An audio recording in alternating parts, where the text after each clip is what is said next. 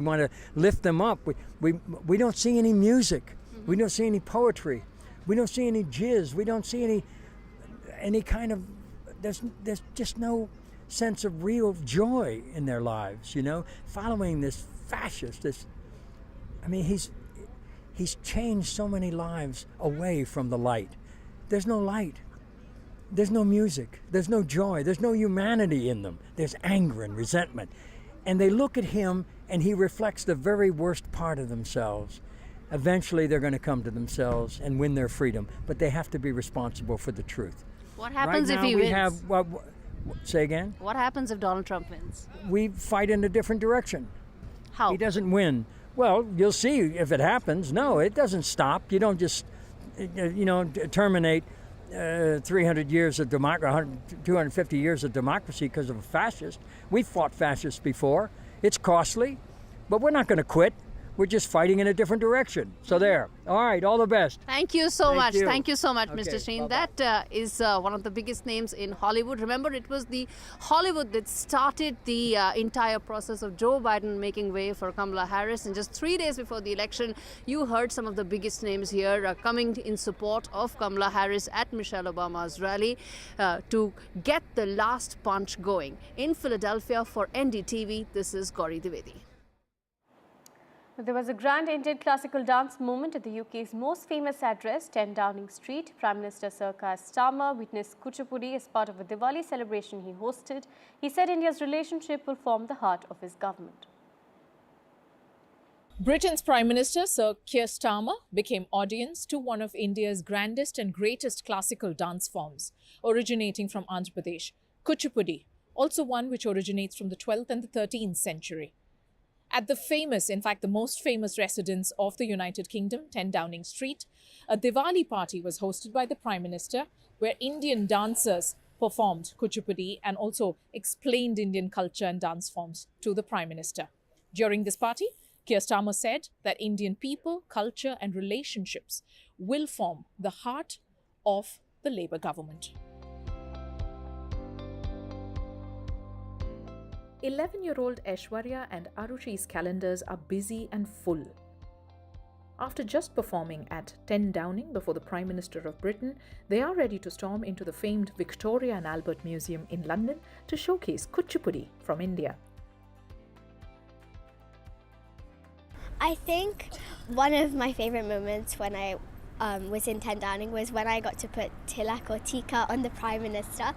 It kind of gave me that impression I'm almost blessing him and I'm really showing him my culture and really bringing that into 10 Downing Street. As you probably saw in the photos with all the lights, the atmosphere was really beautiful and I really enjoyed dancing, and that moment was just really special.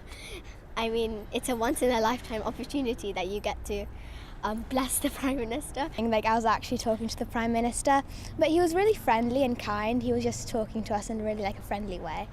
So it was really nice. Did you explain what Kuchipudi meant to him? Yeah, we explained because we were dancing. It kind of explained like Indian culture. It was really nice to explain what Indian. And what is Indian culture to you? It's like a really fascinating piece of art, drama, music, because it's a combination of all those things, and it's really like history. Artist and teacher Arunima Kumar, a former banking professional in the City of London, quit her well-paying job a decade ago to pursue her passion, but for a larger good of spreading and sharing India's historical and cultural richness through Kuchipudi. She and her talented dancing troupe, which she refers to as a labour of love, is unapologetically and proudly Indian, dressed in vibrant traditional costumes. I really want us Indians to first embrace and be proud of our culture. And I think for me, it's really, really important. So for me, that is a milestone. Every time, somebody comes to a dance class and it grows, it's a milestone. Every performance is a step towards embracing our culture, embracing our arts, and spreading that message of enlightenment, because that is what it truly brings for us, a spiritual element. And I think, the world will recognize, just like the world today has, embraced yoga, I am very, very confident that we will all embrace Indian music and arts. I just want all of us to take the decision now, as whether we are Indian or not. It is our duty to really serve ourselves and our bodies and mind, and for me that is important. I would also say that I want to preserve this legacy, and because these forms are based on oral tradition. Diwali celebrations are multiplying in the UK, especially in its capital, at political venues, public spaces, and corporate offices. An indication of how valued Indian contribution is in diverse London. Radhika Iyer in London, NDTV.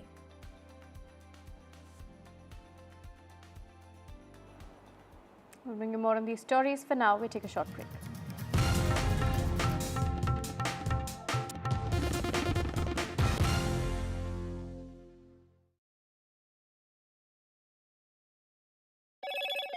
Hello, Moto.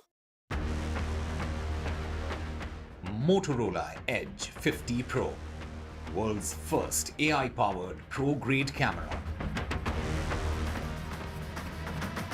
Mumbai police intercept death threat against UP CM Yogi Adityanath, 1 arrested.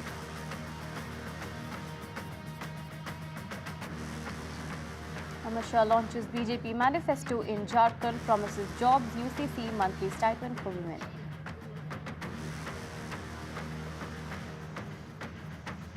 Delhi equality worsens post-Diwali. Hollywood actor Martin Sheen backs Kamala Harris campaign ahead of US presidential elections.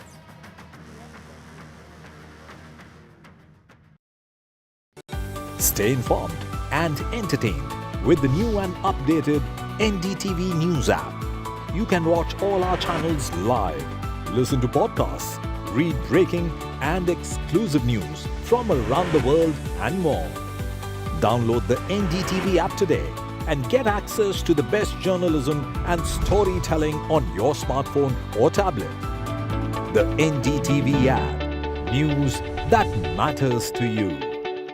I've been reporting on all issues, big and small, from Andhra Pradesh, Telangana, rest of South India, bringing you all the action, all that you need to know, all that you want to know. The energy of Maximum City is infectious. I bring in that energy in our news coverage from financial capital Mumbai. India's IT capital is always buzz. It's literally a city that never sleeps. And I keep you ahead on all the Bengaluru buzz. Covering from the southernmost part of India over the last 23 years, I bring in-depth and 360-degree coverage from the Dravidian heartland. The land of Mishti is also known for its bitter politics. I have seen much water flow under the Howrah Bridge, covering Bengal in all its vivid colors.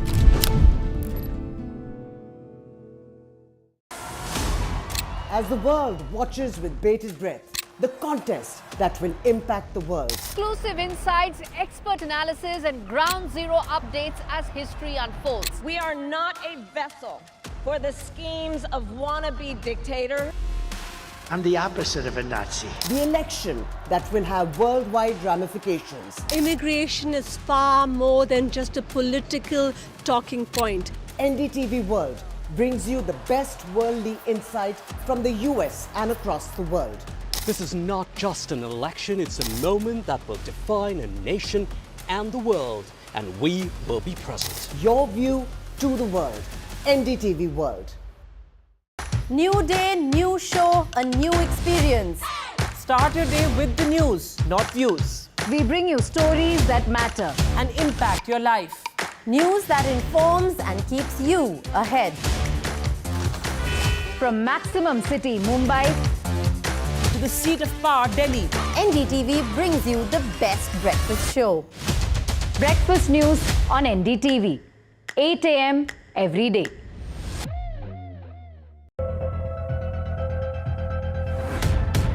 We reached an agreement on patrolling. We have gone back to where the situation was in 2020, and we can say with that the disengagement process with China, you can say, has been completed. The understanding, to my knowledge, is that we will be able to do the patrolling which we were doing in 2020. NDTV proudly upholds its legacy of trust and credibility. According to the prestigious Reuters Institute's Digital News Report 2024, NDTV is the top-most news platform in the country. Number 1 in both online and offline reach in India. Beating all its competition, NDTV stands for trust. Hello and welcome to India Sense, where I speak with global opinion makers. The United States has made a strategic decision over the last 20 years to move closer to India. A $7 trillion economy. It's important to address education, and the Amrita Vishwa Vidyapeetham has been addressing that with its campuses spread across South India, headquartered in Coimbatore. And with me is Dr.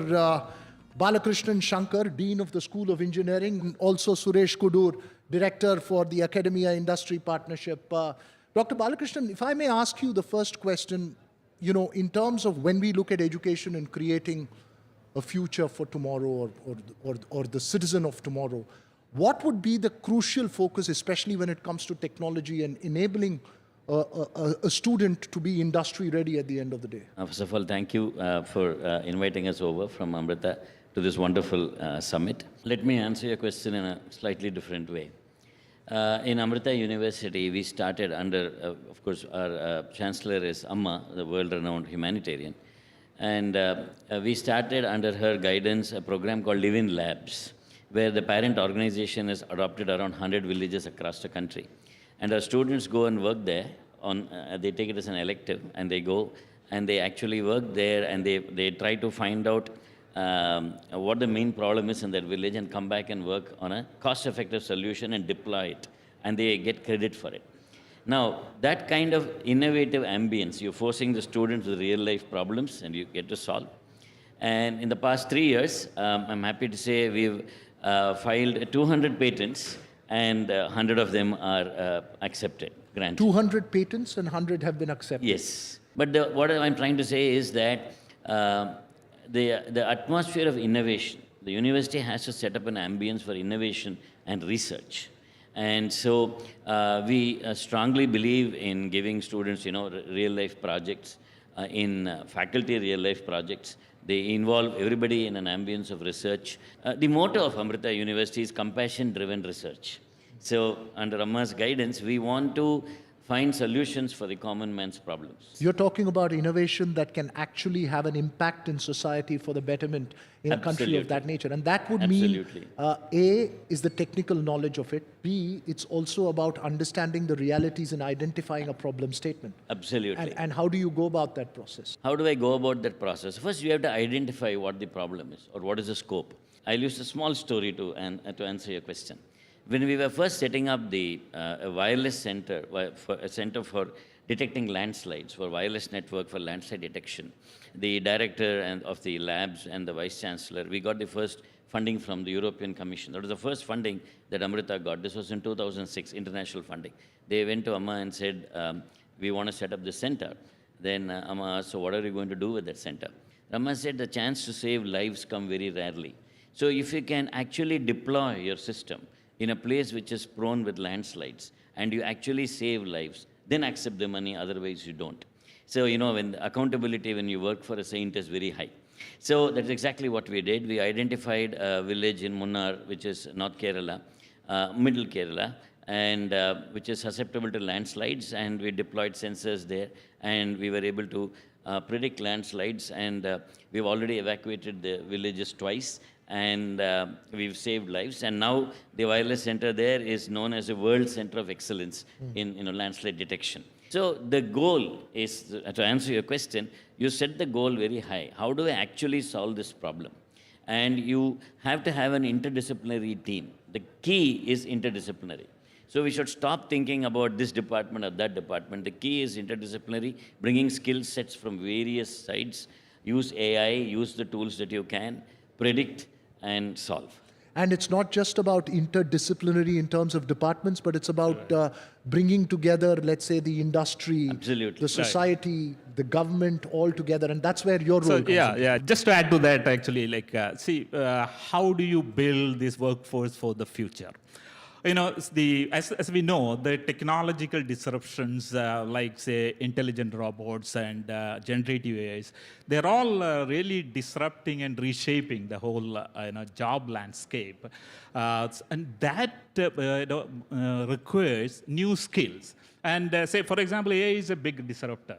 And it is estimated to replace around 85 million jobs in the next 2 years and create another 100 million jobs. So that requires new skills. Now here, one of the key differences, see, always automation has replaced jobs. But in the past, it's all manual labor-intensive jobs. The key difference this time is automation is replacing human intellectual functions.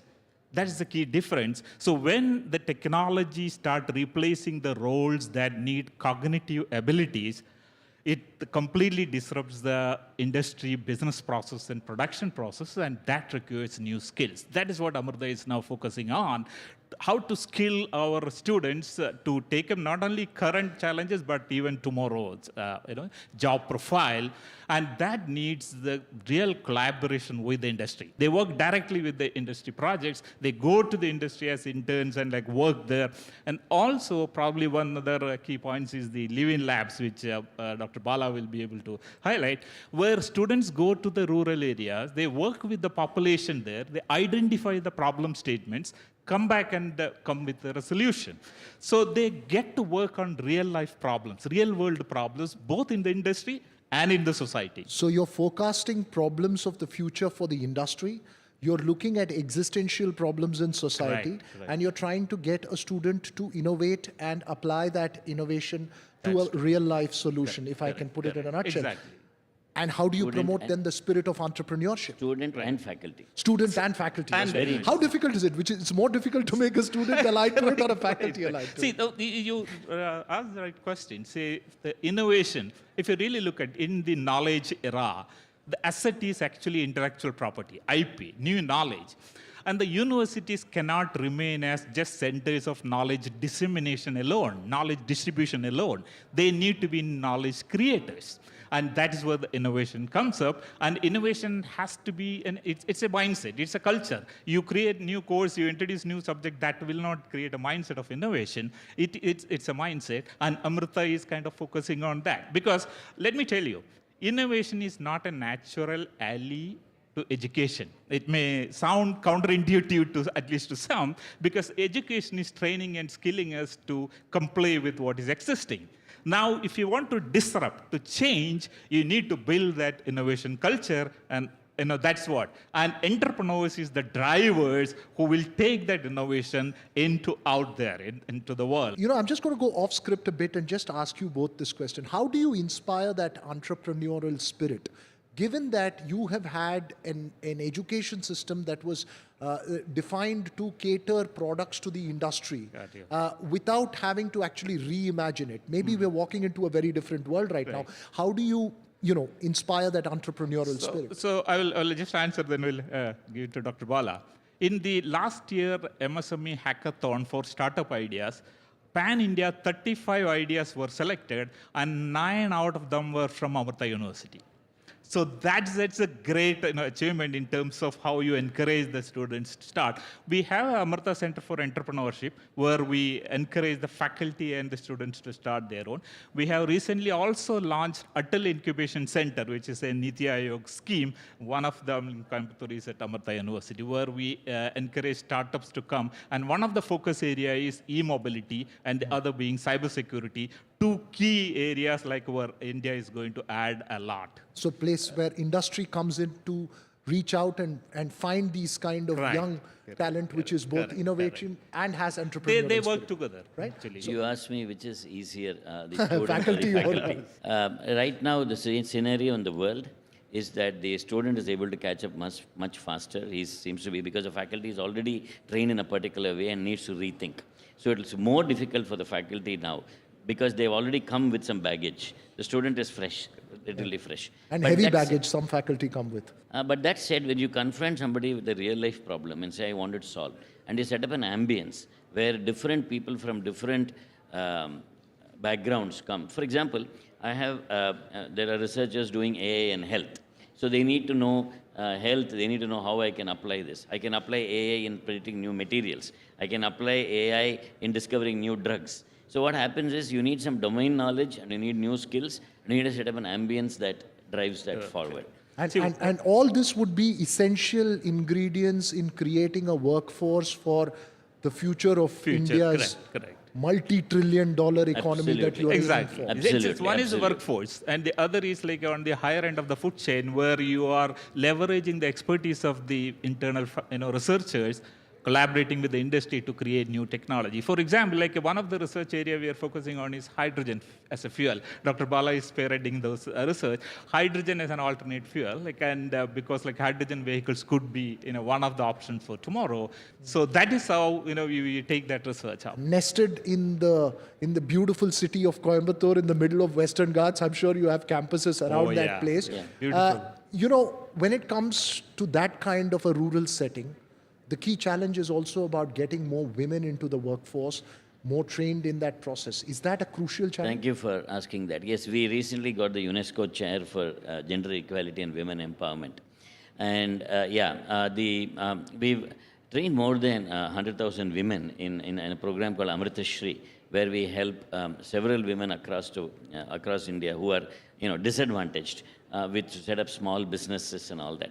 We've used haptic technology to train women in various vocational skills, in different skills. For example, haptic technology is something, it's like a robotic device that gives you force feedback. So using the same device, I can teach many trades using the same thing. For example, on the screen, let's say I'm cutting a pipe. On the screen, I have a pipe. I change the material of the pipe from PVC to steel, then the force I feel is different. So using the same device, I can train a person on different machining operations. So using that, we've trained a lot of women in various vocational skills, and building toilets in their villages and things like that, and then setting up water filters. So that has led to a UNESCO chair in gender equality and women empowerment that Amrita has got. And we strongly believe that because deep in the villages, there is still a lot of bias, gender bias when it comes to education. And in terms of instilling the desire, for instance, where one of the big problems that India has often faced and spoken about is brain drain, where you have top educational institution people going, like you went to IIT, did a PhD in the US, most stay back, you came back. From a rural environment and in terms of an institute that you're running, how do you inculcate and inspire them to look at social problems, which may not be monetarily immediately rewarding, but it could give great rewards over a long period of time. How do you go about that process? Yeah, certainly, Dr. Bala, I myself did my MS in US and I came back to India.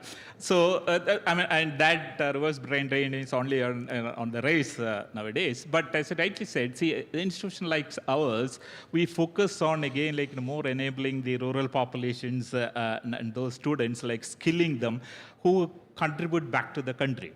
So there are a lot of those programs. So not only we get the intakes, we also give back to the society. As Dr. Bala rightly said, we skill women and for making so that they can make a living out of the skills.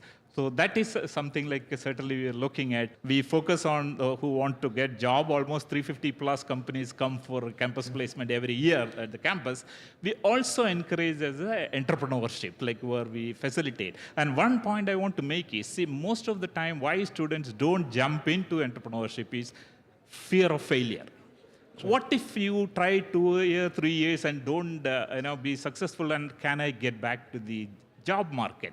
And if we can facilitate that, if we can assure that they will be taken care and they can come back to the job market, many students would dare to take up the entrepreneurship. That is something we must look at as a policy, that how to enable that. I wish one of your students will come up with a technology to make more time, because we are run out of time on this conversation. Great. And probably I want to make one last point is that academia and industry must understand each other's strengths and look for stronger collaboration for creating the technology breakthroughs and knowledge, so that we can make India a big economically as well as technologically advanced country. On Thank that you. note, and I hope, wish you all success. Yes, very quickly, sir. Yeah, we, in Amrita, we not only have reverse brain drain, a lot of people coming back, we also have brain gain. There are people from other countries who have come and become our faculty. Brain gain, not just reverse brain Yes. drain. Thanks very Thank much you. for being Thank you part very of much. the Thank you. NDTV World Summit. Thank you so much. All the best on all your endeavors there. Thank you very much for being here.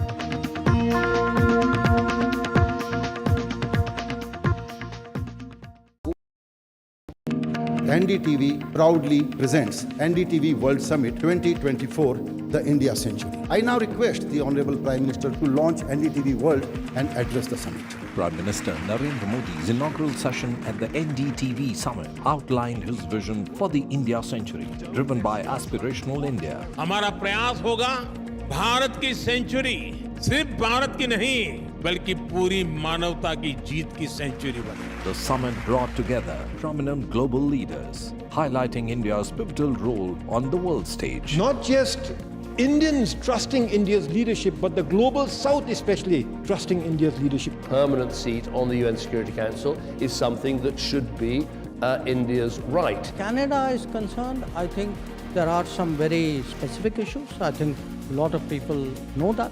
AI is going to be one of the most important, drivers. It's a very exciting time for India, Indian cinema as well at a global level. NDTV World Summit was more than just a conversation. It was a confluence of ideas poised to shape our global future.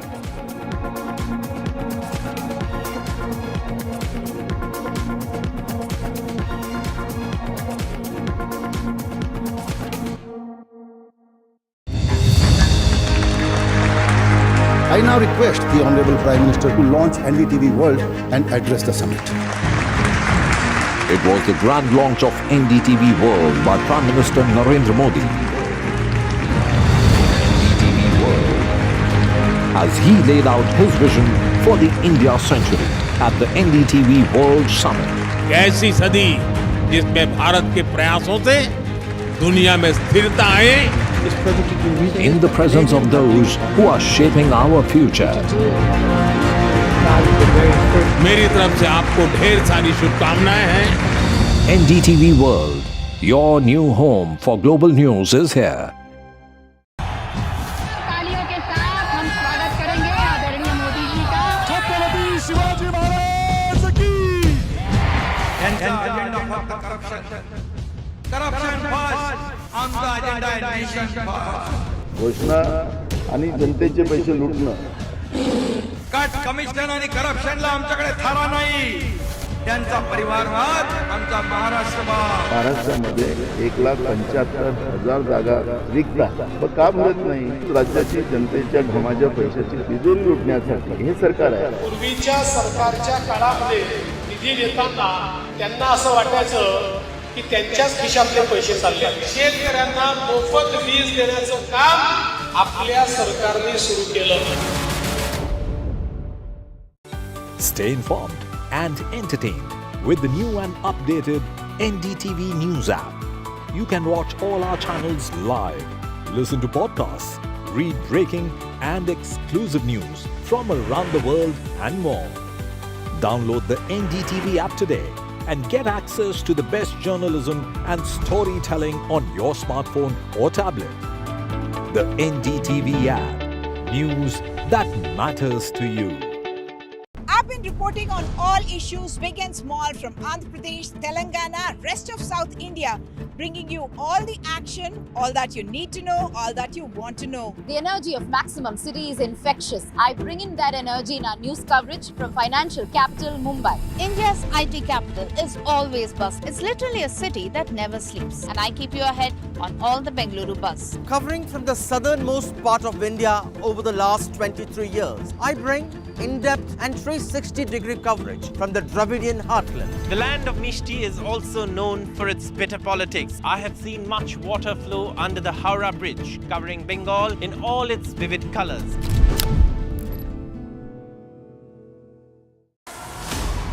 As the world watches with bated breath, the contest that will impact the world. Exclusive insights, expert analysis, and ground zero updates as history unfolds. We are not a vessel for the schemes of wannabe dictators. I'm the opposite of a Nazi. The election that will have worldwide ramifications. Immigration is far more than just a political talking point. NDTV World brings you the best worldly insight from the US and across the world. This is not just an election, it's a moment that will define a nation and the world, and we will be present. Your view to the world. NDTV World. New day, new show, a new experience. Start your day with the news, not views. We bring you stories that matter and impact your life. News that informs and keeps you ahead. From Maximum City, Mumbai, to the seat of power, Delhi.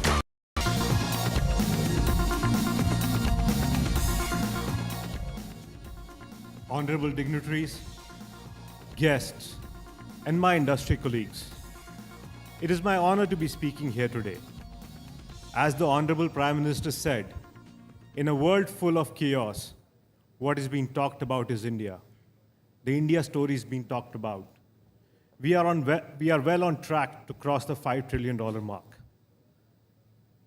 This is exemplary and a reflection of how much progress we made over the past few decades. I will start with a personal story. In 1986, when I was a 6-year-old, my birthday gift was a 30-minute flight from Delhi to Dehradun on a Dornier aircraft. My second flight was only in 2003 to college, Delhi to Nagpur, 17 years after my first flight. The Indian middle class is now taking their second flight within days of their first flight. This has been possible due to the strong and business-friendly economic policies of the government. Just to put things in perspective, India has approximately 800 aircrafts. Another about 1,500 aircrafts are on order and expected to be delivered over the next decade. 2 of the world's largest aircraft orders, I repeat, 2 of the world's largest aircraft orders have come from Indian carriers. I believe this is just the tip of the iceberg, and India will continue this exponential growth in coming years. Consider these numbers. India has a middle-class population of about 400 million. US has a total population of 300 million. United States has about 7,800 plus aircraft. India has 800 aircraft only. India has 0.20 seats per capita. We are fast catching up to mature markets such as China, which is 0.7 seats per capita, and US, which is 4 seats per capita. Less than 5% of Indians have ever been on an aircraft, and about 85% of domestic traffic is within metros, which means that there is huge runway for growth. There is a strong infrastructure push. As our Honorable Prime Minister mentioned, the number of airports doubled in the last decade, and we will touch about 220 by end of this decade. I speak for the industry when I say we are committed to our Honorable Prime Minister's vision of Udan, Ude Desh Ka Aam Nagrik. We are ready for the challenge of connecting every Indian city, town with convenient, safe, and sustainable flight solutions. Indian airlines have already begun this journey. They have already run test flights with sustainable aviation fuel. As an engine maker, we at GE Aerospace have built new engines which are 10 to 15% more fuel efficient, less emitting than their predecessors. We are currently working on an engine design that will be about 20% more efficient than the current generation. GE Aerospace is a proud partner to Indian aviation industry for more than 40 years. We continue to be invested in India, focused in India. We have a Pune multimodal factory since 2015 that makes engine parts, components that are used by engines all over the globe. This year, we announced a $30 million investment into this facility to expand our production. This facility has trained over 5,000 polytechnic graduates in precision aerospace manufacturing skills. Later today, we will announce a $2.3 million global investment in skills, and a part of that will benefit polytechnics in India. Our engineers in Bangalore are researching on the next generation technology, and we are laying the building blocks of a robust supply chain ecosystem. In defense sector, we continue to work with Hindustan Aeronautics Limited. They assemble our 11M 2500 marine propulsion engines that powers Indian Navy carriers. They will soon manufacture the F414 military engine right here in India. The aerospace industry is an important driver of Indian economic growth and flag bearer of our local manufacturing ambitions. We are making good strides in indigenous production of aircraft parts, commercial and defense, space exploration and cutting-edge defense technologies. The sector is creating high-skilled jobs and attracting high-value investments. At this moment, when I speak to you, over 900,000 people across the globe are flying with GE Aerospace technology under wing. This is a big responsibility, and we take that seriously. We at GE Aerospace are committed to our purpose, which is we invent the future of flight, lift people up, and bring them home safely. In closing, I will say, I cannot be more excited what India has to offer to the aviation sector and what this sector can do for India's economic growth. Thank you and Jai Hind.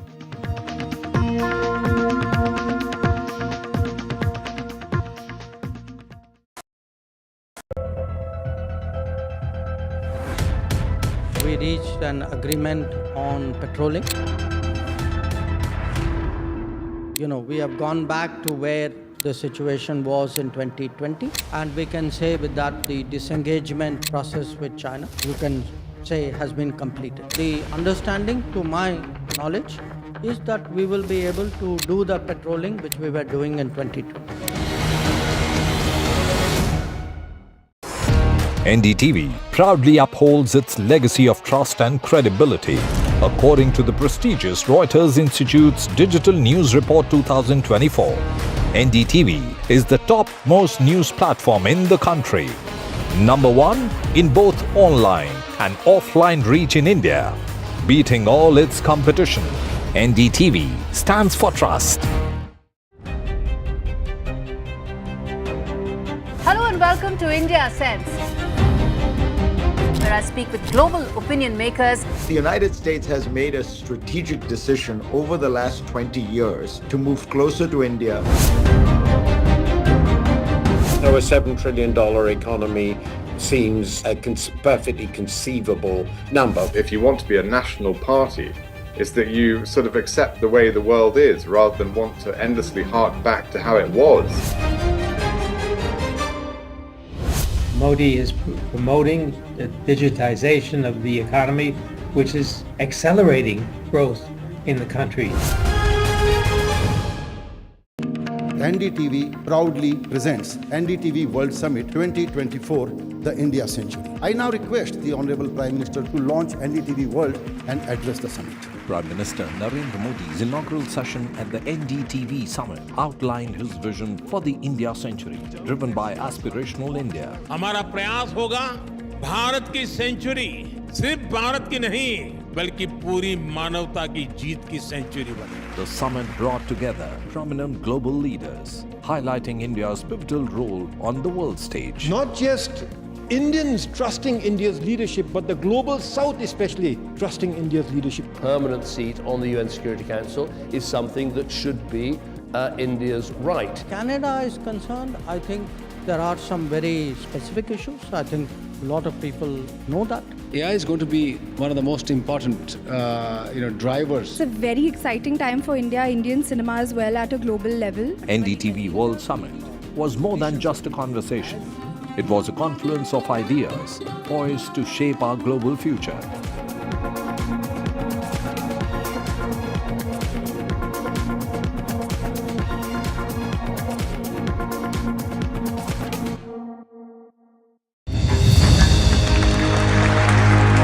now request the Honorable Prime Minister to launch NDTV World and address the summit.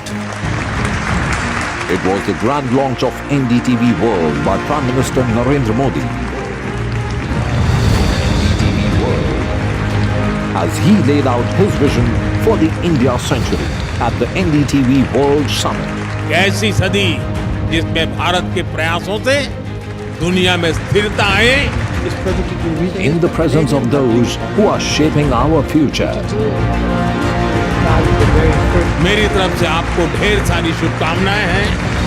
NDTV World, your new home for global news is here. तालियों के साथ हम स्वागत करेंगे आदरणीय मोदी जी का। छत्रपति शिवाजी महाराज की।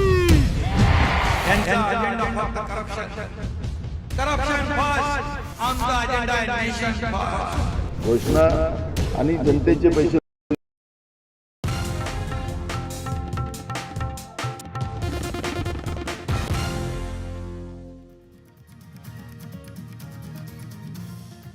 Union Home Minister Amit Shah launches the BJP manifesto for the upcoming Jharkhand elections. BJP promises jobs, UCC and monthly stipend for the women. Opposition terms the BJP manifesto a bundle of lies. Delhi air quality remains very poor post Diwali. The CSE cites farm fires for rise in pollution levels. Mumbai police intercepts death threat against UP Chief Minister Yogi Adityanath. Blackmailer allegedly warns of Baba Siddiqui-like killing. Hollywood actor Martin Sheen backs Kamala Harris ahead of US presidential elections. Speaking to NDTV, he says fascist side must be defeated. Israel confirms it has killed Hezbollah top commander Jafar Khadir in Lebanon. Israel captured another Hezbollah official as Hezbollah staged strikes near Israeli intelligence center.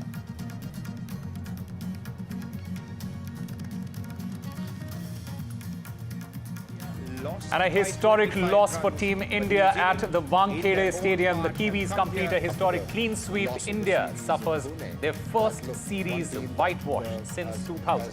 Really good travelers when they... This series as the official captain of New Zealand. God, his father must be so proud. Mum and dad back.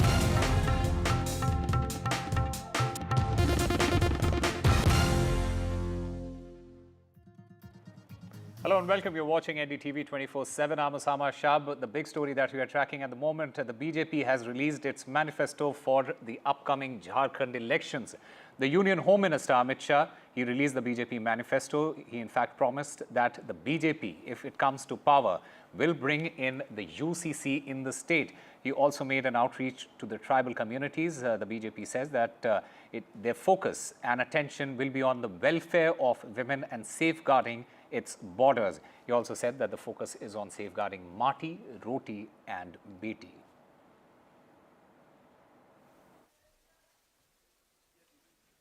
पांच साल तक जो हेमंत सोरेन सरकार चली, वो सरकार ने ढेर सारे ऐसे काम किए जिससे झारखंड की जनता आज उमटा गई है।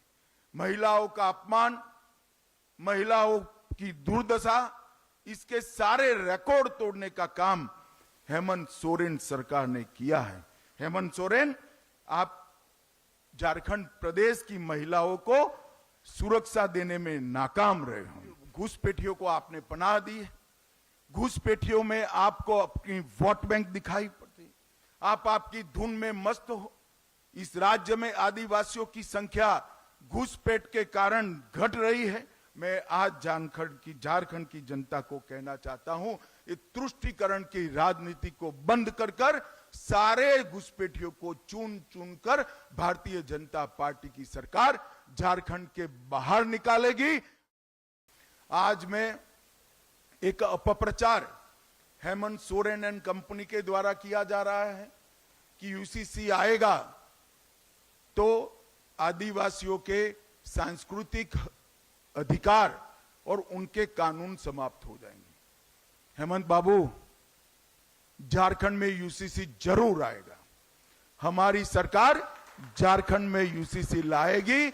मगर यूसीसी से आदिवासियों को पूर्णतया हम बाहर रखेंगे।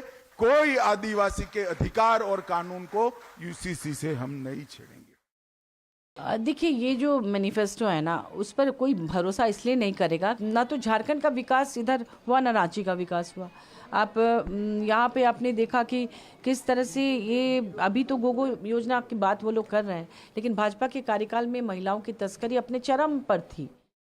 अरे बीजेपी जहाँ जहाँ घोषणा पत्र जारी करती है वो जुमला पत्र साबित होता है। इसके पहले जितने जगहों पर घोषणा पत्र जारी किया उस जुमला पत्र ही साबित हुआ। झारखंड में इतने दिनों तक शासन सबसे ज़्यादा समय तक बीजेपी ने किया, क्या दिया झारखंड को? झारखंड में बीजेपी बुरी तरह से हार रही है और हेमंत सोरेन जी की इंडिया गठबंधन की सरकार बनने जा रही है। And my colleague Prabhakar Kumar joins us to get us more on this. Prabhakar, the Union Home Minister was in a very combative mode there, and despite all the promises that he has made, jobs, UCC, stipend for the women, the opposition, it seems to be up in arms, and they have termed the BJP's manifesto as a bundle of lies. Interesting there. Yeah, very interesting, and I see it as a very aggressive Sankalp Patra, as the BJP is calling it. It's a manifesto of BJP just before the Jharkhand elections, and remember they have been actually targeting three major constituencies, women being the number one. If you see the manifesto clearly, they have announced 2100 rupees stipend for women of Jharkhand, and it's a counter to what JMM government was giving. JMM government had launched a MEA Samman Yojana where they were giving 1000 rupees monthly stipend to women folks. Now here is a Gogo Didi Yojana which gives 2100 rupees stipend to women of Jharkhand, and also the waiver of registry if the property is registered in the name of women of your family members, especially the land and the properties, the land or the house you have. There, the complete waiver of the registry fee, and you will just have to pay 1 rupee as a registry fee. Now coming to the youth, this is the BJP has been trying to lure youth. They have promised 5 lakh job opportunities for youth, especially in the next 5 years, which is 1 lakh jobs per year. And for those who are graduate but unemployed, the BJP government has promised 2000 rupees per month stipend for the unemployed youth of Jharkhand who are graduate but have not gotten any job.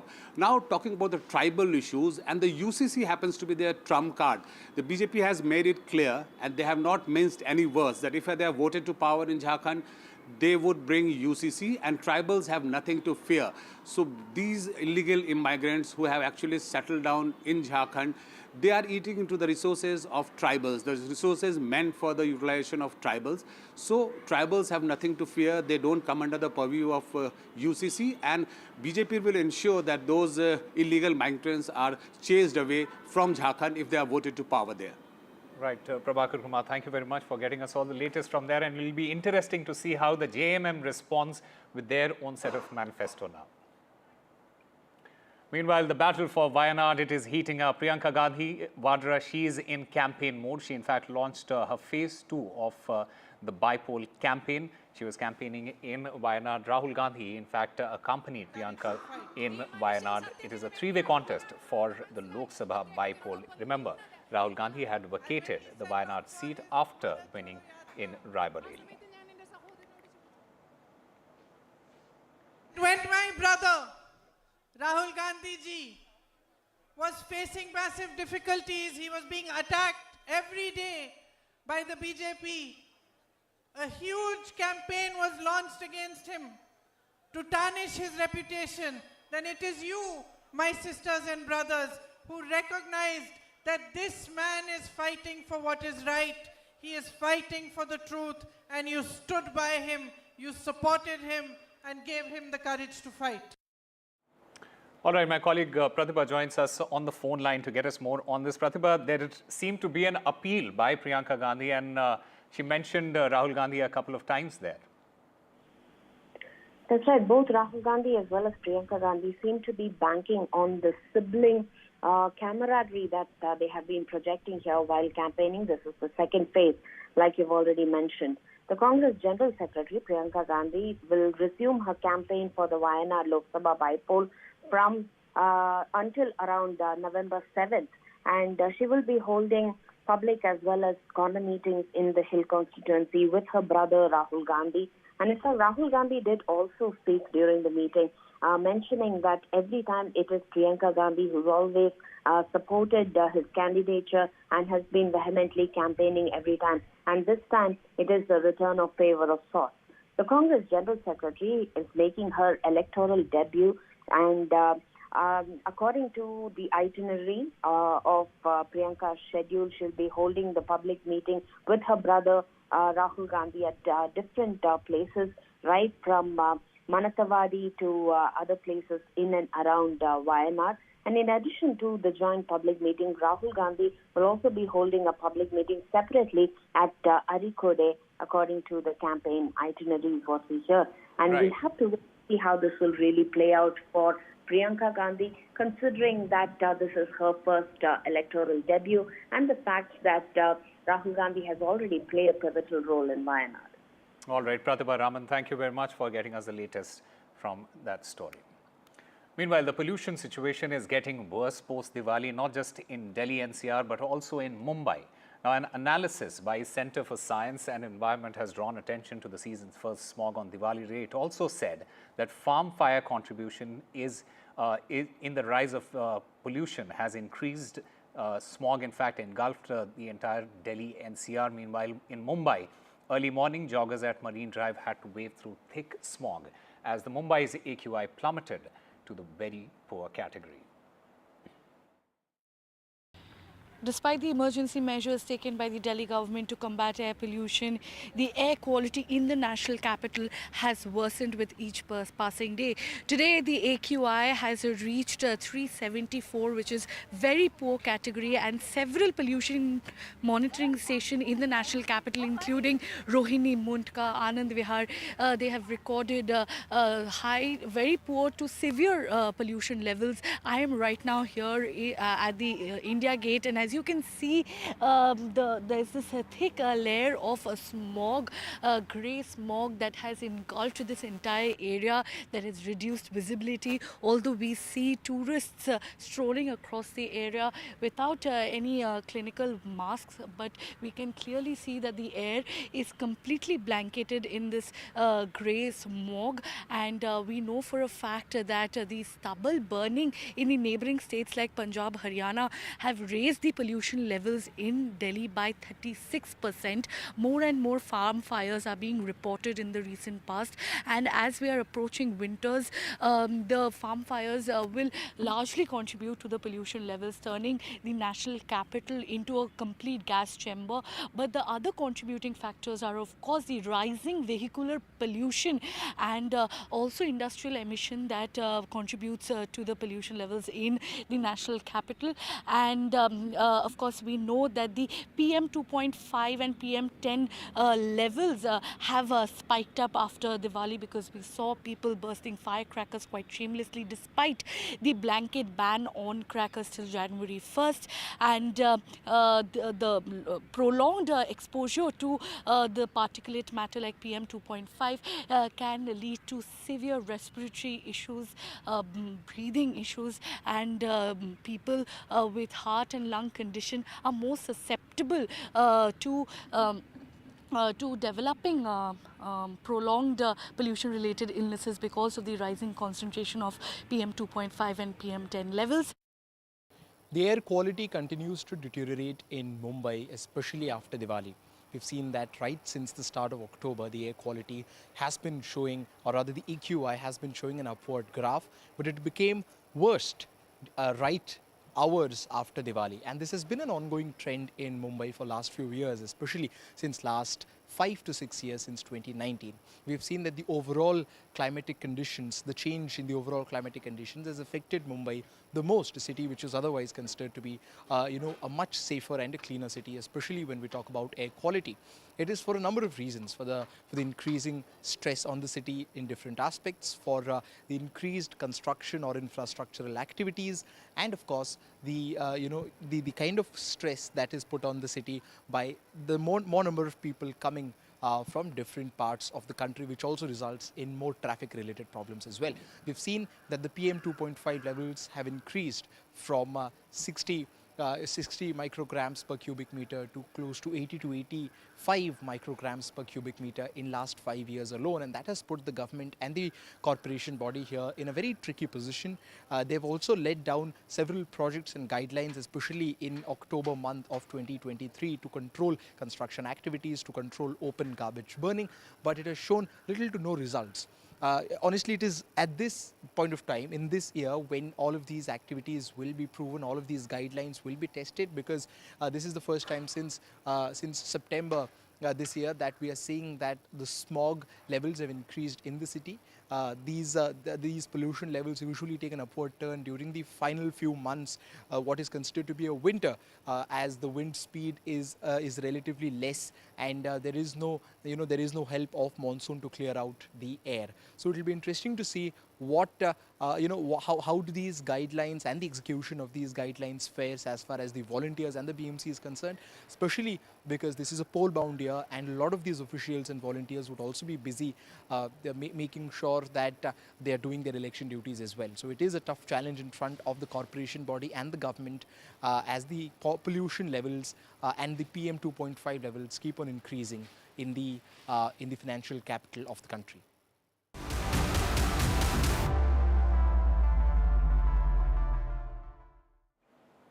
Now, ahead of the big campaigns for the US presidential elections, author and poet Salman Khan, he spoke exclusively to NDTV and hitting out at the Democrat presidential candidate Kamala Harris.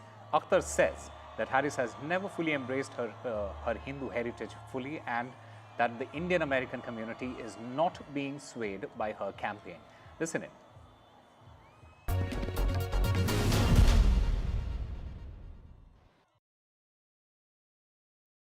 This is a very special conversation on NDTV with Dr. Salman Khan, who's a world-renowned psychiatrist, author of 113 books, someone who has seen US politics for over 50 years, and someone who also writes on a variety of issues. Thank you so much, Dr. Khan, for speaking to NDTV. I'm going to come to your book that you've written in just a bit, but let me start by asking you that we're in Pennsylvania, a state that is considered to be pretty much decisive when it comes to the US election results. How do you view the election right now, the issues on which the Indian Americans are set to vote, and most importantly, the American politics right now as it stands? Let me answer your comment or respond to it in reverse order. One, about the current American politics. I've been in this country now 51 years, and I've never seen and never experienced this country as so divided socially, politically, and such. The country is actually really, really divided, and very strongly in terms of ideology, in terms of feelings, in terms of sense of identity, belonging, philosophy of life, attitude towards minorities, etc., etc. So it's a very strongly emotional election. All elections are emotional.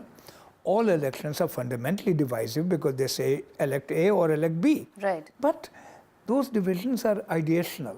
Now the divisions are powerfully emotional and almost vitriolic and potentially violent. So it's a very, very powerful and significant moment in American politics. There hasn't been any violence till now, though there are expectations that the result may coincide with some acts of it. I will come to that in a bit. But first, in terms of the Indian American community, you are one of the strongest members of that, very illustrious member of the community. How has it shaped up in the last couple of years? They've grown significantly. They've doubled in the last 10 odd years. They are powerful in all metrics, economically, socially. Politically, are they getting the voice that they've been wanting to for some time? Are they now part of the political representation that the Indian American community has been seeking for some time? I think the answer is unfortunately a little complex. One is that when we say Indian American community, we are being a little wishful in viewing that community as a homogeneous. The fact is, even within Indian American community, there are cracks. Cracks, for instance, between Sikhs and non-Sikhs. Right. There have been incidences that we don't necessarily need to get into in Canada, in the United States, and in the history in the last 20, 30, 40 years, which have caused a very subtle but painful crack between Sikhs and Hindus. Of course, the Muslims and Hindus from old time, their partition, etc. So there are all kind of cracks in there. Plus, also, whether even within the Hindu community, a relatively moderate, secular, liberal, left-leaning Hindu community versus a Hindutva community. So that what we call Indian community has Sikh community, Muslims who are Indian really from the heart, Muslims who may have other kinds of empathies and sympathies. Okay. And then Sikhs who are in some ways broken-hearted and suspect and also angry and resigned.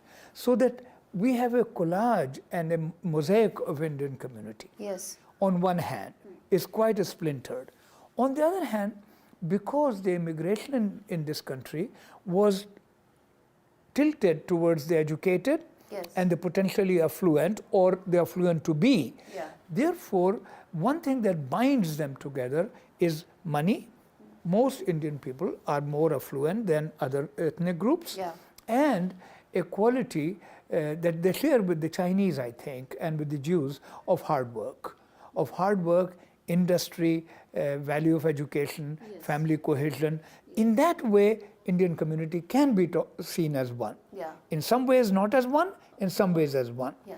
In the latter issue, I think unfortunately or understandably, the interest that drives this whole country anyway, and I think this side of the Indian interest is money and taxes and revenues and such. And in that way, they might lean one way where they feel that is going to be more advantageous financially for them. Well, the Paragliding World Cup kicks off in Bir Billing Valley of Himachal Pradesh. Over 100 paragliding pilots from around 50 countries. They will be participating in this event. The event was flagged off by R.S. Bali, chairman of Himachal Pradesh Tourism Development Corporation, at the Billing takeoff site. Bali emphasized that the state government is pushing for adventure tourism, stating that hosting Paragliding World Cup would establish Himachal Pradesh as a premier destination for adventure sports.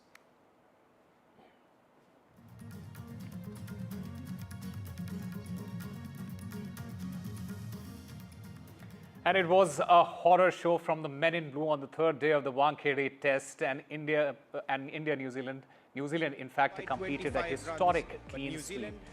New Zealand won the series 3-0. This is India's first loss at home, a clean sweep loss at home since 2000 against South Africa. It is also India's first ever 3-0 clean sweep loss.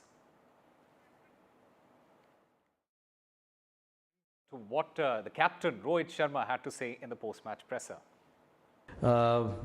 Something like this will be a very low point in my career, having lost, 3 games at home. And yep, I fully take the responsibility of that, as a captain and as a leader as well. I have not been at the best of my abilities right from the start of the series. India bundled out New Zealand early as Jadeja once again starred with a 5-wicket haul.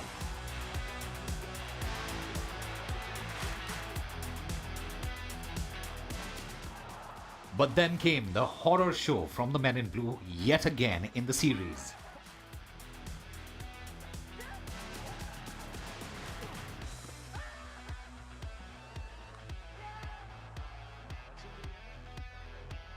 Wickets fell in a heap. First, it was the captain, whose horrific run with the bat continued.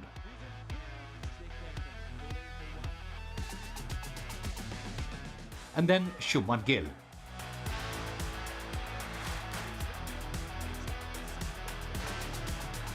followed by another failure with the bat by Virat Kohli. India were down to 29 for 5, looking at another embarrassing defeat against the Kiwis. Although Rishabh Pant mounted a counter-attack, but India were left reeling at 72 for 6, still needing over 70 runs to win. But the Kiwi pressure continued and pushed India into a corner. And after Pant departed, India's lower order folded cheaply. A historic clean sweep by New Zealand. This was the first time India have been whitewashed in a test series at home since South Africa's 2-0 win in 1999-2000. It was also India's first ever 3-0 clean sweep at home.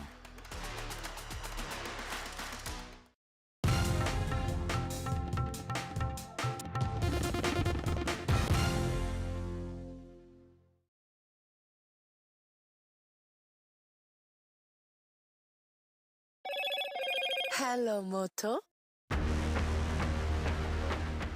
Motorola Edge 50 Pro, world's first AI-powered pro-grade camera.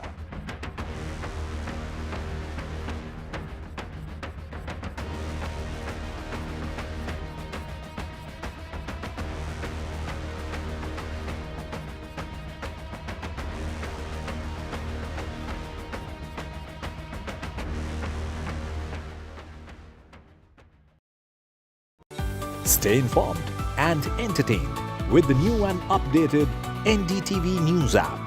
You can watch all our channels live, listen to podcasts, read breaking and exclusive news from around the world and more. Download the NDTV app today and get access to the best journalism and storytelling on your smartphone or tablet. The NDTV app. News that matters to you. I've been reporting on all issues, big and small, from Andhra Pradesh, Telangana, rest of South India, bringing you all the action, all that you need to know, all that you want to know. The energy of Maximum City is infectious. I bring in that energy in our news coverage from financial capital Mumbai. India's IT capital is always buzz. It's literally a city that never sleeps. And I keep you ahead on all the Bengaluru buzz. Covering from the southernmost part of India over the last 23 years, I bring in-depth and 360-degree coverage from the Dravidian heartland. The land of Mishti is also known for its bitter politics. I have seen much water flow under the Howrah Bridge, covering Bengal in all its vivid colors.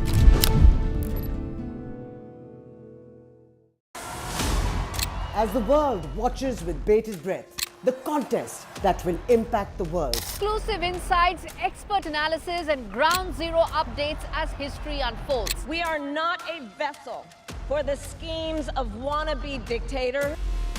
I'm the opposite of a Nazi. The election that will have worldwide ramifications. Immigration is far more than just a political talking point. NDTV World brings you the best worldly insight from the US and across the world. This is not just an election, it's a moment that will define a nation and the world, and we will be present. Your view to the world. NDTV World. New day, new show, a new experience. Start your day with the news, not views. We bring you stories that matter and impact your life. News that informs and keeps you ahead. From Maximum City, Mumbai, to the seat of power, Delhi, NDTV brings you the best breakfast show. Breakfast news on NDTV, 8 a.m. every day.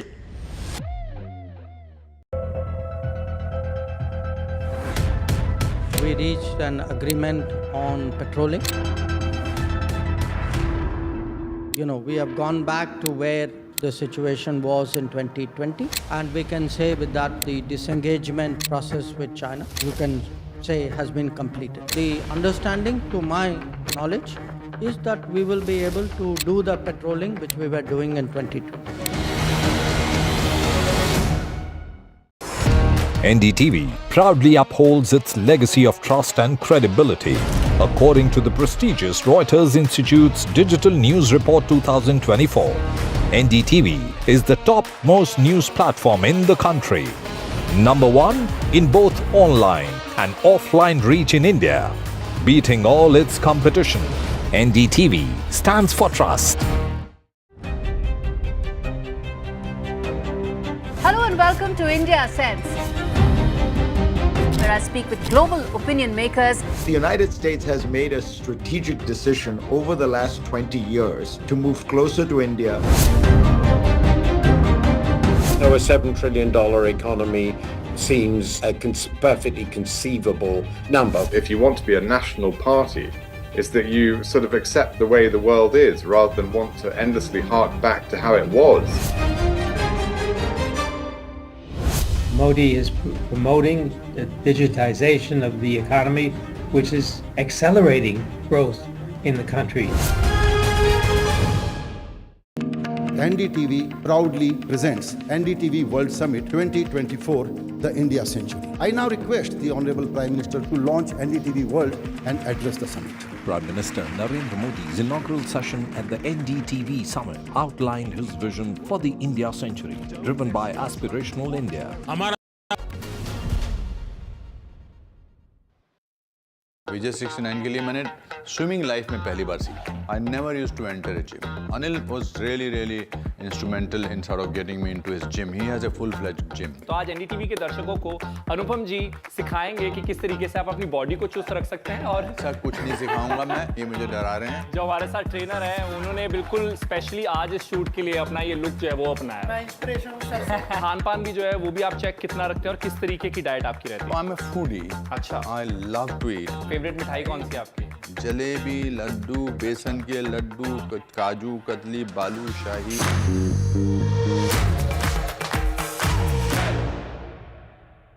अरे लीजिए अरे एक से कुछ नहीं होगा. I am sure you've heard this a lot during these festivities, but do not worry, we've got you covered because we have someone special who's going to coach us in the training center in gymnasium. I'm at Crown Plaza Mayur Vihar. I'm Arun Singh. A very warm welcome to NDTV. And who's the coach saab?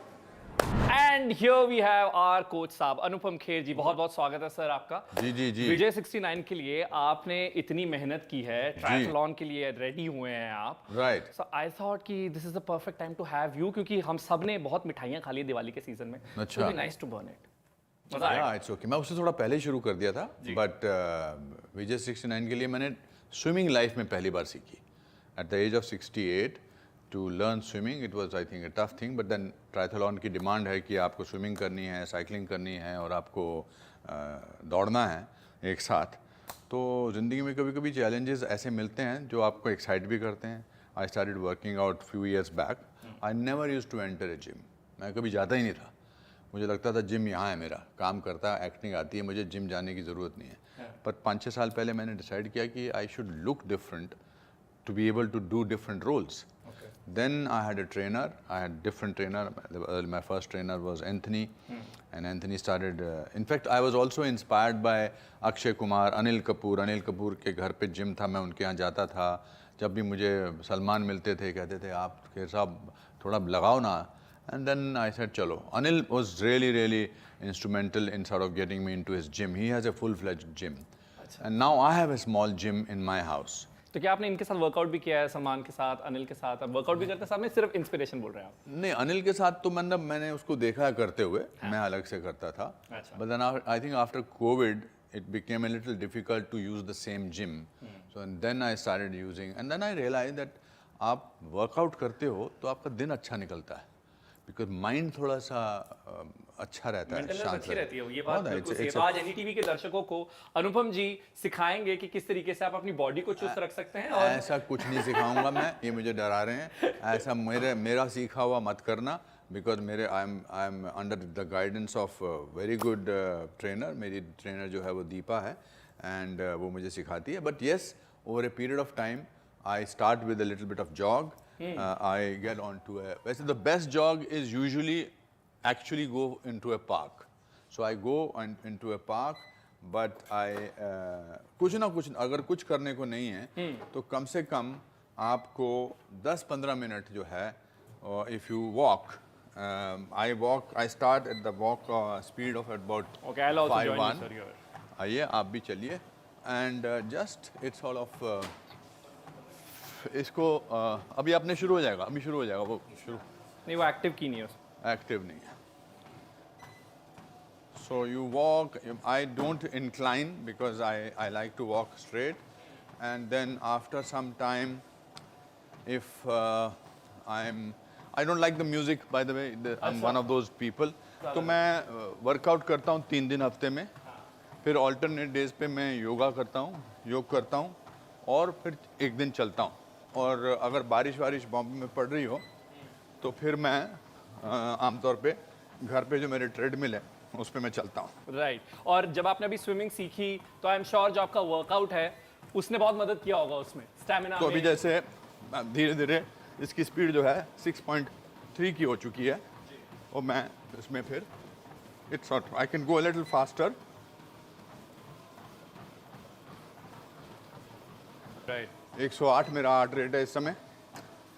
So basically if you do that for 15 minutes 20 minutes, you burn calories, you sort of do things. मैं ठीक कर रहा हूँ बलवंत जी? ये देखिए इनका hair style भी इन्होंने, बलवंत जी हैं यहाँ पर, ये जो हमारे साथ ट्रेनर हैं उन्होंने बिल्कुल स्पेशली आज इस शूट के लिए अपना ये लुक जो है वो अपनाया. मैं इंस्पिरेशन हूँ सर से. और ये हमारे हिमाचल से हैं, सोलन से हैं. सोलन शिमला से पहले आता है. राइट. एंड धीरे धीरे then once your heart rate is a little high, right, then you are ready for other things. I don't know the technical aspects of it, but I like to sort of do this, then you cool down, and then you stop or whatever that is. So हमारा warm up पूरा है. कितना ज़रूरी है sir diet का महत्व यहाँ पर क्या है कि खान पान भी जो है वो भी आप चेक कितना रखते हैं और किस तरीके की डाइट आपकी रहती है? I'm a foodie. अच्छा. I love to eat, and then I discovered, unfortunately ये जो डिस्कवरी होती है ना, ये लेट आती है लाइफ में, बिकॉज आपको लगता है खासकर कि ज़रूरत क्या है, खाना खाना चाहिए, मैं थोड़ा मोटा भी दिखता हूँ तो क्या फ़र्क पड़ता है. I never was really very fat, but sometimes when I see old pictures और ओल्ड वीडियोज़ ऑफ माइन, तो मेरा चेहरा बड़ा है, मोटा था, आँखें थोड़ी छोटी हो गई हैं. I was reading a very interesting article the other day written by a 90-year-old man, and he said खाना तब चाहिए जब आपको भूख लगी हो, क्योंकि देन बॉडी जो है वो उसको पचाती है अच्छे तरीके से. पर हमारा सिस्टम है कि सुबह उठ के हमको चाय पीनी है, बिस्किट खाने हैं, फिर पराठे शराठे खाने हैं, फिर 11:30 बजे कुछ और भी खाना है, फिर लंच भी करना है, फिर 4:30-5 बजे चाय पीनी है. We have at least 4 to 5 meals. He said if you eat only when you should eat only when you are hungry. And then आपकी पाचन शक्ति ये सब फिक्स रहती है. And now I have quit milk products, not people who have milk or who make milk, have nothing to do with it. It's just that Ayurveda में किसी ने मुझे कहा था, I went to an Ayurvedic center in Kerala for 14 days, and from that time I just suddenly decided that I will not have. I have almond milk. But you are not lactose intolerant. I know. No, it's क्यों just ही आपने सोचा मैं ना कि अपने एक अपनी decision ले लेता हूँ कुछ. जैसे अब मैंने डिसीजन लिया है कि मैं 1 साल तक मीठा नहीं खाने वाला. अच्छा. हाँ. और स्वीट टूथ है वैसे आपका, आप क्रेव मेजरली मैं तो मिठाई कौन सी भाई आपकी? जलेबी, लड्डू, बेसन के लड्डू, काजू कतली, बालूशाही, पतीसा, मतलब कुछ भी, तिरामिसू, गुलाब जामुन, रसगुल्ले, rasmalai.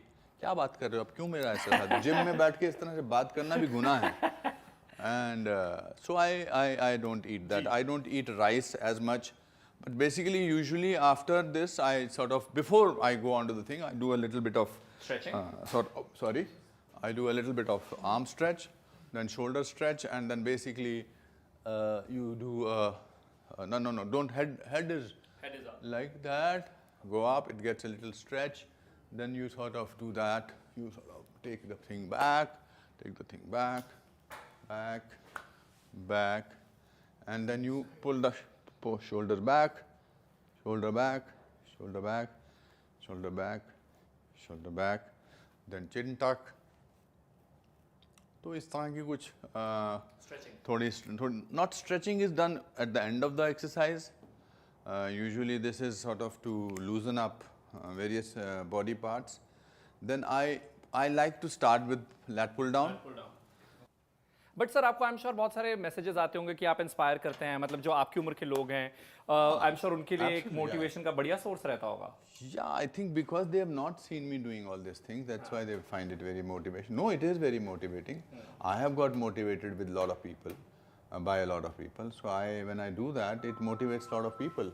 It allows a lot of people to train out. शरीर ही है और मानसिक संतुलन जो है, ये दो चीज़ें इंसान के लिए बहुत ज़रूरी हैं. और अगर शरीर ठीक हो, या मतलब अगर आपने शरीर में व्यायाम किया हो या वर्कआउट करते हो, तो मन भी ठीक रहता है. मन ठीक रहता है, उसकी वजह से ज़रूरी शरीर ठीक नहीं रह सकता. It's the other way round. If your body is agile and you are sort of working out almost every day. और आपने सर मेंटल हेल्थ के बारे में बात भी किया हुआ है ओपनली. हाँ, बिल्कुल. कि जब आपका वो दौर था डिप्रेशन का, उस दौरान क्या वर्कआउट ने मदद किया या उसका ही सबसे बड़ा रोल था? If you have mental situations, if you have a problem about some depression, I'm not talking about the clinical depression, but if you are mentally sort of get sad and depressed, then the best thing is to get into a gym or to do physical exercise.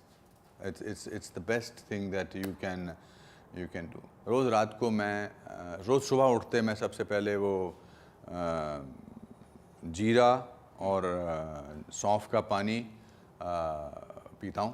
अच्छा. उठ के फिर मैं raw vegetable salad खाता हूँ सुबह उठ के, बिकॉज एल्कलाइन उसकी जो है वो ठीक हो जाती है, फाइबर हो जाता है, ठीक हो जाता है. फिर उसके बाद मैं चिया सीड्स का एक पूरा पुडिंग लेता हूँ, या फिर डोसा, राइस प्रोडक्ट की जितनी भी चीज़ें हैं, that can be very good. अच्छा, सुबह उसके बाद उसके बाद फिर नॉर्मल कोई अनार वनार थोड़ा सा खा लिया, और फिर उसके बाद रोटी सब्ज़ी दाल जो भी है हमारे पास, तो कितनी सारी चीज़. राइट. और इसमें आपके घर के सदस्यों का कितना सपोर्ट रहता है? Kiran ji, is she also aligning with No, it should not. You should not. I know it should not. I'm just asking. No. Does she?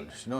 She does not. She does not. She wants to. She has her own issues, and she also had health issues recently. So she has but my dietitians earlier and now, they have a direct connection with my cook, Suresh, and वो उनको जैसा है वो luckily हाँ sink में रखते हैं. उनके मैसेजेस आपस में चलते रहते हैं. वो मेरी वो फ़ोटो खींच के भेजता है. I have to lose about 6 to 7 kilos for a role, which I can't talk about what role, but you will get to know in another maybe 1 month's time. So I've lost 4 kilos. I was 82.4 and now I am 70. No, today I was 77.4. Okay. So I've lost 5 kilos. I have 2 more kilos to go. I'll do that.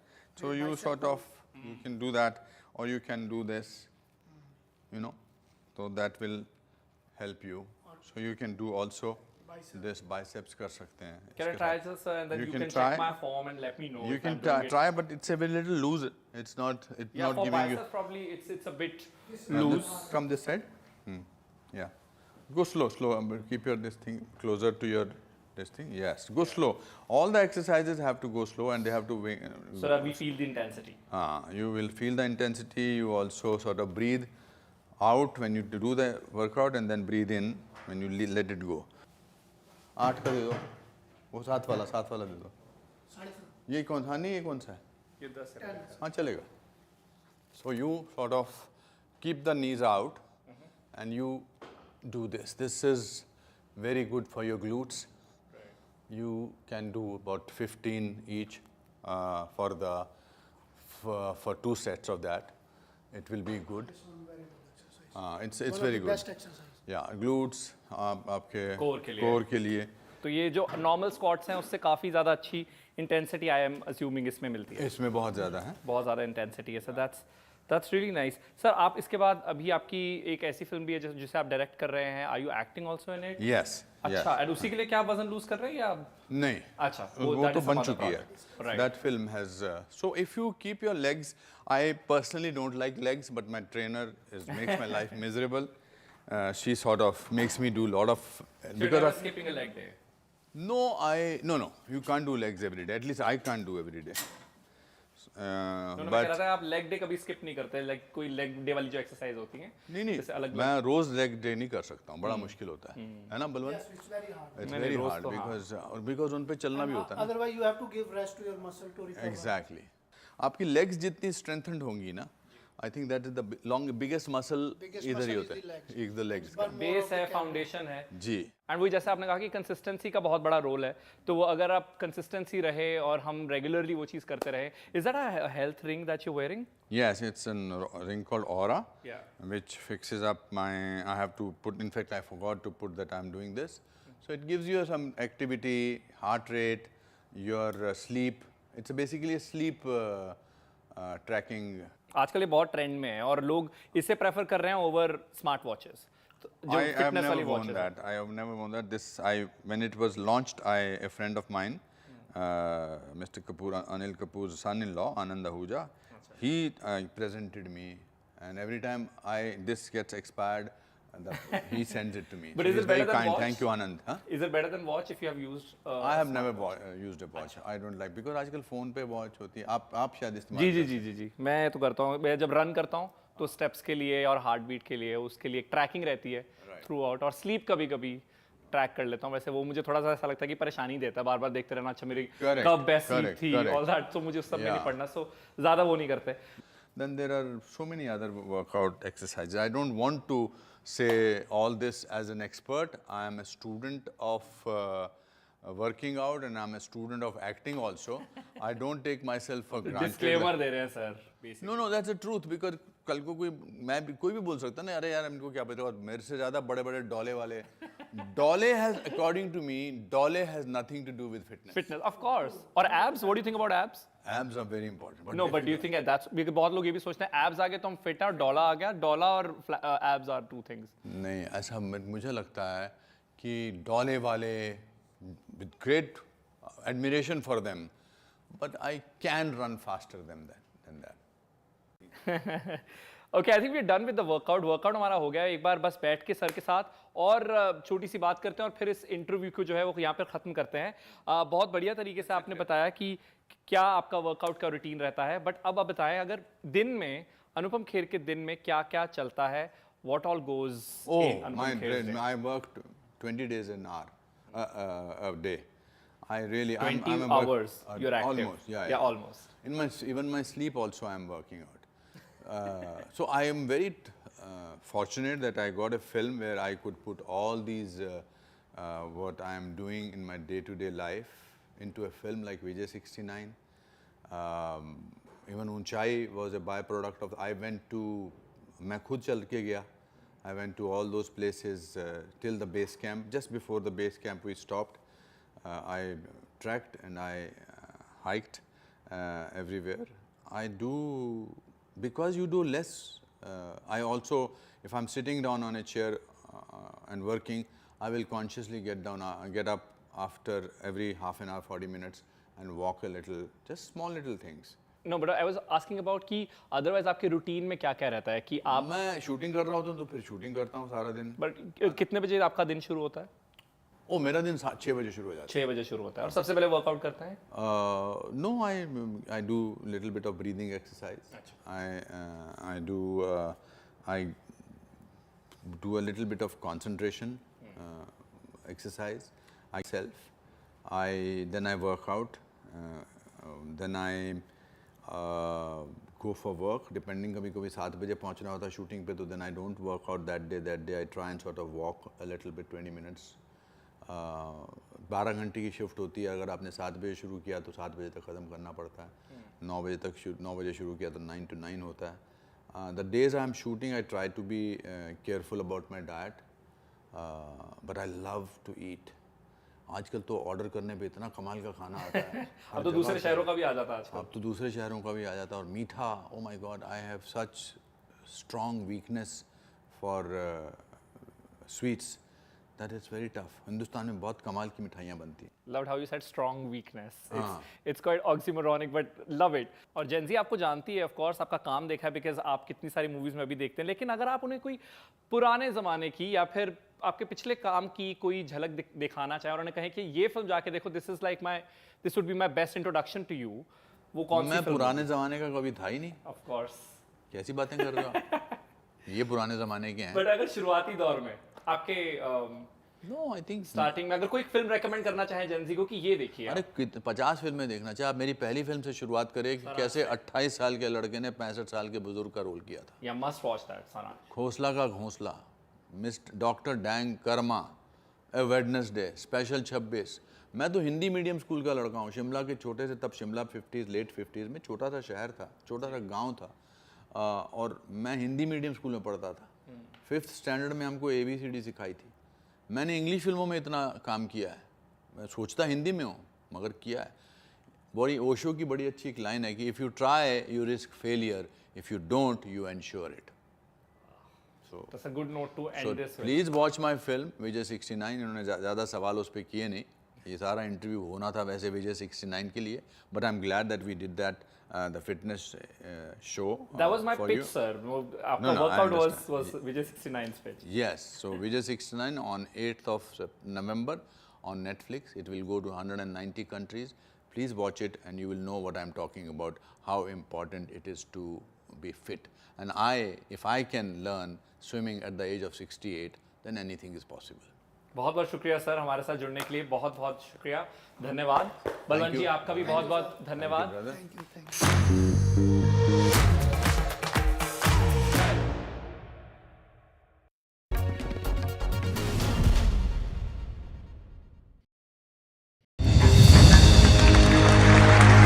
I now request the Honorable Prime Minister to launch NDTV World and address the summit. It was the grand launch of NDTV World by Prime Minister Narendra Modi. NDTV World, as he laid out his vision for the India century at the NDTV World Summit. कैसी सदी जिसमें भारत के प्रयासों से दुनिया में स्थिरता आए, in the presence of those who are shaping our future. मेरी तरफ से आपको ढेर सारी शुभकामनाएं हैं। NDTV World, your new home for global news is here. तालियों के साथ हम स्वागत करेंगे आदरणीय मोदी जी का। छत्रपति शिवाजी महाराज की।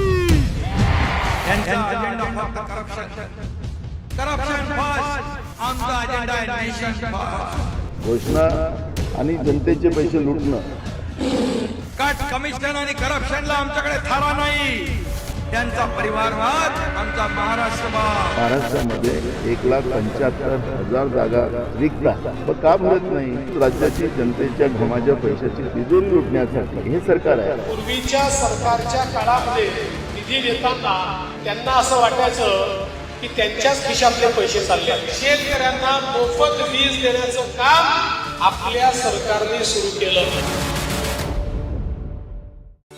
Stay informed and entertained with the new and updated NDTV News app. You can watch all our channels live, listen to podcasts, read breaking and exclusive news from around the world and more. Download the NDTV app today and get access to the best journalism and storytelling on your smartphone or tablet. The NDTV app. News that matters to you. I've been reporting on all issues, big and small, from Andhra Pradesh, Telangana, rest of South India, bringing you all the action, all that you need to know, all that you want to know. The energy of maximum city is infectious. I bring in that energy in our news coverage from financial capital Mumbai. India's IT capital is always buzz. It's literally a city that never sleeps. And I keep you ahead on all the Bengaluru buzz. Covering from the southernmost part of India over the last 23 years, I bring in-depth and 360-degree coverage from the Dravidian heartland. The land of Mishti is also known for its bitter politics. I have seen much water flow under the Howrah Bridge, covering Bengal in all its vivid colors.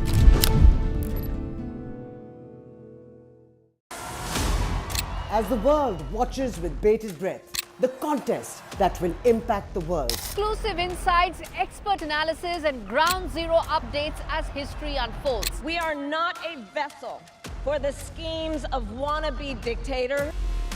I'm the opposite of a Nazi. The election that will have worldwide ramifications. Immigration is far more than just a political talking point. NDTV World brings you the best worldly insight from the US and across the world. This is not just an election, it's a moment that will define a nation and the world. And we... Sir, it is back and forth which is certainly playing out at the moment. The question here is that it's good to see two governance models being debated, but why use words like betrayal, jumla, fake and others?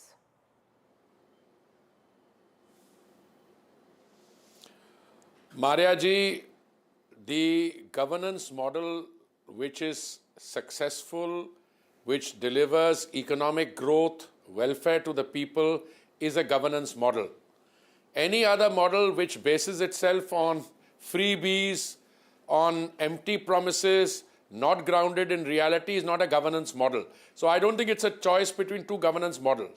Insofar as the use of words like betrayal, jumla, please, apart from your many other accomplishments, add a little bit of behavioral psychology to your analysis. Shri Mallikarjun Kharge must have got excited when they appointed him the president of the grand old party, a party which has a great long history, which was founded in 1885. But slowly he's discovering the downsides of being president of this grand old party. When the Pratham family's young aspiring politician was filing her nomination papers, Kharge ji had to peep through a door which was slightly ajar. Then when he was addressing the party in a meeting and he had the Honorable Chief Minister and Deputy Chief Minister on either side, and the truth came out. I don't know whether he knew that the cameras were on. Truth came out. Don't make promises on which you can't deliver. If you use words like review, it means you're not able to deliver. Now that is the hard truth. The Congress makes outlandish claims.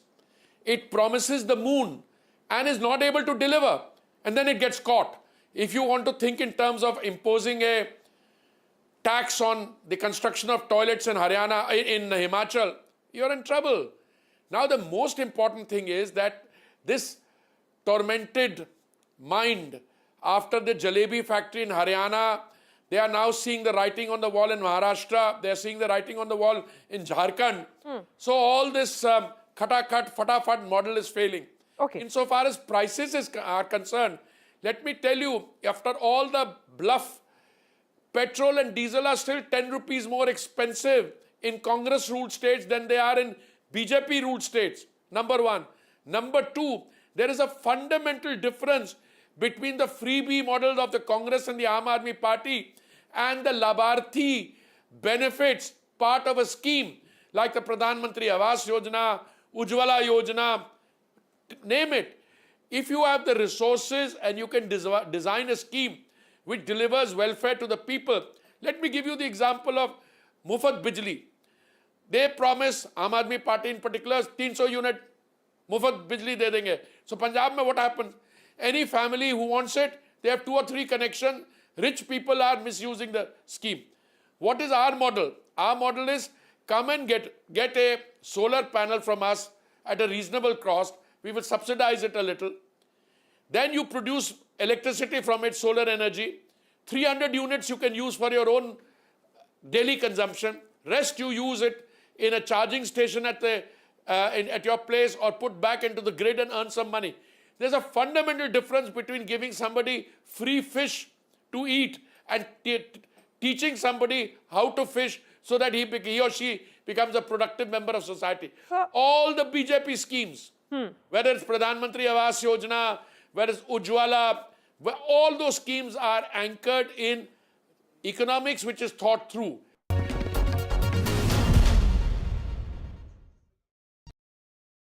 New day, new show, a new experience. Start your day with the news, not views. We bring you stories that matter and impact your life. News that informs and keeps you ahead. From Maximum City, Mumbai, to the seat of power, Delhi, NDTV brings you the best breakfast show. Breakfast news on NDTV, 8 a.m. every day.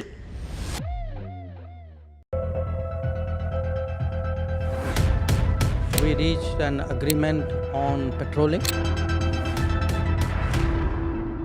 We have gone back to where the situation was in 2020, and we can say with that the disengagement process with China, you can say, has been completed. The understanding, to my knowledge, is that we will be able to do the patrolling which we were doing in 2020. NDTV proudly upholds its legacy of trust and credibility. According to the prestigious Reuters Institute's Digital News Report 2024, NDTV is the top-most news platform in the country. Number 1 in both online and offline reach in India. Beating all its competition, NDTV stands for trust. Hello and welcome to India Sense, where I speak with global opinion makers. The United States has made a strategic decision over the last 20 years to move closer to India. A $7 trillion economy.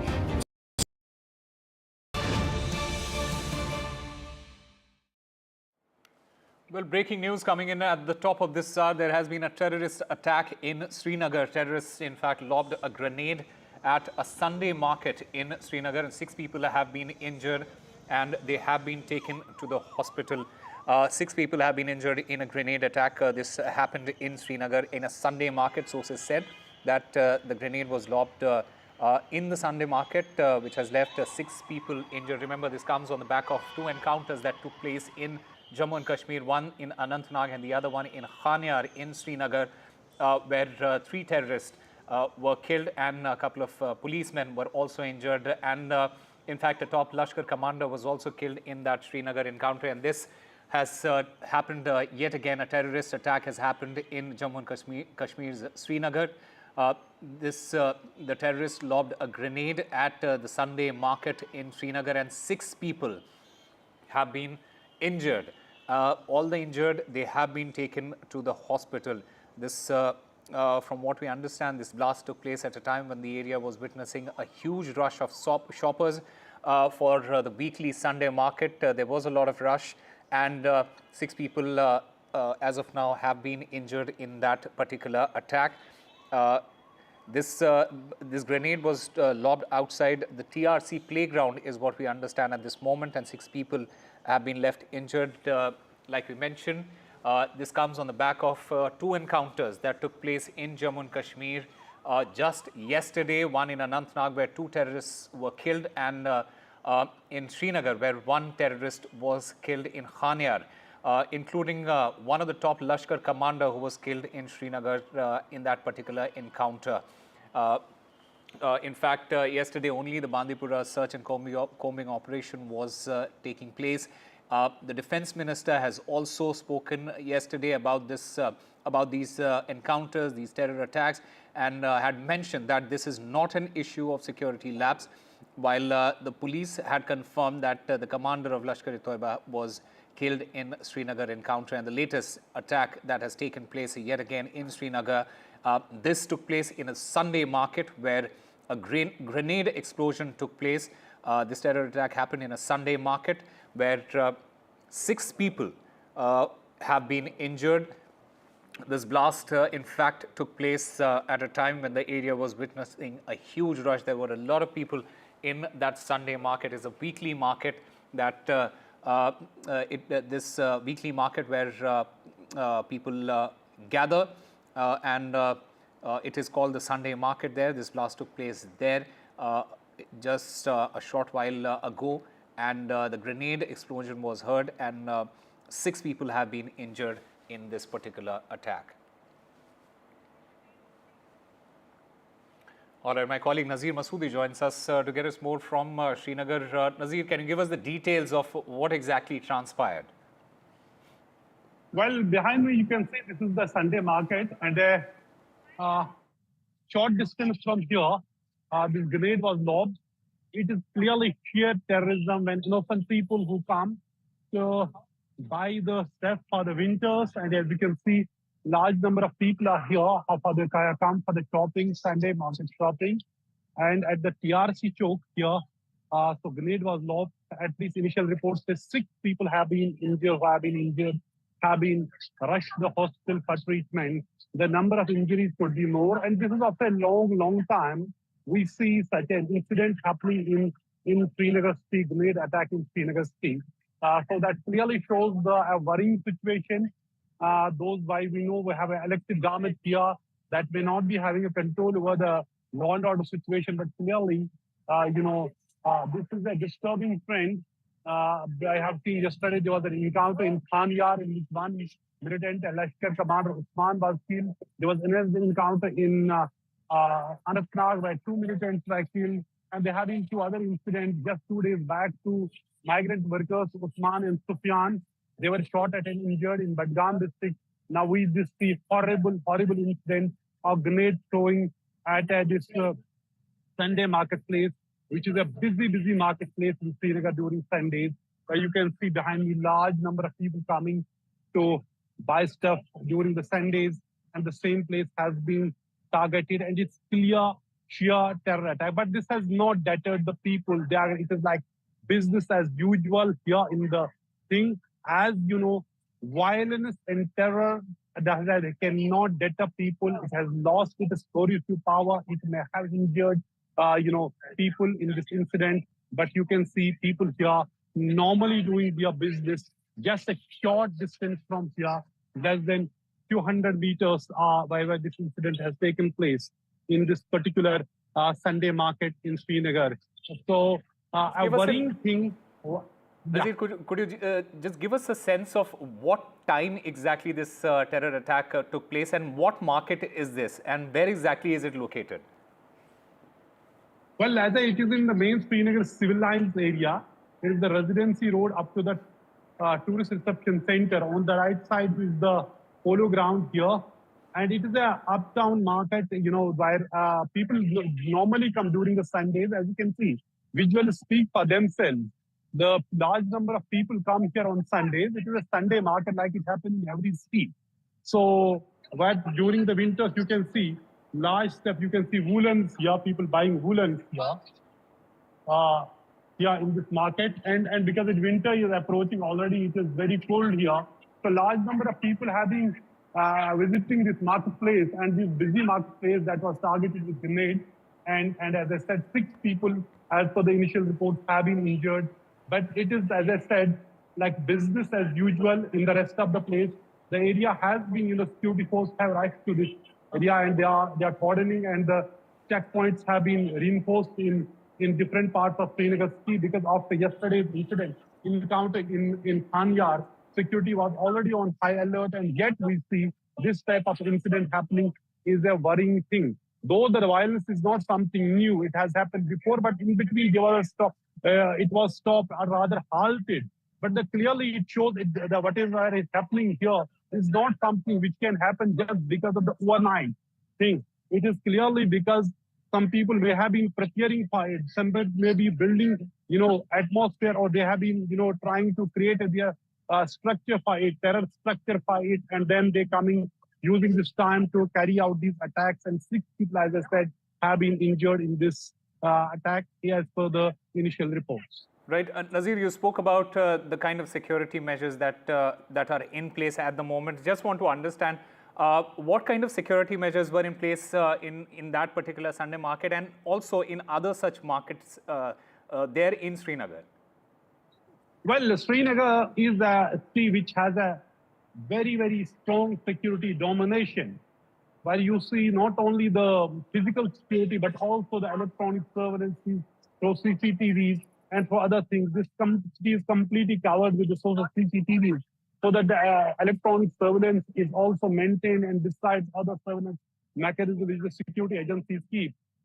Given the particular situation in Jammu and Kashmir, particularly in the valley, over the last 30 years. But the fact is that, it is a busy marketplace, and someone may have come and carried out this horrible incident where innocent people have been targeted who have nothing to do with it. The laborers who were targeted just 2 days back, 2 innocent laborers from UP, Sufyan and Usman, they were shot at and injured.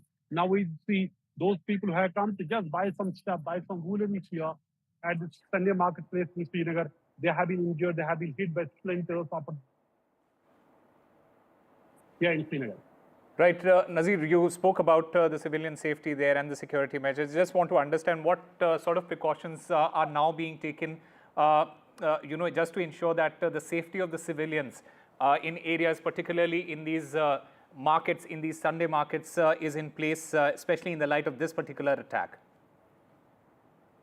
Well, as you can see, security has been always something which has been a concern as a priority for the security force and the government to ensure nothing goes wrong.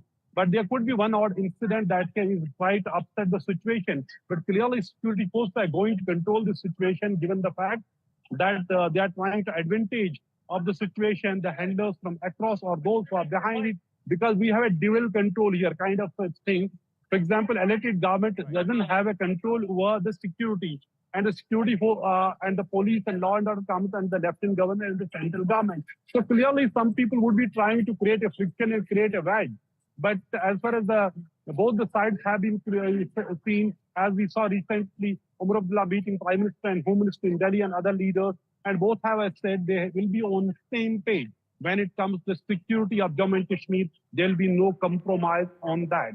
But yesterday, Farooq Abdullah clearly raised a red flag and saying why there have been these sudden spike in the attacks, and when the elected government has been formed, and if it is a conspiracy to destroy Umar Abdullah's government, BJP has hit back and saying, look, these attacks, we know who is carrying out these attacks and where from these militants and the guns are coming from. And as you can see security here, security vehicles, police vehicles moving here in this particular Sunday marketplace. So when it comes to the number of security men, Kashmir Valley is already saturated with the presence of security forces. And yet we see these type of incidents. Actually, it needs a hard intelligence and actionable intelligence to prevent these incidents more than the demonstrative presence of the security forces. Having said that, this is one of the incidents which we see when the people, innocent people, local, they are being targeted like this. It has happened after a long time, and there is not social acceptance of any such thing. These are just sheer terror incidents where innocent people are being targeted like this. Right, Nazir, this especially comes on the back of these two encounters that took place in Jammu and Kashmir, one in Anantnag, the other one in Khanyar in Srinagar. This raises a lot of important questions with respect to the security is concerned there at the moment. And this is something that Farooq Abdullah also mentioned in that bite that he gave to the media.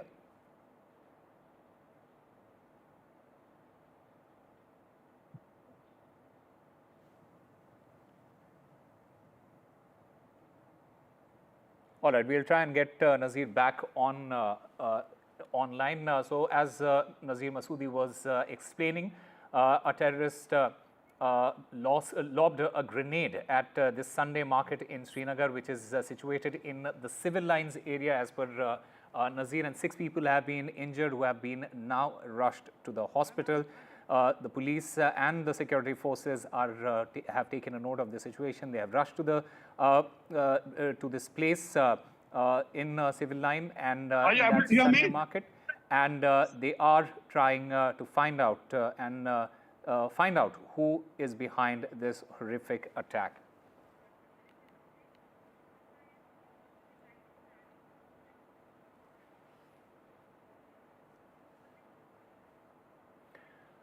All right, the BJP has released its manifesto for the upcoming Jharkhand elections. The Union Home Minister Amit Shah, he released the manifesto, and he has promised that the BJP, if it comes to power, will bring in UCC in the state. He also made a couple of other promises, including jobs, the UCC, and a stipend for women in Jharkhand. In fact, Amit Shah is currently speaking in Hazaribagh in one of his public rallies. Let's listen in to what he has to say. अब गिनती कैसे करें? तो गिनती करने की मशीनें मंगाई गई। मैं माताओं बहनों को कहना चाहता हूं, 27 मशीनें थी, 27, मगर सबकी सब गरम होकर बंद हो गई। इतना पैसा ये हेमंत सोरेन खा गया। भाई ये हेमंत सोरेन अरबोपति बने, खरबोपति बने, हमें कोई आपत्ति नहीं है। आपको है? मगर मैं एक बात पूछने आया हूं, हेमंत सोरेन साहब की अगुवाई में ये आलम और ये इनके एमपी 300 करोड़ रुपया, 350 करोड़ रुपया, 30 करोड़ रुपया खा गया, ये किसका है भाई? जरा बोलो किसका है? अरे झारखंड के युवाओं, झारखंड की माताओं, दीदियों, ये पैसा मोदी जी ने आपके लिए भेजा था, आपके लिए भेजा था, जो झारखंड सरकार खा गई। मुझे बताओ, मोदी जी का भेजा हुआ सैकड़ों करोड़ रुपया झारखंड सरकार खा गई, इसको रखना चाहिए क्या? जोर से बोलो, रखना चाहिए क्या?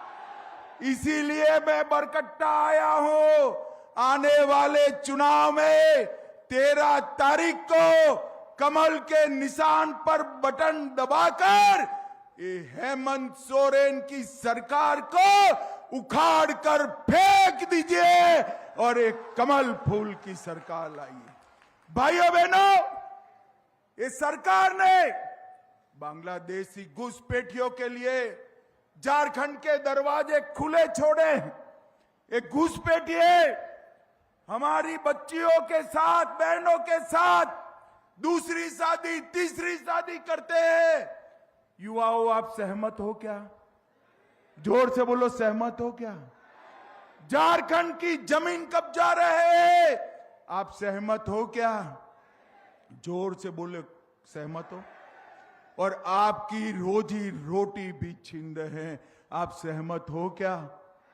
मैंने कई बार कहा, झारखंड हाई कोर्ट ने कहा इसको रोकिए, मगर हेमंत सोरेन रोकने को तैयार नहीं है, क्योंकि उनकी ये वोट बैंक है, वोट बैंक। हेमंत बाबू, आपकी वोट बैंक आपको मुबारक। मैं आज कहकर जाता हूं, माताओं, बहनों को, झारखंड के युवाओं को, भारतीय जनता पार्टी की सरकार बना दीजिए। एक एक घुसपैठियों को चुन चुन कर निकालने का काम भारतीय जनता पार्टी करेगी। Meanwhile, a uniform civil code that has become a big poll issue in Jharkhand, and BJP and Congress are sparring over the UCC pitch by the BJP. Remember, the BJP had promised UCC in its manifesto, and Amit Shah, he confirmed that UCC will definitely be implemented in Jharkhand. He also added that the Adivasis, they won't be affected by this implementation. The Congress, in the meanwhile, said that the Home Minister is trying to mislead people and that this is a habit of the BJP leaders to lie. आज में एक अपप्रचार Hemant Soren and company के द्वारा किया जा रहा है कि यूसीसी आएगा तो आदिवासियों के सांस्कृतिक अधिकार और उनके कानून समाप्त हो जाएंगे। हेमंत बाबू, झारखंड में यूसीसी जरूर आएगा। हमारी सरकार झारखंड में यूसीसी लाएगी, मगर यूसीसी से आदिवासियों को पूर्णतया हम बाहर रखेंगे। कोई आदिवासी के अधिकार और कानून को यूसीसी से हम नहीं छेड़ेंगे।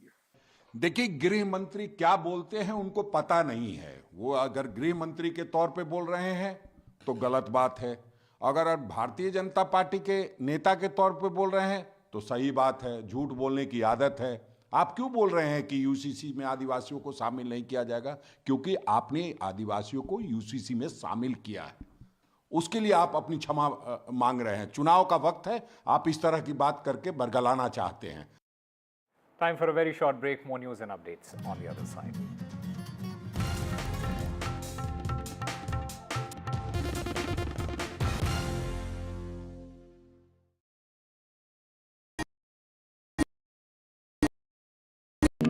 NDTV proudly presents NDTV World Summit 2024, the India Century. I now request the Honorable Prime Minister to launch NDTV World and address the summit. Prime Minister Narendra Modi's inaugural session at the NDTV Summit outlined his vision for the India Century, driven by aspirational India. हमारा प्रयास होगा भारत की century सिर्फ भारत की नहीं बल्कि पूरी मानवता की जीत की सेंचुरी बने। The summit brought together prominent global leaders, highlighting India's pivotal role on the world stage. Not just Indians trusting India's leadership, but the global South especially trusting India's leadership. Permanent seat on the UN Security Council is something that should be India's right. Canada is concerned, I think there are some very specific issues. I think a lot of people know that. AI is going to be one of the most important, drivers. It's a very exciting time for India, Indian cinema as well at a global level.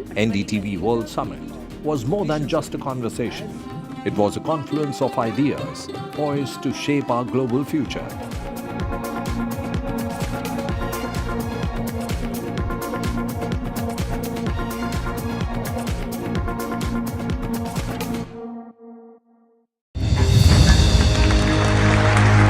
I now request the Honorable Prime Minister to launch NDTV World and address the summit.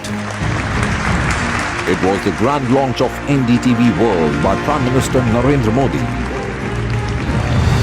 NDTV World, as he laid out his vision for the India century at the NDTV World Summit.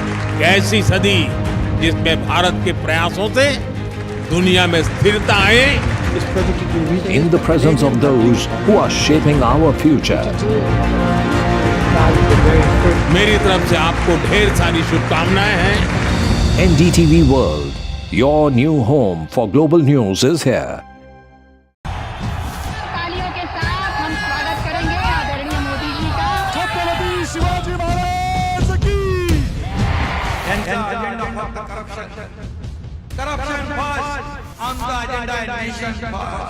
घोषणा आणि जनतेचे पैसे लुटणं. Cut commission आणि करप्शनला आमच्याकडे थारा नाही. त्यांचा परिवारवाद आमचा महाराष्ट्रवाद. महाराष्ट्रामध्ये 1,75,000 जागा रिक्त पण का भरत नाही? राज्याची जनतेच्या घमाच्या पैशाची तिजोरी लुटण्यासाठी हे सरकार आहे. पूर्वीच्या सरकारच्या काळामध्ये निधी देताना त्यांना असं वाटायचं की त्यांच्याच खिशातले पैसे चालले. शेतकऱ्यांना मोफत वीज देण्याचं काम आपल्या सरकारने सुरू केलं.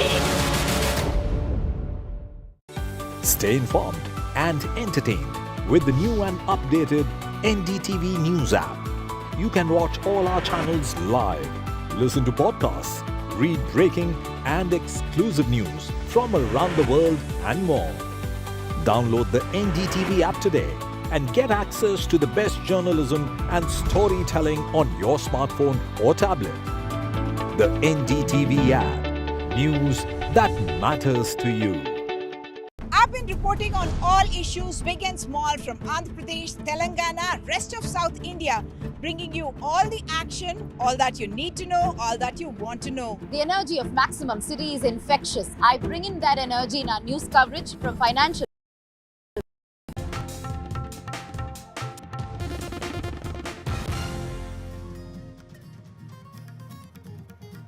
Welcome back. And actor Vijay has, his party TVK has slammed BJP's One Nation, One Election pitch, saying that One Nation, One Election is against the idea of democracy.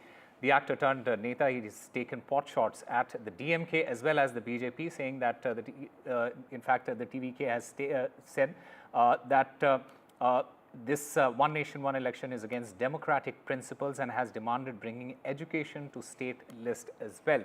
The TVK has also hit out at DMK over law and order situation, and his party is set to contest the Tamil Nadu polls. So the big question is, will Vijay make an impact in the 2026 Tamil Nadu elections? Meanwhile, my colleague Sam Daniel joins us to get us more on this. Sam, TVK is targeting both the DMK and the BJP here. These are very interesting scenes right now. That's right, Osama. TVK Chief Actor Vijay has passed these resolutions in a party meeting exactly a week after he held his first conference at Viluppuram earlier, during which he had taken on the ruling DMK and tacitly against the BJP. And this time the resolution is not mincing words. It has slammed the BJP on several issues, including the BJP's idea of one nation, one poll, saying that it's against the idea of democracy and democratic principles. And it also takes on the BJP on the issue of revoking NEET for which Tamil Nadu has been voicing against for a long time, saying it works against the interest of poor, meritorious, NEET or medical aspirants. On the ruling DMK, his party takes on the issue of law and order, addiction to drugs, and also on the government running liquor shops across Tamil Nadu. He says the idea of giving 1,000 rupees monthly assistance for women and also running liquor shops to mop up its revenue, the party resolution says it's unacceptable. The TVK also demands caste-based census, and it's taking on the ruling DMK, which is putting the blame on the center, but says that the DMK cannot do that.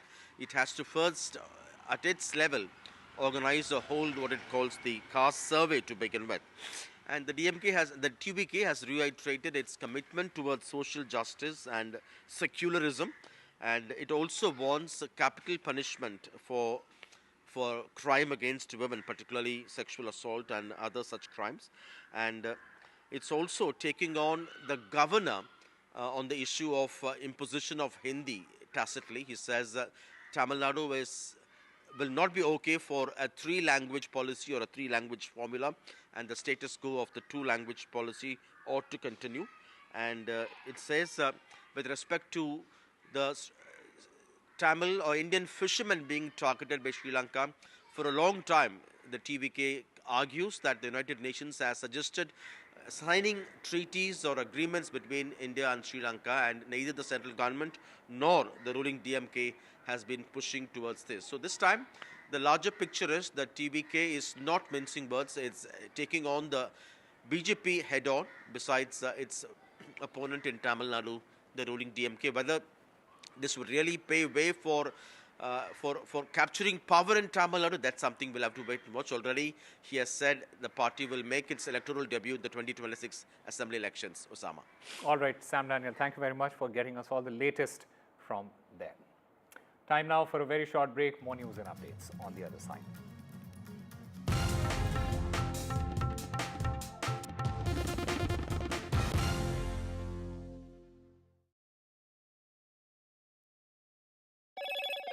Hello, Moto. Motorola Edge 50 Pro, world's first AI-powered pro-grade camera.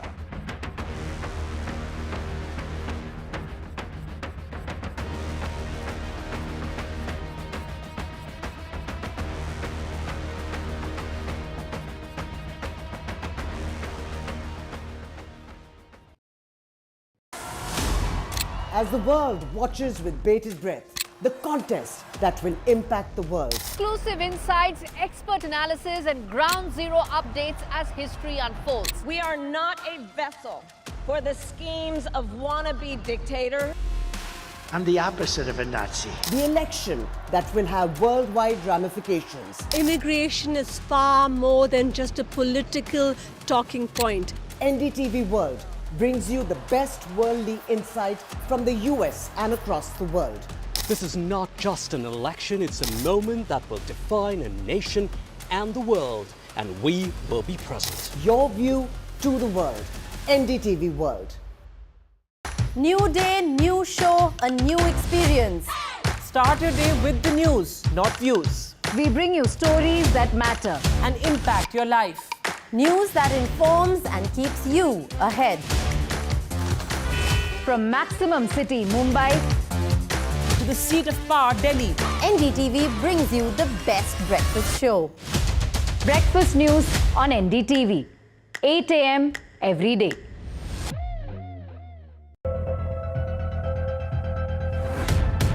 We reached an agreement on patrolling. We have gone back to where the situation was in 2020, and we can say with that the disengagement process with China, you can say, has been completed. The understanding, to my knowledge, is that we will be able to do the patrolling which we were doing in 2020. NDTV proudly upholds its legacy of trust and credibility. According to the prestigious Reuters Institute's Digital News Report 2024, NDTV is the top-most news platform in the country. Number 1 in both online and offline reach in India, beating all its competition. NDTV stands for trust. Hello and welcome to India Sense, where I speak with global opinion makers. The United States has made a strategic decision over the last 20 years to move closer to India. So a $7 trillion economy seems a perfectly conceivable number. If you want to be a national party, it's that you sort of accept the way the world is rather than want to endlessly hark back to how it was. Modi is promoting the digitization of the economy, which is accelerating growth in the country. NDTV proudly presents NDTV World Summit 2024, the India Century. I now request the Honorable Prime Minister to launch NDTV World and address the summit.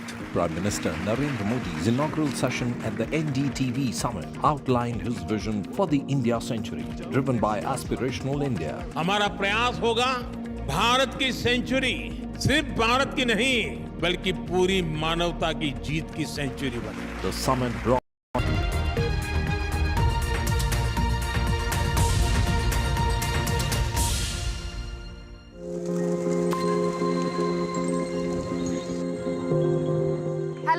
Welcome to the special election edition from the city of Mumbai. In fact, I'm in Colaba, one of Mumbai's most iconic and historic constituencies. This constituency is a mix of culture, heritage and modernity. In fact, it perfectly blends old world charm and fast-paced dynamism of Maximum City.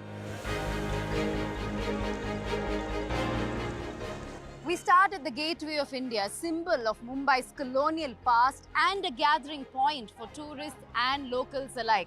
Just look at this mighty arch, the monument that there is, a symbol of Mumbai's colonial past. This has witnessed history from royal visits to departure of British troops in 1947. Today, it stands as a proud emblem of city spirit. In fact, this monument was built in 1924. Detailed stone carvings, what you're seeing, evoking a sense of colonial era, when this was in fact the grand entry point to India for British viceroys and dignitaries. You can just sense the grandeur and history that the iconic monument embodies. It of course is rising 26 meters high. Now this majestic arch, of course, framing this Arabian Sea, offering stunning views of water and boats bobbing along the shore. Of course, today, it is a bustling spot. It is a bustling spot for both tourists and locals alike. They come to admire the symbol of Mumbai's past. Just look at the sheer number of people here who've come to admire not just the monument, the architecture, but also the sea right next to it. Of course, there are ferry rides also that go from here to other parts of Mumbai and outside of Mumbai as well. So this is the sheer architecture and a symbol of colonial era as far as the area of Colaba is concerned, Gateway of India overlooking the majestic sea. Let me also get in a word from a bunch of photographers who've been working here for the longest time outside of the Gateway of India. तो आप बताइए कितने सालों से इधर काम कर रहे हैं? मैं तो 2001 से हूँ। 2001 से? जी। अच्छा, आप? सर मुझे 2001 से। सर आप बताइए। 89। हाँ? 89 से। अच्छा, कोलाबा कैसे बदली है अभी इतने सालों से? बहुत खूबसूरत बन चुकी है। बहुत खूबसूरत। और लोग पहले जितना आते थे अभी भी आ रहे हैं। क्या चेंजेस है इधर? बहुत उससे ज्यादा आते हैं ना। हाँ। पहले से अभी भी ज्यादा आते हैं।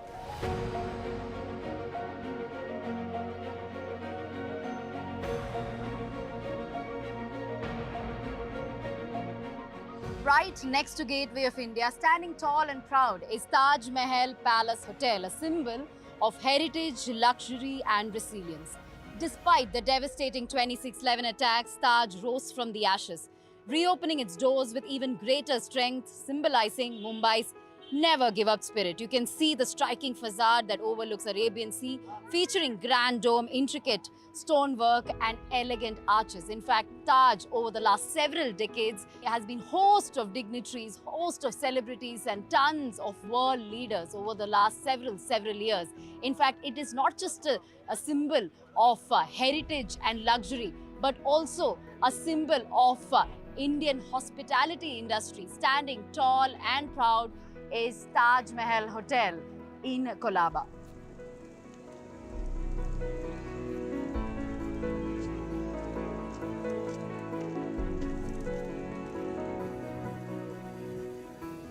The bustling Colaba Causeway, a commercial hub that embodies vibrancy as well as diversity of this constituency. As you can see, this entire street is lined with all kinds of shops that sells jewelry, clothes to shoes and bags. Let's go across to some of these people here. It also has cafes, old and new, restaurants, old and new. So clearly a commercial hub of sorts as far as Colaba constituency is concerned. Let's find out what these shop owners want. How long have you been running the business? Since elections are coming, what are some of your requests and demands to the regime? This is my shop from 60 years now, and I am doing this imitation jewelry from 18 years now. Okay.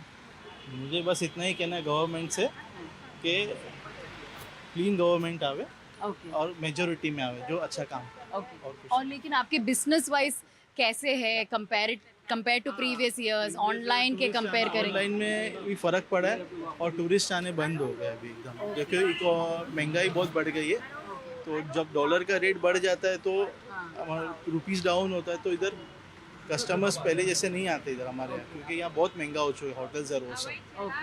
वो हिसाब से भी फ़र्क पड़ा है। और recession अभी ये टाइम 2 साल से, जब से 26/11 अटैक हुआ तब से टूरिस्ट आने बंद हो गए हमारे पास। जो है वो लोकल कस्टमर से ही बिजनेस होता है।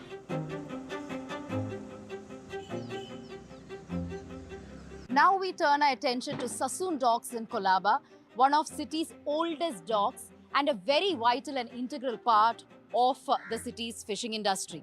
In fact, this was established in 1875. Docks have been the lifeline for fishing community of Colaba, providing livelihoods for generations. In fact, the bustling atmosphere of the docks reflect the hard work and resilience of the people here. Of course, there are important concerns about modernization, environmental sustainability. So residents here, and in fact fishermen community here, hoping that leadership balances development, their livelihood and preserving the traditional way of life. So we will go across to some of these fishermen community to understand what their concerns are and what has been hampering their livelihood over the last several years, and how are they managing the business considering the challenges in these days. Let's go straight across to some of them. तो हम कोलाबा का profile कर रहे हैं, Sassoon dock के बारे में बात कर रहे हैं। तो इधर जो फिशरमैन कम्युनिटी है उनका क्या मांग है? अभी इलेक्शन आने वाला। इलेक्शन तो उन लोगों को क्या है, मोदी अच्छा रहना मांगता है और कोली लोग को थोड़ा सपोर्ट करना मांगता है ना। इधर सब इलेक्शन चलते टाइम पर ये चलता है, बाद में कुछ देखता नहीं ना कोई। अभी ये बंद होने वाला बोलता है, बंद होएगा, लेकिन बंद नहीं होएगा ना वो। तो अभी पहले कुछ सालों से अभी कितना फर्क है बिजनेस में? इसमें 60-70% फर्क पड़ गया है। अच्छा। हाँ। क्यों? लेकिन क्यों? उधर उन लोगों को परिवर्तन है, इधर लोग मच्छी को भाव नहीं, ये नहीं, इसलिए वो करन जा गए ना कई लोग, बोट वाला लोग छोड़ के गांव चले गए। हाँ, गाँव चले गए, उधर बिजनेस चालू कर दिया ना उन लोगों ने, वो करन जा उड़न के पास। तो अभी क्या, अभी 1-2 मांग अगर अभी देना है अगले गवर्नमेंट को तो क्या होगा? वो अभी मांग देना होएगा तो उन लोगों को थोड़ा सपोर्ट करना पड़ेगा गवर्नमेंट में। उनको थोड़ा डीजल का भाव, ये भाव भी बढ़ गया ना बहुत डीजल का, उनको लोगों को भी परिवर्तन है ना। कंपनी भी मच्छी को भाव देना मांगता है ना, कंपनी भाव देगा तो उन लोगों को भी परिवर्तन।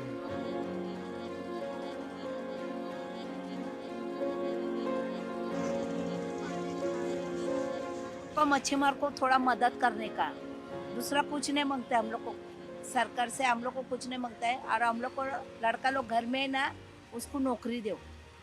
अभी मच्छीमार हम लोग का कुछ रह गए नहीं, मच्छी भी नहीं ना कुछ भी नहीं है, सब वोट गए करंजे में। वो लोग को नौकरी देगा तो हम लोग उसको वोट देंगे। अभी हम लोग को नार्वेकर ही साथ देते हैं, दूसरा कोई नहीं इधर है।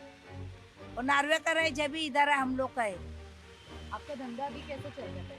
धंधा ही नहीं चलता है। ये देख सुबह से कितना काटे ले, देख ये देख, ये देख कितना है, 130 रुपए से काटे ले। कितना बजे आया? 6 बजे।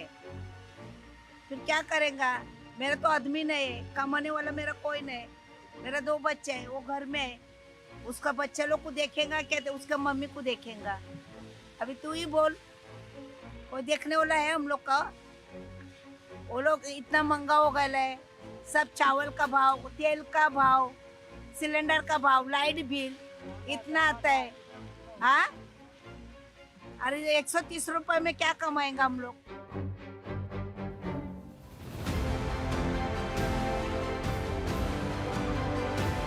Colaba is a constituency that embraces history while looking towards the future. In fact, as elections approach, the needs of its diverse population, including fishermen, business owners, and cultural preservers, will be at the forefront of electoral conversation. With video journalist Mahesh Halwai, this is Radhika Ramaswamy for NDTV.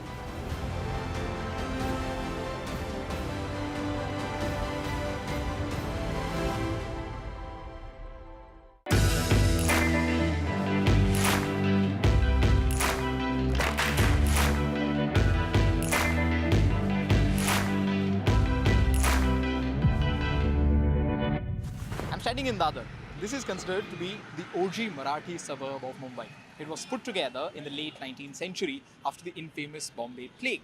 If you go around the narrow lanes of Dadar region here, you'll find a beautiful mix of Gujarati, Marathi, Parsi, and even North Indian culture when it comes to how people dress, how people talk, and also how people eat their food.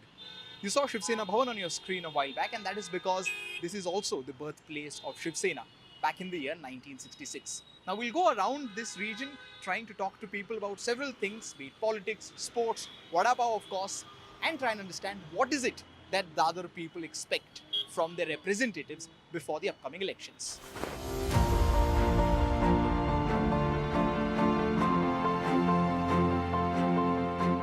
In a cricket crazy country like ours, if you ask me to spot that one location which kind of captures the spirit of Indian cricket, I would always bring you here, the Shivaji Park. While the Lord's Cricket Stadium might be located hundreds and thousands of kilometers away from this place towards the west of our globe, but the Lord himself started his career here in our very own Shivaji Park. And as you can see around me, there are several youngsters here on a bright morning practicing either for recreation or for competitive sport. Now we'll try and talk to them about what does Shivaji Park mean to them and what does cricket mean to Mumbai. Mumbai का cricket culture है वो पूरे देश से या फिर पूरे दुनिया भर से अलग क्यों माना जाता है, और उसमें शिवाजी पार्क का भी एक बहुत बड़ा अहम रोल है। वो उसका एक मेन रीज़न इसलिए है क्योंकि जो एक क्रिकेट का जो एक क्रेज़ है, जो एक क्रिकेट की जो एक बोलते हैं ना क्रेज़ है, वो इंडिया में तो माने थे, पर महाराष्ट्र में इसको बहुत अलग लेवल पे लेके गया गया है। अभी जैसे इंडिया में रणजी जो होता है तो उसमें महाराष्ट्र ने काफ़ी बार जीता। क्यों? क्योंकि अपने प्लेयर्स को उस तरीके से फैसिलिटीज़ देना और उनको उस तरीके से खिलाना, इसलिए उनके प्लेयर्स और फिर जो यहाँ का इन्वायरमेंट है महाराष्ट्र का वो एकदम मोटिवेटिंग है। Besides its political and sporting history, this Shivaji Park area is also known as a recreational area. You see people of all ages and of all kinds coming here to just have a good time on the mornings and also in the evenings. I am living in Dadar near about 40 years, and my father and my father also living in Dadar. That means 110 above year. यहाँ पे जो अभी बिल्डिंगें दिखते हैं वो बिल्डिंगें नहीं थी। यहाँ पे पहले वाड़ी रहती थी और वाड़ी में चाल रहती थी और कौल के घर रहते थे, उसमें नारियल के पेड़, आम के पेड़, अपना कुआं, ये सब सारी चीज़ें आज भी है। लेकिन जो चेंज हुआ है, जैसे सीडीए में मोबाइल से एंड्रॉयड मोबाइल में जैसे चेंज हुआ है, वैसे दादर में भी चेंज हुआ है। यहाँ पे अभी सोसाइटी बन गई है और बड़े बड़े टावर बन गए हैं, लग्जरियस टावर बन गए हैं। अभी आपके सामने ये जो छत्रपति शिवाजी राजे मैदान है, ये खुला मैदान था। अभी यहाँ पे बहुत सारे देखो आजू बाजू में है ना, यहाँ पे बहुत सारे ना बांधकाम हो गए हैं। चौपाटी समुंदर दादर चौपाटी है, वहाँ पे दादर चौपाटी में पहले बहुत बड़ी जो अपन बोलते हैं उसको रेत रहती थी, पीले कलर की रेत रहती थी, माहिम से लेकर वर्ली तक वो रेत रहती थी पीले कलर की। खाली दादर चौपाटी आपको खुली दिखेगी, बाकी सब वहाँ पे सब पैक हुआ है। The first thing that they should put the hook on the roads.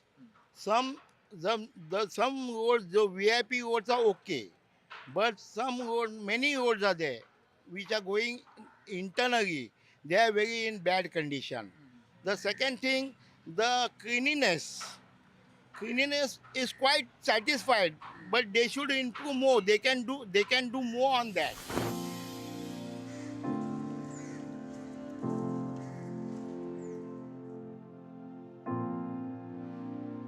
Thousands of people come here from across the state and from across the country to pay respect to the great man. But if you ask me about my personal experience of coming to Chaitya-Bhumi, it has always been about books. You know, you see, of course, a lot of these stalls are closed now because it is peak afternoon hours. But these stalls have some of the best Marathi literature works as far as literature is concerned, as far as history and even religion is concerned. ताई, आप मुझे बताइए कि आप कितने सालों से ये स्टॉल आपने लगाया हुआ है? मेरे को तो 20-25 साल हो गए हैं। 20-25 साल से आप स्टॉल पे हैं। हाँ। आप मुझे बताइए कि यहाँ पे मैं देख रहा हूँ कि बहुत सारी अलग अलग तरीके की किताबें, कार्ल मार्क्स से लेके बाबा साहब अम्बेडकर से लेके छत्रपति शिवाजी महाराज तक, तो कैसी कैसी किताबें हमें इन स्टॉल्स में मिल सकती है? सब पूरा हिंदी, मराठी, इंग्लिश सब बाबा साहब का मिलेगा पूरा किताब। हाँ। जिसमें संविधान, माझी आत्मकथा, धम्म, बुद्धिस्ट धम्म, पूर्णिमाचे महत्व, शिवाजी कौन फकीर, ये सब मिलते हैं उसमें। ये जो जगह है चैत्य-भूमि, यहाँ पे आप पहले कितनी बार आ चुके हैं और इस जगह के बारे में ऐसी कौन सी चीज़ें जो आपको इतनी अच्छी लगती है कि आप यहाँ पे बार बार आते हैं? ये जगह पे हम साल में 2-3 बार आते ही आते हैं, लेकिन 6 दिसंबर को हम इधर बाबा साहब को आदरांजलि, श्रद्धांजलि देने के लिए आते हैं। ये हमारा शक्ति स्थान है। यहाँ जग भर से भीम अनुयायी हर साल कोई मुंबई में आया तो इधर आता ही है, बोले तो आता है।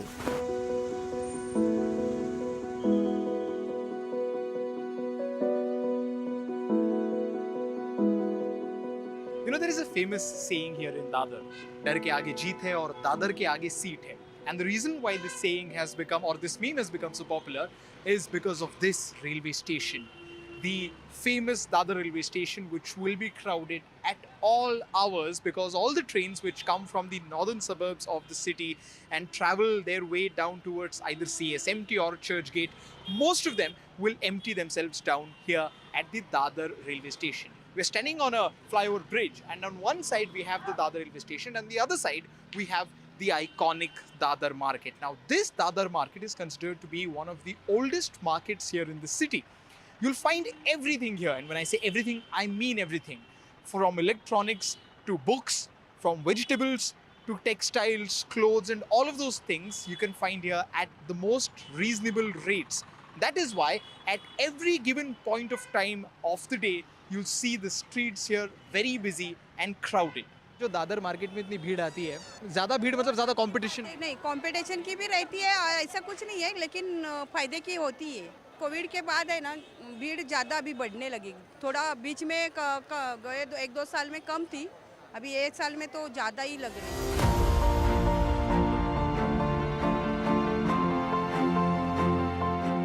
When we talk about Dadar, we have to talk about Vada Pav. We were at Shiv Sena Bhavan a while back, and the journey of Shiv Sena as a party and Vada Pav in Mumbai has to go parallel to one another.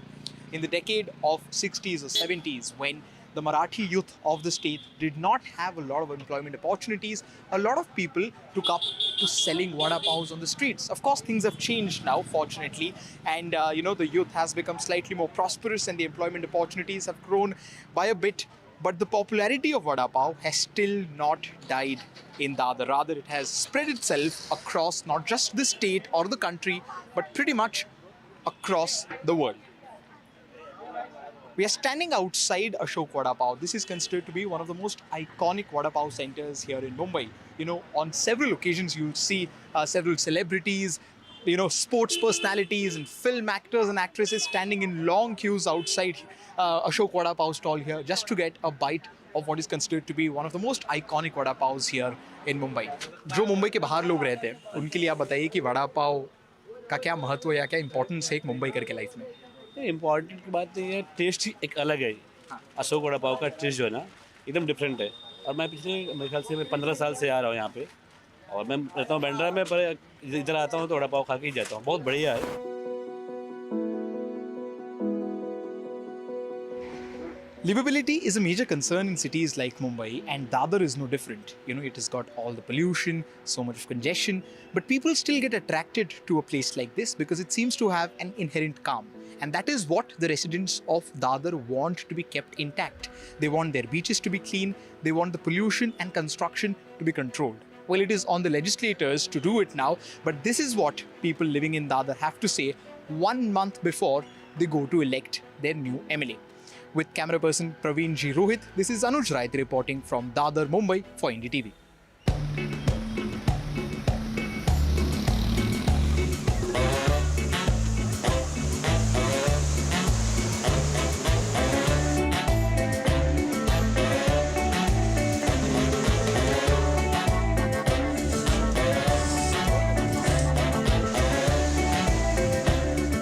Welcome to the vibrant heart of Mumbai suburbs, Juhu, known for its iconic beach, Juhu Beach, where we are right now.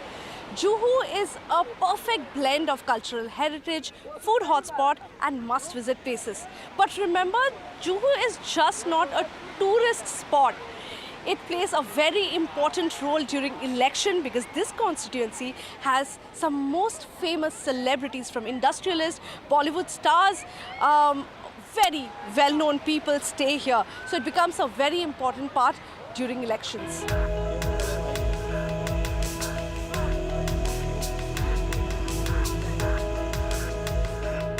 Let's start with Juhu Beach, a go-to spot for Mumbaikars to relax and enjoy the sunset. Whether it's an early morning walk, an evening with family, or catching the sunset, it's all about those peaceful moments by the Arabian Sea.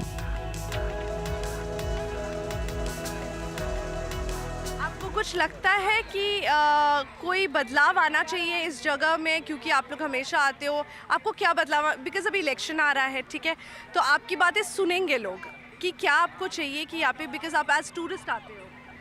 हाँ, थोड़ा तो बदलाव आना चाहिए. जैसे जो public आती है उनके लिए थोड़ा बैठने उठने का जगह अच्छा होना चाहिए और थोड़ा साफ़ सफाई क्लियर ऐसा थोड़ा होना चाहिए. टूरिस्ट प्लेस है, पब्लिक प्लेस है, अपना फर्ज है अपने क्लीन करना चाहिए. पब्लिक को समझना, मतलब आ रहे हो घूमने हो, डस्टबिन रखा है यहाँ पे, डस्टबिन को कैसे डालो. हम ही अपना देश खराब कर रहे. और आपको कुछ लगता है कि सरकार को कुछ करना चाहिए आप लोगों के लिए, कि आप लोग फिशरमैन हो, यहाँ पे इतने सालों से आप लोग के पूर्वज भी यहीं पे रहते थे. हाँ. तो आप लोग के लाइफ के बेटरमेंट के लिए सबके लिए करना चाहिए. मतलब जो है ना, जो गरीब लोग हैं, जो देखो छोटे बच्चे तो घूमते रोड पे देते, एक ही बात बोलते हो सरकार को, उन लोग को यूज करो, एजुकेशन फ्री करो, अच्छा हॉस्पिटल करो, उसको रहेगा कोई प्रॉब्लम है उसको हेल्प करो.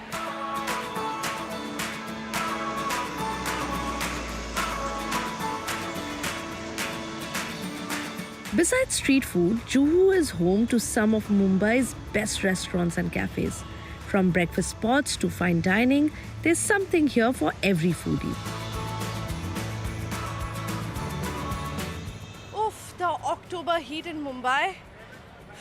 I'm exhausted, which means it's time for a chai break. And what better place than this iconic Prithvi Theatre. And while you're at the cafe, make sure to step into Prithvi Theatre, a cultural hub where you can catch live performances.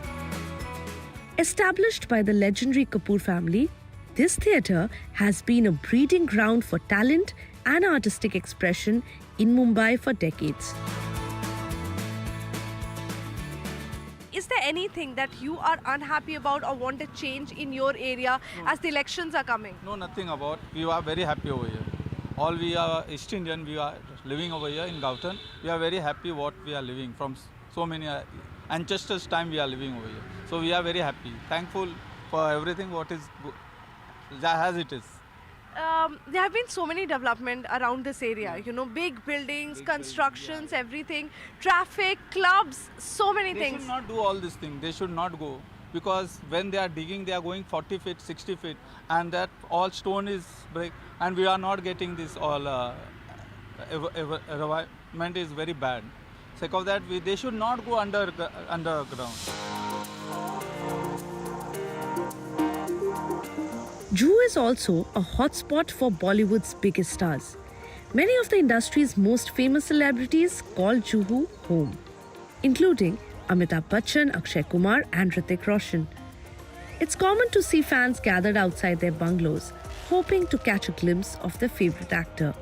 Whether you're strolling by the famous Jalsa or just walking around the neighborhood, you never know, you might just bump into someone. Between all the chaos, Juhu is also the place where you will find a moment of serenity. Visit the ISKCON temple, where you can experience spiritual calm amid the busy city. It's a peaceful retreat for devotees and tourists alike. ये जो रास्ता है बहुत packed हो जाता है, एक traffic है, आपको लगता है कि ये वाला कोई सुधार हो सकता है? मैम अब तो क्या कर सकते हो, इतनी सारी बिल्डिंग्स बन चुकी है, यहाँ पर ऐसा कोई जगह है नहीं और पॉपुलेशन दिन को दिन बढ़ता जा रहा है और यहाँ डेवलप मुझे नहीं लगता कि यहाँ कुछ हो सकता है, क्योंकि अब आप देख रहे हो कि कोई ज़्यादा स्पेस है नहीं यहाँ पर कुछ करने जैसा और क्राउड बढ़ता जा रहा है। ऑन एन एवरेज घर में जितने मेंबर्स उतनी गाड़ियाँ हैं, तो ये है कि प्रशासन चाहे तो थोड़ा ट्रैफिक कंट्रोल कर सकते हैं। सरकार को ये ध्यान देना चाहिए, कुछ गलियाँ कंजेस्टेड है और कुछ गलियों की सड़कें बहुत ख़राब है, इधर बारिश में बहुत दिक्कत होता है, तो उस पर काम करना चाहिए। इतने सालों में आपने कोई इम्प्रूवमेंट देखा है?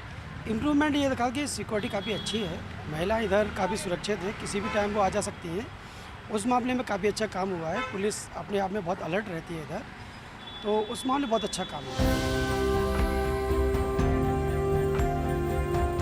Juhu, with its diverse mix of influential residents, celebrities, business leaders, and a vibrant middle-class community, reflects a range of voter concerns.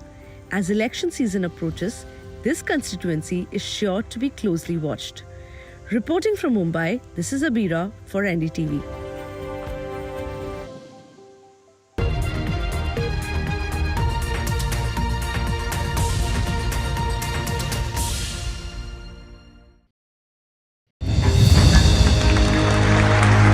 I now request the Honorable Prime Minister to launch NDTV World and address the summit. It was the grand launch of NDTV World by Prime Minister Narendra Modi. NDTV World, as he laid out his vision for the India century at the NDTV World Summit. कैसी सदी जिसमें भारत के प्रयासों से दुनिया में स्थिरता आए, in the presence of those who are shaping our future. मेरी तरफ से आपको ढेर सारी शुभकामनाएं हैं। NDTV World, your new home for global news is here. तालियों के साथ हम स्वागत करेंगे आदरणीय मोदी जी का। छत्रपति शिवाजी महाराज की।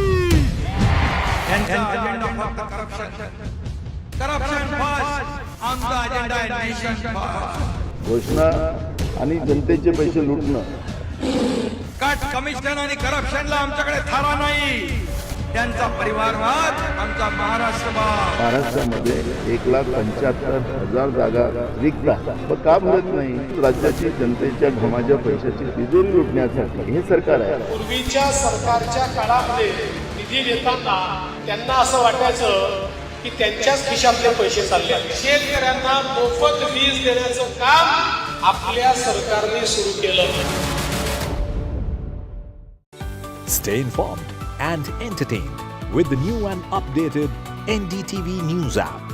You can watch all our channels live, listen to podcasts, read breaking and exclusive news from around the world and more. Download the NDTV app today and get access to the best journalism and storytelling on your smartphone or tablet. The NDTV app. News that matters to you. I've been reporting on all issues, big and small, from Andhra Pradesh, Telangana, rest of South India. bringing you all the action, all that you need to know, all that you want to know. The energy of Maximum City is infectious. I bring in that energy in our news coverage from financial capital Mumbai. India's IT capital is always buzz. It's literally a city that never sleeps. And I keep you ahead on all the Bengaluru buzz. Covering from the southernmost part of India over the last 23 years, I bring in-depth and 360-degree coverage from the Dravidian heartland. The land of Mishti is also known for its bitter politics. I have seen much water flow under the Howrah Bridge, covering Bengal in all its vivid colors.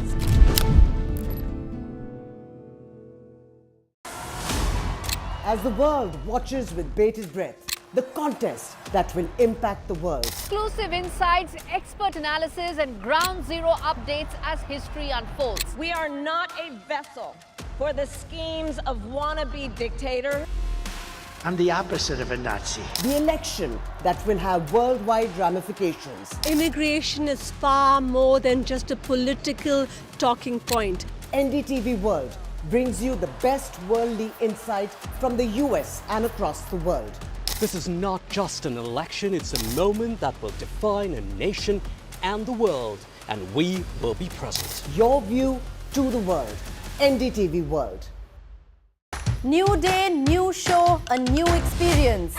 Start your day with the news, not views. We bring you stories that matter and impact your life. News that informs and keeps you ahead. from Maximum City, Mumbai, to the seat of power, Delhi. NDTV brings you the best breakfast show. Breakfast news on NDTV. 8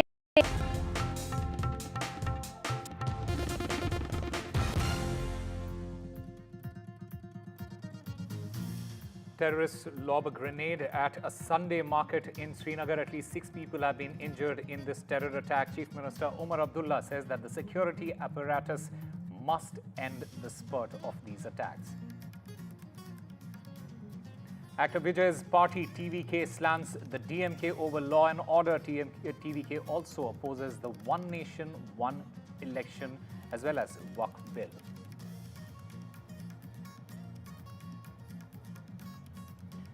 Union Home Minister Amit Shah launches the manifesto for the upcoming Jharkhand election. BJP promises jobs, UCC and monthly stipend for the women. The opposition, in the meanwhile, terms the BJP manifesto a bundle of lies.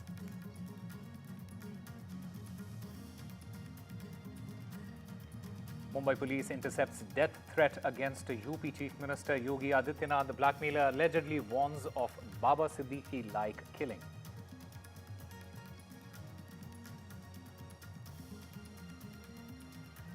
A historic loss for Team India at the Wankhede. The Kiwis complete a historic clean sweep. India suffers their first series whitewash since 2000.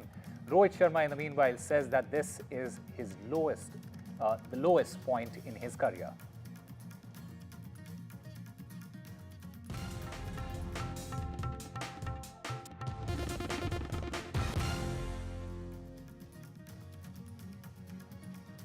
Hello and welcome. You're watching NDTV 24/7. I'm Osama Shah. The big story that we are tracking at the top of this hour is a terrorist attack in Srinagar. Now, terrorists lobbed a grenade at a Sunday market in Srinagar, and 6 people, they have been injured. They have been rushed to the hospital. Remember, this comes on the back of 2 encounters that took place in Jammu and Kashmir, one in Anantnag and the other in Khanyar in Srinagar. Meanwhile, Umar Abdullah has said that the last few days have been dominated by headlines of attacks and encounters in parts of the valley. Today's news of a grenade attack on innocent shoppers at the Sunday market in Srinagar is deeply disturbing. There can be no justification for targeting innocent civilians. The security apparatus must do everything possible to end this spurt of attack. And my colleague Nazir Masoodi joins us to get us more on this. Nazir, firstly, just give us the details of what exactly transpired, and the Chief Minister there. He is saying that the security apparatus must do everything to end this spurt of attacks. Well, that's what everybody's expecting, security forces to do everything possible to stop this cycle of violence, fresh cycle of violence in Kashmir. And there was a government which has come after a lot of expectations that it will deliver on development and peace, though the law and order is not with the state government, but clearly both the center and the state has to be on the same page when it comes to fighting violence and militancy. And it was clearly a senseless, horrible incident of violence. Right here, terrorists lobbed a grenade and 10 people, around a dozen people have been injured, 10 have reached the hospital. And this CRPF truck is always parked here, always, to maintain surveillance, vigil in the area. Only investigation will say whether the intended target was this CRPF truck or the innocent people. But nevertheless, it is the innocent people who had come for the Sunday shopping. And they're both the brunt of this horrible terror attack. It is sheer terrorism. But one thing is very clear, that despite the attack, it has not deterred people to continue with their shopping. As you can see, the shoppers here, police being deployed here. Of course, police is always deployed here. But violence cannot force people into silence. It cannot force people to abandon their job. And despite all that, people are, you can see here, all the people, they are doing it as if it's their normal routine day. But clearly, this is the most disturbing incident here, which has happened, where innocent people, around a dozen people, have borne the brunt of this horrible terror incident, sheer terror incident, where innocent people, around a dozen, have been injured. Security, as I showed you, security has rushed here to inspect the attack site, but that's not enough unless the attackers are caught, captured, and brought to justice. Because this is after a long, long time we see such a terror attack, grenade attack in Srinagar street. Yes, yesterday there was an encounter in Khan Yar where police and security force killed one Pakistani militant Lashkar commander Usman. There was also another encounter in Shangas area, Anantnag district, 2 militants killed there. There have been several incidents, and Umar Abdullah, Chief Minister, clearly saying that this is condemnable. There's no justification for attacking innocent civilians, and security force must do everything possible to stop this. And there has been, spurting incidents over the last 2 weeks after new elected government took over in Jammu and Kashmir. But since the law and order is not the domain of the elected government in the union territory, it is the domain of the central government and lieutenant governor. So clearly the dual control is causing certain challenge. But here, as we see, there was a grenade attack, around a dozen people have been injured, but it is as if it is not life as normal here at the Sunday market in Srinagar. All right, Nazir Masoodi, thank you very much for getting us all the latest from there in Srinagar. Meanwhile, a key Mahayuti meeting took place at the Chief Minister Eknath Shinde's residence. The Deputy Chief Minister, Devendra Fadnavis, he met the Chief Minister. The rebel factor is something that is being talked about. In fact, the Mahayuti Alliance, they are also trying their best to pacify the rebels. Now, Devendra Fadnavis was at Shinde's residence for this meeting. This huddle is likely to placate the rebels. The deadline for withdrawing nominations, remember, is tomorrow. My colleague Paras Dama has more details. Maharashtra Vidhan Sabha elections are round the corner, and every party is trying very much hard to win hearts of people of Maharashtra. Still, there are many complications which has been faced by the two major groups in Maharashtra called Mahayuti and Mahavikas Aghadi. There are still confusions in sheet sharing formula which was discussed and final. But after the form filling, there are still many seats in Maharashtra where from Mahavikas Aghadi and Mahayuti, independent candidates from the party has filed their nomination.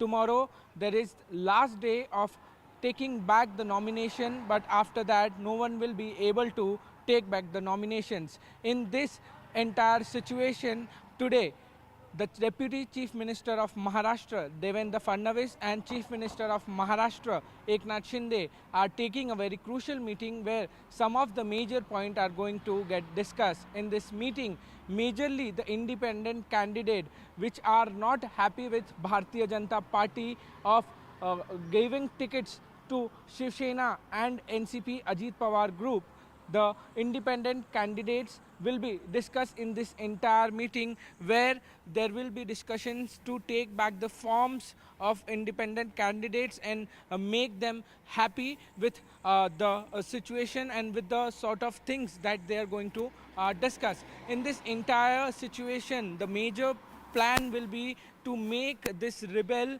people happy, because this can be the major disaster for Mahayuti if this independent candidates go and fight the elections, because then the vote distribution will be so much complicated that Mahayuti have to face consequences in this entire situation. So now the major meeting is underway at the residence of Chief Minister of Maharashtra Eknath Shinde, and the sort out formula has been discussed inside the residence of CM Eknath Shinde. They will try to make rebel people happy in this entire scenario and try to sort out all the fuss which has been happening from last few days. A video of Delhi's Bir Sarai traffic intersection has surfaced. It can be seen in this particular video that two traffic policemen, they're hanging on the bonnet of a car, and the driver of the car is trying to make them fall while driving fast. This incident, it occurred on Saturday evening around 7:30 p.m. And my colleague Tanushka joins us to get us more on this. Tanushka, break it down for us. So what exactly transpired and what are the details?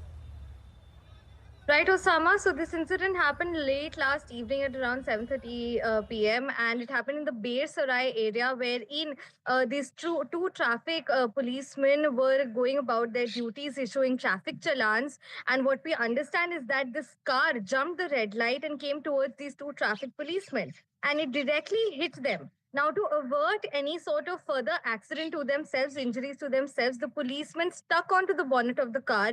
The car dragged them for 20 meters. Currently, the two policemen are in Safdarjung Hospital undergoing treatment. The car has been recognized as registered under the name of a resident of Vasant Kunj by the name of Jai Bhagwan. So further investigation is still underway, and a case has been registered under obstruction of government work and attempt to murder as well. As you can see in the visuals, these two policemen are being dragged around by the car driver, and the car driver ceasing to stop even after jumping the red light.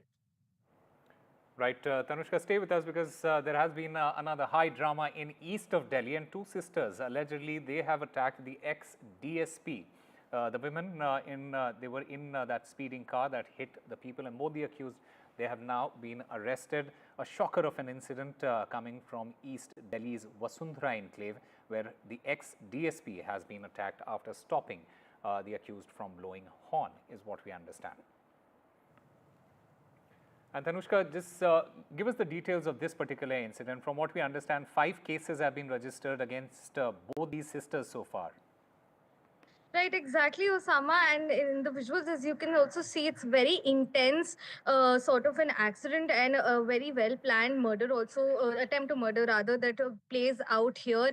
These two sisters attacked the former DSP Ashok Kumar along with his daughter as well. So his daughter was also attacked. These two sisters have been arrested and are currently at New Ashoknagar police station. And this is the information that we have as of now about these sisters and this incident. The motive is still unclear as to why did they attack the former DSP and his daughter. All right, Tanushka Datta there. Thank you very much for getting us all the details for those stories. Meanwhile, Union Home Minister Amit Shah, he released the BJP's manifesto ahead of the upcoming Jharkhand Assembly elections. Mr. Shah promised that the BJP, if it comes to power, will bring in the UCC in the state.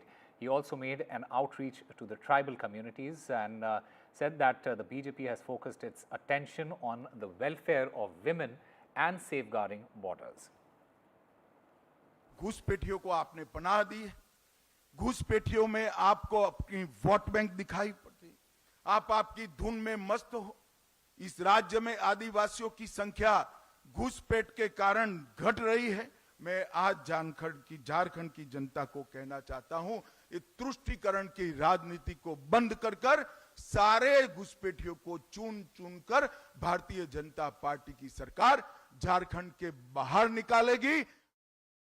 देखिए ये जो manifesto है ना उस पर कोई भरोसा इसलिए नहीं करेगा, ना तो झारखंड का विकास इधर हुआ ना रांची का विकास हुआ। आप यहाँ पे आपने देखा कि किस तरह से ये अभी तो गोगो योजना की बात वो लोग कर रहे हैं, लेकिन भाजपा के कार्यकाल में महिलाओं की तस्करी अपने चरम पर थी। अरे बीजेपी जहाँ जहाँ घोषणा पत्र जारी करती है वो जुमला पत्र साबित होता है। इसके पहले जितने जगहों पर घोषणा पत्र जारी किया उस जुमला पत्र ही साबित हुआ। झारखंड में इतने दिनों तक शासन सबसे ज़्यादा समय तक बीजेपी ने किया, क्या दिया झारखंड को? झारखंड में बीजेपी बुरी तरह से हार रही है और हेमंत सोरेन जी की इंडिया गठबंधन की सरकार बनने जा रही है। Now, the Uniform Civil Code has become a big poll issue in Jharkhand. It is BJP versus Congress over the UCC pitch by the Union Home Minister Amit Shah. The BJP has promised that UCC will be implemented in Jharkhand. The Union Home Minister Amit Shah also mentioned that the Adivasis, they won't be affected by UCC. Congress in the meanwhile says that the Home Minister is trying to mislead the people and says that this is a habit of the BJP leaders to lie. आज में एक अपप्रचार Hemant Soren and company के द्वारा किया जा रहा है कि यूसीसी आएगा तो आदिवासियों के सांस्कृतिक अधिकार और उनके कानून समाप्त हो जाएंगे। हेमंत बाबू, झारखंड में यूसीसी जरूर आएगा। हमारी सरकार झारखंड में यूसीसी लाएगी, मगर यूसीसी से आदिवासियों को पूर्णतया हम बाहर रखेंगे। कोई आदिवासी के अधिकार और कानून को यूसीसी से हम नहीं छेड़ेंगे। देखिए, गृह मंत्री क्या बोलते हैं उनको पता नहीं है। वो अगर गृह मंत्री के तौर पे बोल रहे हैं तो गलत बात है, अगर भारतीय जनता पार्टी के नेता के तौर पे बोल रहे हैं तो सही बात है। झूठ बोलने की आदत है। आप क्यों बोल रहे हैं कि यूसीसी में आदिवासियों को शामिल नहीं किया जाएगा? क्योंकि आपने आदिवासियों को यूसीसी में शामिल किया है, उसके लिए आप अपनी क्षमा मांग रहे हैं। चुनाव का वक्त है, आप इस तरह की बात करके बरगलाना चाहते हैं। An active politician Vijay's party TVK have passed resolutions opposing the NEET, BJP's proposal for One Nation, One Election and the Waqf Amendment Bill. TVK meeting was chaired by Vijay himself. The TVK also passed a resolution condemning the DMK government, alleging that the law and order situation in Tamil Nadu deteriorated under this government.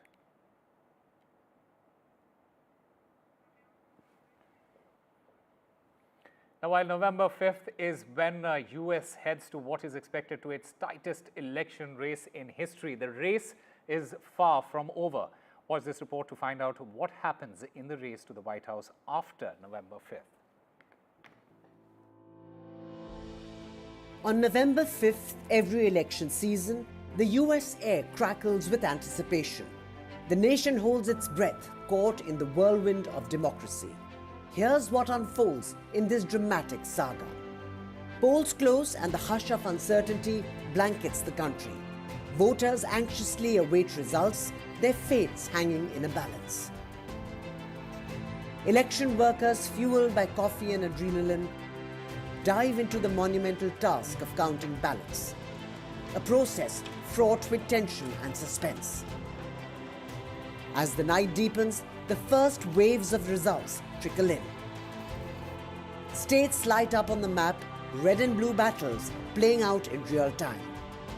Twitter explodes, pundits speculate, and hope flickers like a candle in the storm. In battleground states, margins are razor thin, and every vote feels like a heartbeat. Days turn into weeks as the results are certified. Behind the scenes, election officials work tirelessly, verifying votes and ensuring integrity. In contested states, lawyers gear up for potential challenges, ready to navigate the labyrinth of legal disputes. Tension mounts as the clock ticks. Every hour, every minute feels like eternity. Fast forward to December, the appointed electors gather, each one a pivotal piece in the electoral puzzle. With the nation watching, they cast their votes, their decision shrouded in intrigue. Will they stick to the will of the voters, or will surprises emerge? January 6, 2025 dawns, the day Congress meets to count the electoral votes. The atmosphere is electric, a theatre of democracy in action. Politicians clash, tensions rise, and the stakes are sky high. Will the outcome be a smooth transition of power, or will the ghosts of division haunt the capital? Finally, the moment arrives. January 20th, 2025 is more than a date, it's a spectacle. The air is thick with emotion as the President-elect and Vice President-elect take their oaths, their voices echoing against the backdrop of history. Cheers and jeers blend into a cacophony of hope, fear and promise as a new chapter in the American story begins. In this dramatic aftermath, the nation grapples with the implications of the election. It is a reminder that democracy is not just a process, but a vibrant, tumultuous journey filled with possibility. The stage is set and the world watches, captivated by the unfolding drama of the American spirit. An NDTV Bureau Report. And some cricket news now. It was a horror show from the Men in Blue on the third day of the Wankhede Test against the Kiwis. Now, New Zealand completed a historic clean sweep as India suffered their first series loss at home since South Africa's 2-0 win in 1999-2000. It was also India's first ever 3-0 clean sweep loss at home. That's in the air. Oh, he's gone again. This time he's in trouble. India bundled out New Zealand early as Jadeja once again starred with a 5-wicket haul. Akashdeep there, and India wrapped up this innings pretty quickly. But then came the horror show from the Men in Blue yet again in the series.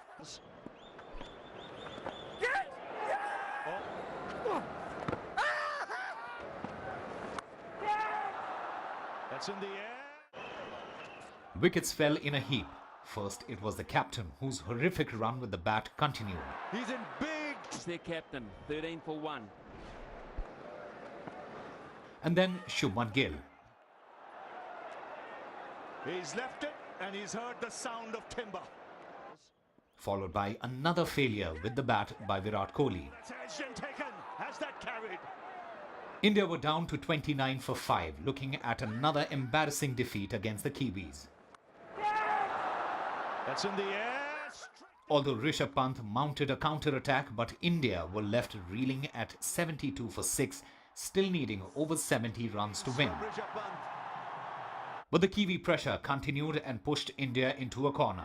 Is there batting involved in this one? And after Pant departed, India's lower order folded cheaply. A historic clean sweep by New Zealand. This was the first time India have been whitewashed in a test series at home since South Africa's 2-0 win in 1999-2000. It was also India's first ever 3-0 clean sweep at home. History. Another wicket here for something like this will be a very low point in my career, having lost, 3 games at home. And yep, I fully take the responsibility of that, as a captain and as a leader as well. I have not been at the best of my abilities right from the start of the series.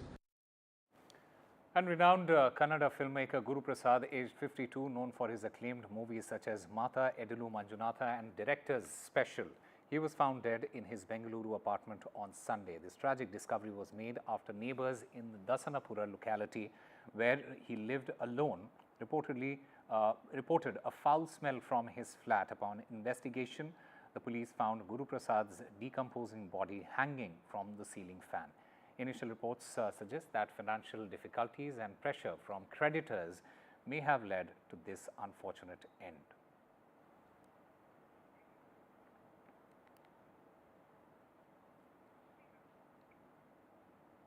And my colleague Pratibha joins us to get us more on this. Pratibha, a really unfortunate incident. The filmmaker Guru Prasad, he's no more. Extremely unfortunate, no doubt, because he's known for some of his best works, such as Mata, Yedelu Manjunatha, some of the films that has also won him state awards.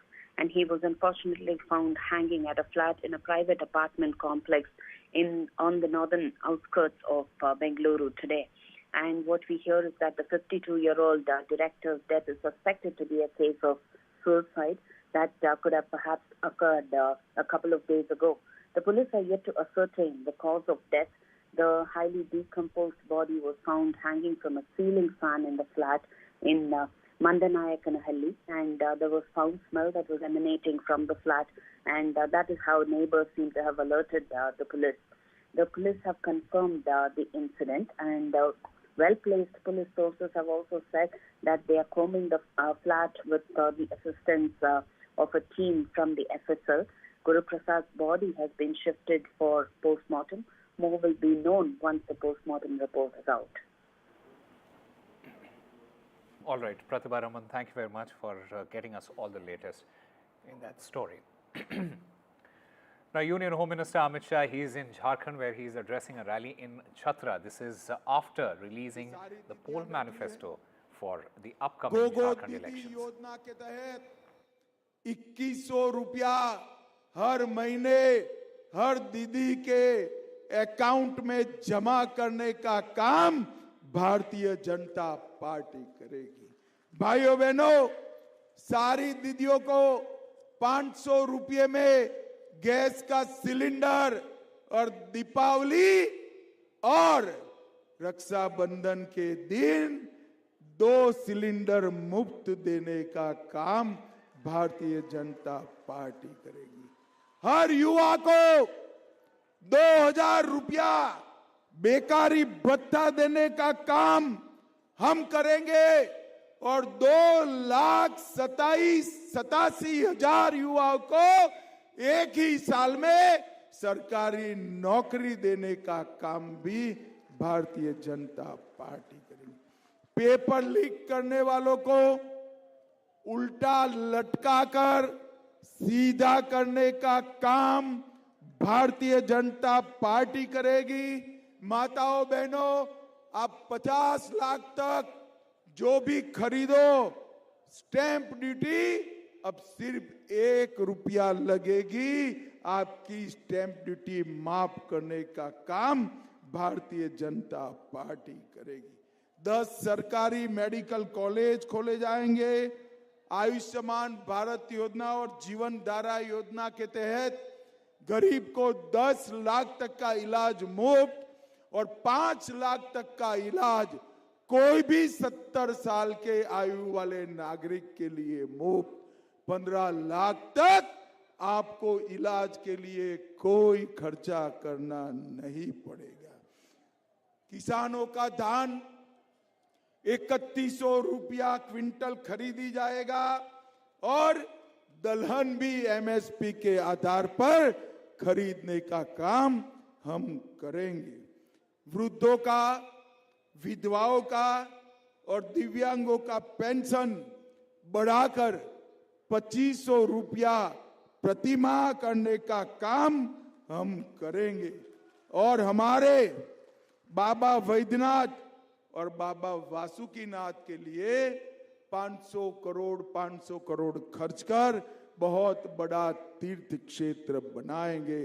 और हमारे प्रमुख देवी मंदिर, जिसमें हमारा भद्रकाली मंदिर भी आता है, इसको भगवती सर्किट के नाम से विकास करने का काम भी भारतीय जनता पार्टी करेगी। Time for a very short break. More news and updates on the other side.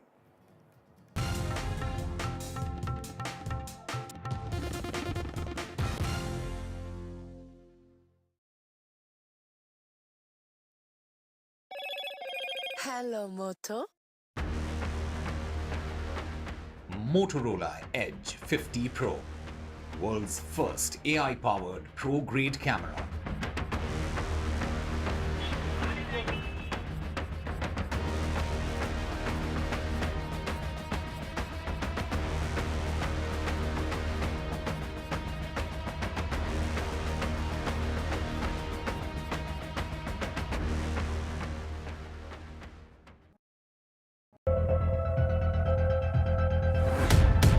We reached an agreement on patrolling.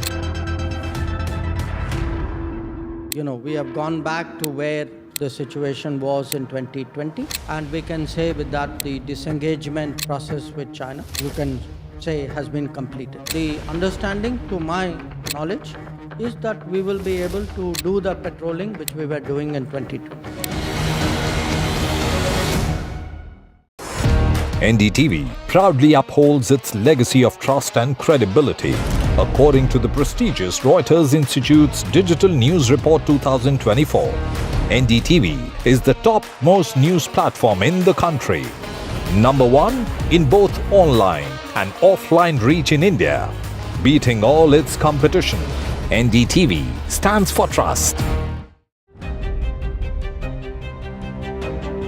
Hello and welcome to India Sense, where I speak with global opinion makers. The United States has made a strategic decision over the last 20 years to move closer to India.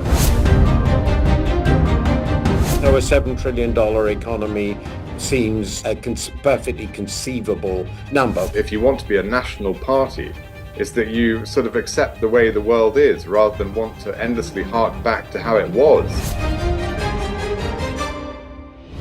Modi is promoting the digitization of the economy, which is accelerating growth in the country. NDTV proudly presents NDTV World Summit 2024, the India Century. I now request the Honorable Prime Minister to launch NDTV World and address the summit. Prime Minister Narendra Modi's inaugural session at the NDTV Summit outlined his vision for the India Century, driven by aspirational India. हमारा प्रयास होगा भारत की century सिर्फ भारत की नहीं बल्कि पूरी मानवता की जीत की सेंचुरी बने. The summit brought together prominent global leaders, highlighting India's pivotal role on the world stage. Not just Indians trusting India's leadership, but the global South especially trusting India's leadership. Permanent seat on the UN Security Council is something that should be India's right. Canada is concerned, I think there are some.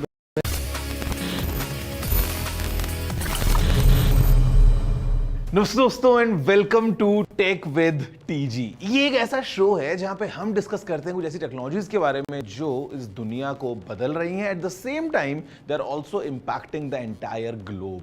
And today what I have for you is something which has clearly gone to the sky, I mean literally, because मैं आपसे बात करने वाला हूं drone technology के बारे में। Will explore what exactly are these drones, इनकी हिस्ट्री क्या थी, what's the current scenario, what's the future of drones in India, और कैसे ये बहुत बड़े स्केल पे हम सभी की लाइफ्स को इम्पैक्ट कर रहे हैं और इनफैक्ट कर भी सकते हैं। Hello guys, my name is Gaurav aka technical Guruji, you are watching tech with TG. जल्दी से आगे बढ़ते हैं, चलिए शुरू करते हैं।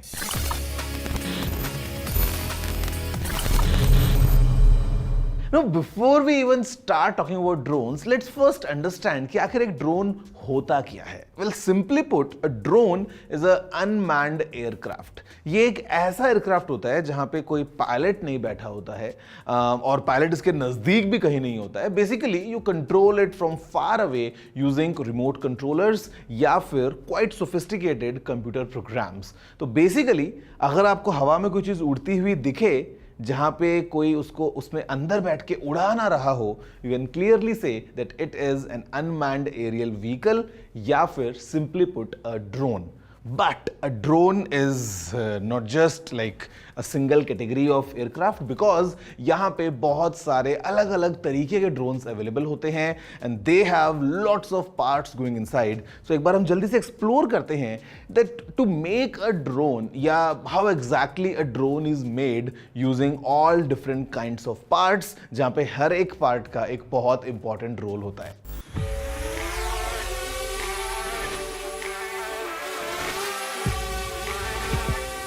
Now let's take a look inside these drones and try to understand कि ये कैसे काम करते हैं।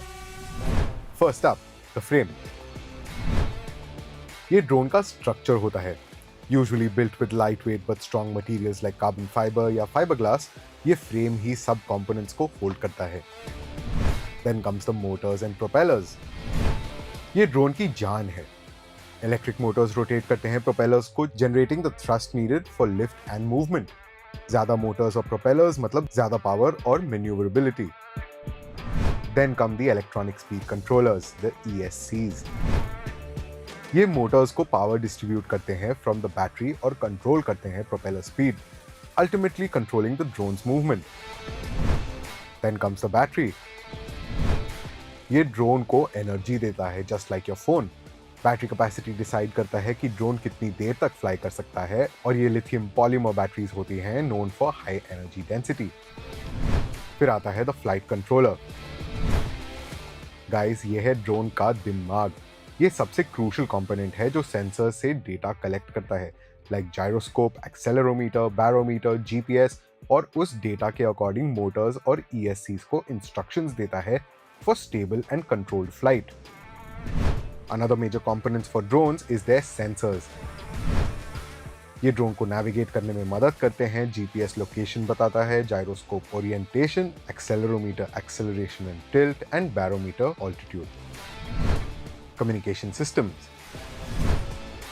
ये ड्रोन को कम्युनिकेट करने में मदद करता है रिमोट कंट्रोल या ग्राउंड स्टेशन से रेडियो वेव्स के थ्रू. Camera and gimbal. Photos and videos capture करने के लिए ये मॉडर्न ड्रोन्स में high resolution cameras, thermal cameras, even lidar sensors होते हैं for advanced applications like 3D mapping. Gimbal एक प्लेटफॉर्म होता है जो कैमरा को स्टेबलाइज करता है for smooth footage even during flight. Friends, अभी जब आप जान चुके हैं कि what all things go inside while you try to make a drone, let me tell you कि ड्रोन्स की हिस्ट्री कैसी है. If you think that it's just a recent trend जो हमने देखा है पिछले कुछ सालों में, let me tell you it's almost a century old, because it was almost in World War I जब रेडियो कंट्रोल्ड अनमैन्ड एयरक्राफ्ट्स को यूज किया गया अलग अलग सिनेरियोज के लिए, just to direct the artillery या फिर sometimes to confuse, sometimes just for target practice. But today with the modern advancements, जहां पे वैक्यूम ट्यूब्स की जगह ले ली है ट्रांजिस्टर्स ने, we have this electronic revolution going all around us. Components छोटे हो गए हैं, we have high capacity lithium polymer batteries. Today all of this combined has shaped the future for drones, especially the consumer drones जो आजकल आप चारों तरफ देखते हैं.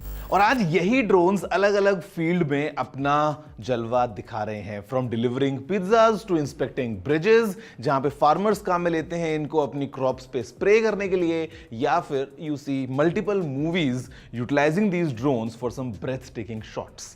तो यहां पे ये तो बात हो गई ड्रोन्स की हिस्ट्री के बारे में और करंट सिनेरियो के बारे में, लेकिन अब हम जानते हैं थोड़ा सा अलग अलग टाइप्स के ड्रोन्स के बारे में, because it's not just a quadcopter that you see, you know, it's a small toy. We have multiple varieties of drones, from surveillance drones to these fun drones, या फिर हम बात कर सकते हैं vertical take off and landing drones के बारे में भी. So huge variety. Let's see कितने तरह के ड्रोन्स होते हैं. Now let's talk about the types of drones. Drones आते हैं वेरियस शेप्स एंड साइजेस में डिपेंडिंग ऑन देयर पर्पस. कुछ पॉपुलर ड्रोन टाइप्स हैं multi rotor drones. These are quadcopters, hexacopters etcetera. ये सबसे कॉमन टाइप हैं, इजी टू फ्लाई, अफोर्डेबल और highly manoeuvrable. इनमें 4, 6 या 8 रोटर्स होते हैं for stable flight. Perfect for beginners, photography, videography and inspection work. Then there are the fixed wing drones. ये airplanes जैसे दिखते हैं with fixed wings instead of rotors. ये लॉन्ग डिस्टेंसेस कवर करते हैं ज्यादा स्पीड से और कैरी कर सकते हैं heavier payloads. These are mostly used for mapping, surveillance and long range inspections. Then there are single rotor helicopters. ये ट्रेडिशनल हेलीकॉप्टर्स जैसे होते हैं, एक मेन रोटर और टेल रोटर के साथ. ये हैवी ऑब्जेक्ट्स लिफ्ट कर सकते हैं और प्रिसाइज मैन्यूवरिंग में एक्सपर्ट होते हैं. इनका यूज होता है cargo transport, aerial spraying and search and rescue operations में. Then there are the hybrid VTOL drones. ये कॉम्बिनेशन है मल्टी रोटर और फिक्स्ड विंग ड्रोन्स का. ये vertically take off and land कर सकते हैं like a helicopter and then switch to forward flight for efficiency, combining the best of both world's.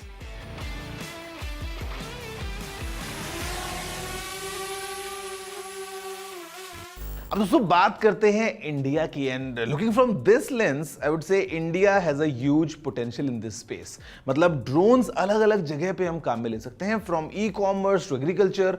बहुत सारे ऐसे फील्ड्स हैं जहां पे ड्रोन्स के बहुत सारे फायदे हो सकते हैं, but there are some restrictions as well. सबसे पहले if you talk about the drone regulation, so in India it's quite strict, और उसका स्ट्रिक्ट होने का एक रीजन भी है, because there comes the issue about data and privacy. Because आप जानते हैं कि all these drones they have high end cameras and everything, so data privacy या सिक्योरिटी भी एक कंसर्न बन जाता है। And there is one more concern which is about the awareness and the skill set of people. India में हमें ज़रूरत है कि हम ज़्यादातर लोगों को बताएं कि ड्रोन से क्या क्या फ़ायदे हो सकते हैं उनकी लाइफ्स में, ताकि वो उनको अपनी लाइफ का एक हिस्सा बना सकें। At the same time we also need to train people which are capable enough to manage these drones, operate these drones and also maintain these drones. वैसे ब्रेक के बाद मैं आपको एक बहुत ही स्पेशल टूर कराने वाला हूँ ऑफ अ फैसिलिटी जहाँ पे will see what all different kinds of drones we can utilize in our lives for something good. Everything coming your way right after the short break.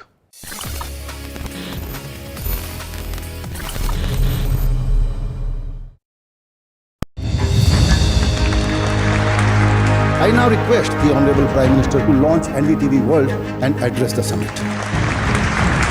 It was the grand launch of NDTV World by Prime Minister Narendra Modi. As he laid out his vision for the India century at the NDTV World Summit. ऐसी सदी जिसमें भारत के प्रयासों से दुनिया में स्थिरता आए, In the presence of those who are shaping our future. मेरी तरफ से आपको ढेर सारी शुभकामनाएं हैं। NDTV World, your new home for global news is here.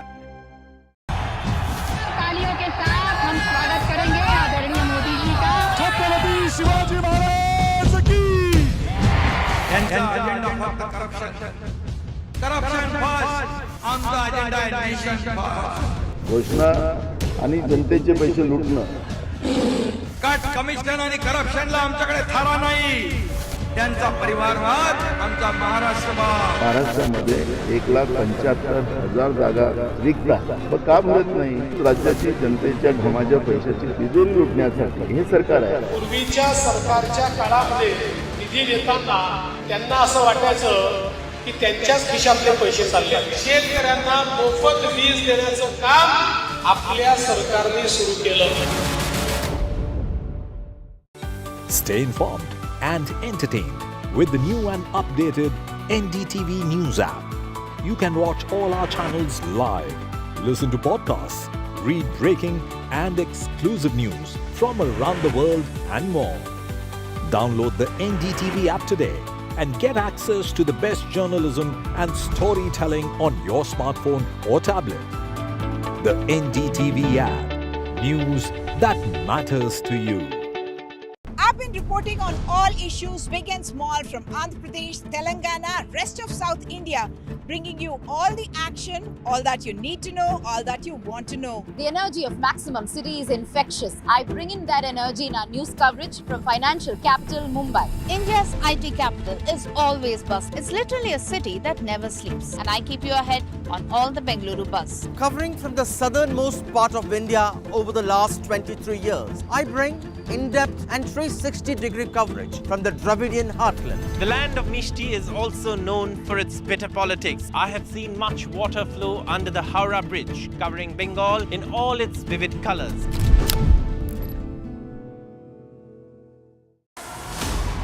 As the world watches with bated breath, the contest that will impact the world. Exclusive insights, expert analysis, and ground zero updates as history unfolds. We are not a vessel for the schemes of wannabe dictator.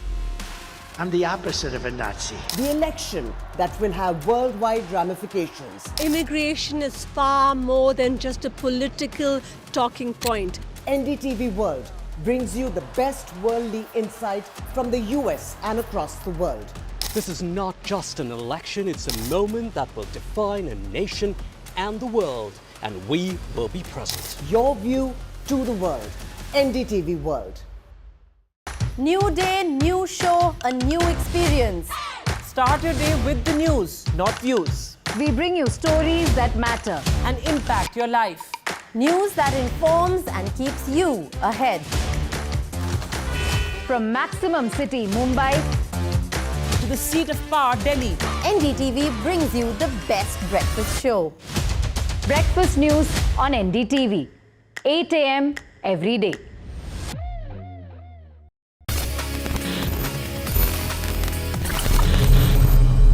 Hello friends, welcome back after the break to your favorite show about technology, which is Tech with TG. And today's episode, the main highlight is drone. और drone के बारे में हमने बहुत कुछ जान लिया है अब तक. और इनफैक्ट अभी अगर आप देखेंगे from Indian perspective in India, we have numerous startups coming in which are doing lots of efforts in this space. और हम ये देख रहे हैं कि बहुत तेजी से एक दो नहीं बहुत सारे से नए स्टार्टअप्स आए हैं जो ड्रोन टेक्नोलॉजी के मामले में काफ़ी कुछ इंटरेस्टिंग कर रहे हैं.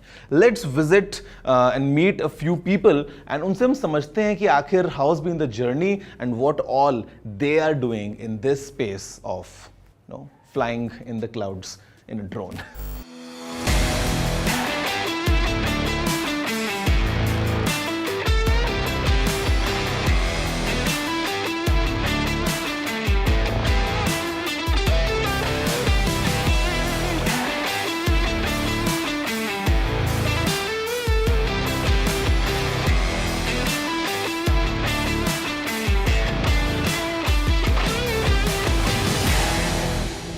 Basic idea was how do you enable one person to fly more than one drone.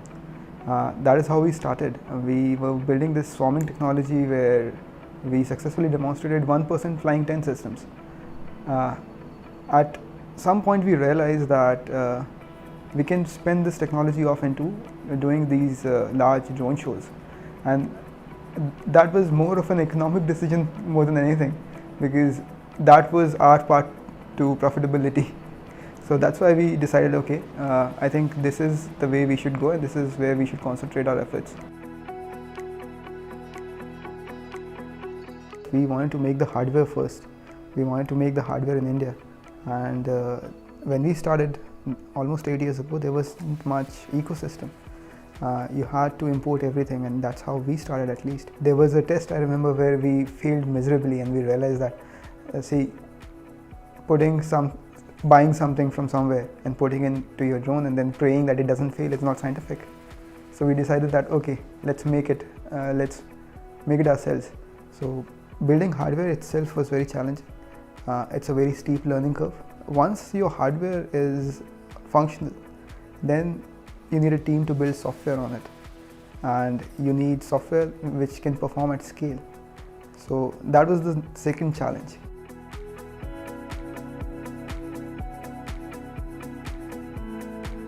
It was back in July 2021 where some officials from Ministry of Defence saw our posts online and they were intrigued, and they asked us, can you do 1,000 drones at Rashtrapati Bhavan for the next year's meeting retreat? And we had less than 6 months. This was in the middle of the pandemic and there was a severe chip shortage, so there was no ICs available. We had enough material to put 100 drones together. And when they said, can you do 1,000? We said yes. We waited for them to leave. Then all the team just came together and we said, okay, how do we do this? We had to redesign everything. We had to redesign whatever the core technology was, and we did that in 3 weeks with whatever components that were available. And in 6 months, we were able to make 1,000 drones, and then we flew 1,000 drones as Rashtrapati Bhavan. The software is what enables us to run through the iterations, run through a lot of simulations. So we ensure safety, that these drones don't collide, they work as intended, and they don't go outside the prescribed flight volume. So that is the primary concern. For every hour of flight, there is about 80 hours of simulation. Going forward, we have incorporated a lot of AI into our path planning algorithms. Initially, think about decluttering 100 drones. You can think of doing it yourself, but when the numbers goes to 1,000, 5,000, then it becomes challenging, and then that is where a lot of ML comes into picture. So what a human operator does, we have the data that we have basically given to the drone.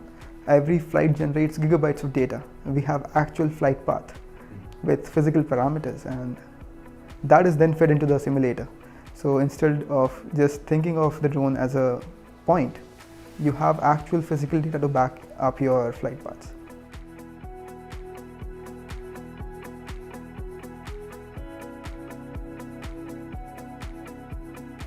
Core technology, the flight controller, the motor controllers, the GPS modules, they are agnostic to the drone. Once you have this core technology, you can put it on any platform. One that people have seen is the light show drone. We have put control systems on other non-aerial platforms also, wherein you're stabilizing radars, you're stabilizing gun turrets, technologies like that. Apart from the light show drone, we have demonstrated pyro drones, where a drone is carrying fireworks and it can go up and light those fireworks in the sky. So that accentuates your experience in just not lights but also sparks in the air. When we started, it was very expensive. This is basically 2020, where majority of the cost of the drone was just a component that was imported. We were able to identify vendors, we were able to design our own RTK GPS and then scale it up to thousands. That is the technology that enables any light show drone.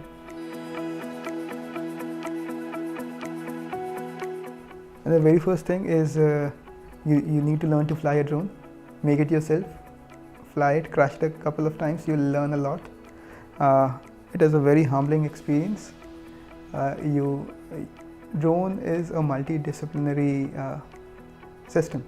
You have mechanical and engineering, you have electrical engineering, computer science, all of that roll into one. So it is a great learning tool. At least that's how I learned most of what I know. And the very basic advice is just learn to fly, and then figure out what is it that you can make better.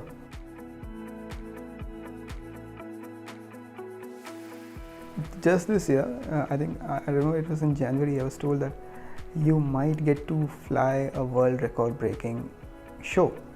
Like, okay, the record stood at 5,164 and we were told to fly 5,500 drones. And we knew that the software will take care of most things, but in the end you have to put basically boots on the ground and have people execute this show.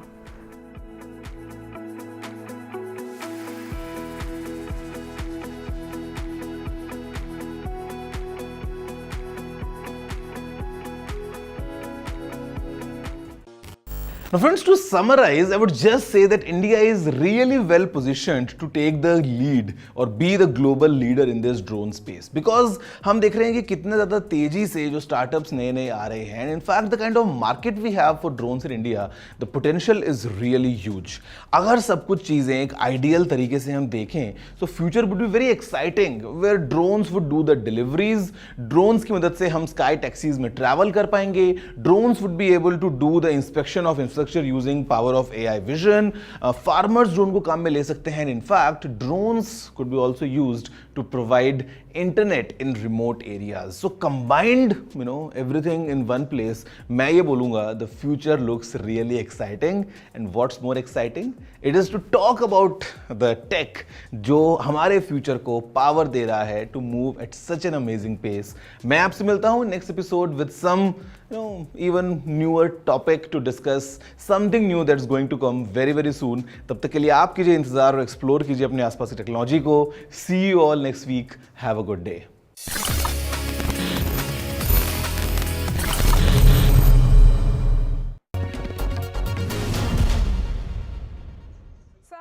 It is back and forth, which is certainly playing out at the moment. The question here is that it's good to see two governance models being debated, but why use words like betrayal, jumla, fake, and others?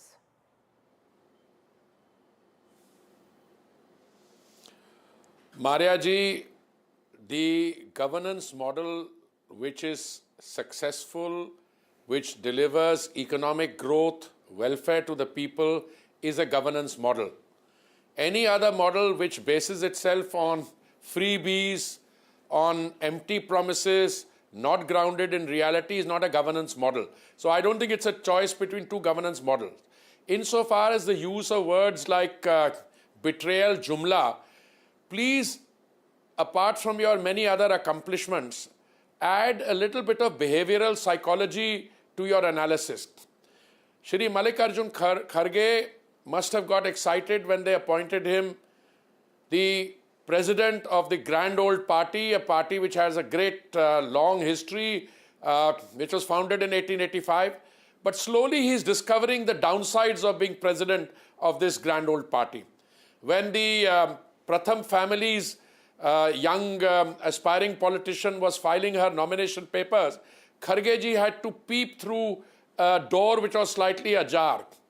Then when he was addressing the party in a meeting and he had the Honorable Chief Minister and Deputy Chief Minister on either side, and the truth came out. I don't know whether he knew that the cameras were on. Truth came out.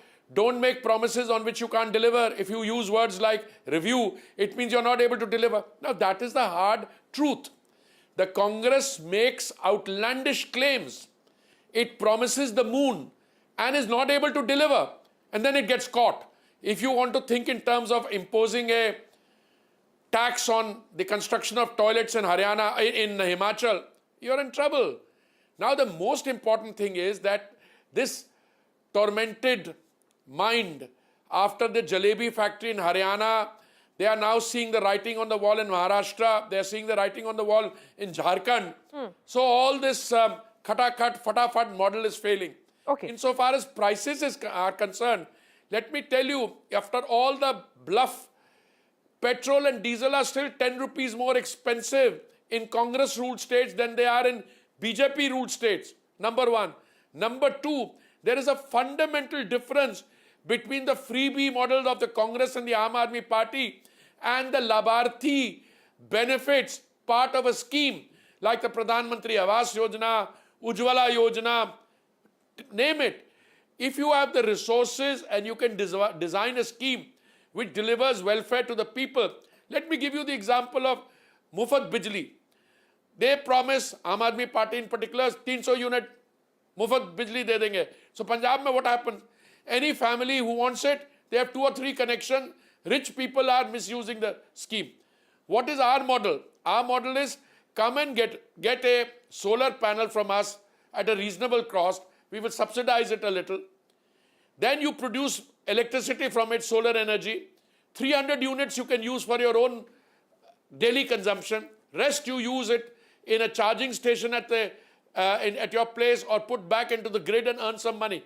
There's a fundamental difference between giving somebody free fish to eat and teaching somebody how to fish so that he or she becomes a productive member of society.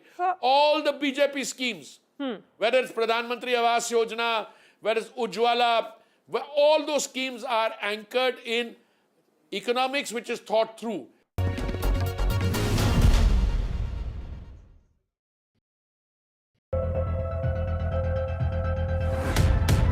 We reached an agreement on petroling. We have gone back to where the situation was in 2020, and we can say with that the disengagement process with China, you can say, has been completed. The understanding, to my knowledge, is that we will be able to do the patrolling which we were doing in 2020. NDTV proudly upholds its legacy of trust and credibility. According to the prestigious Reuters Institute's Digital News Report 2024, NDTV is the top-most news platform in the country. Number 1 in both online and offline reach in India.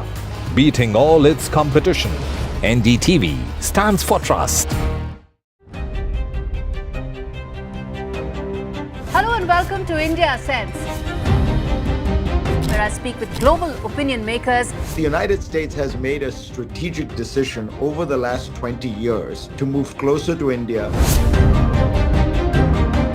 Now a $7 trillion economy seems a perfectly conceivable number. If you want to be a national party, it's that you sort of accept the way the world is rather than want to endlessly hark back to how it was. Modi is promoting the digitization of the economy, which is accelerating growth in the country. NDTV proudly presents NDTV World Summit 2024, the India Century. I now request the Honorable Prime Minister to launch NDTV World and address the summit. Prime Minister Narendra Modi's inaugural session at the NDTV Summit outlined his vision for the India Century, driven by aspirational India. हमारा प्रयास होगा भारत की century सिर्फ भारत की नहीं बल्कि पूरी मानवता की जीत की सेंचुरी बने. The summit brought together prominent global leaders, highlighting India's pivotal role on the world stage. Not just Indians trusting India's leadership, but the global South especially trusting India's leadership. Permanent seat on the UN Security Council is something that should be India's right. Canada is concerned, I think there are some very specific issues. I think a lot of people know that. AI is going to be one of the most important, drivers. It's a very exciting time for India, Indian cinema as well at a global level. NDTV World Summit was more than just a conversation. It was a confluence of ideas poised to shape our global future.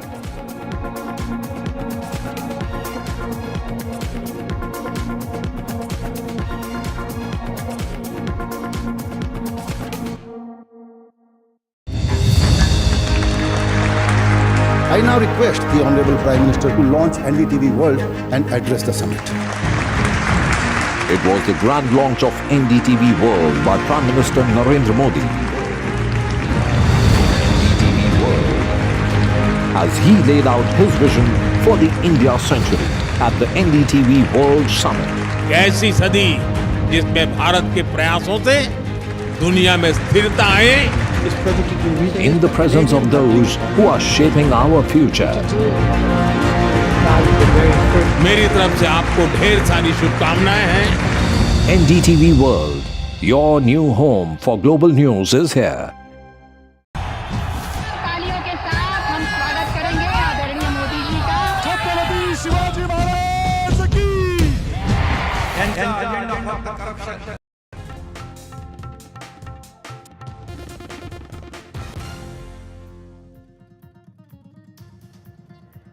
Terror attack in the heart of Srinagar. 6 injured in a grenade attack at the Srinagar Sunday market. This is the 6th major terror attack in Jammu and Kashmir in less than 2 weeks. A key Mahayuti meet at the Chief Minister's residence in Maharashtra. The Mahayuti huddle over the rebel headache for all the parties.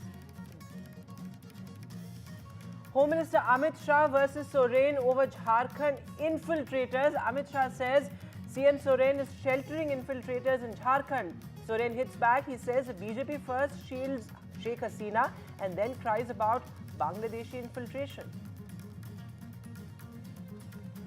Actor Vijay's party TVK slams the DMK over law and order. The TVK opposes One Nation, One Poll and the Waqf Bill.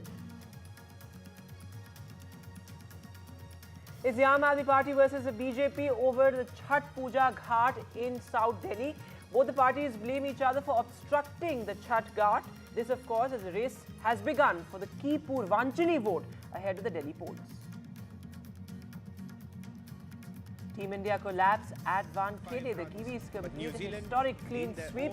India suffers the first series whitewash since 2000. Rohit Sharma says it's the lowest point in my career.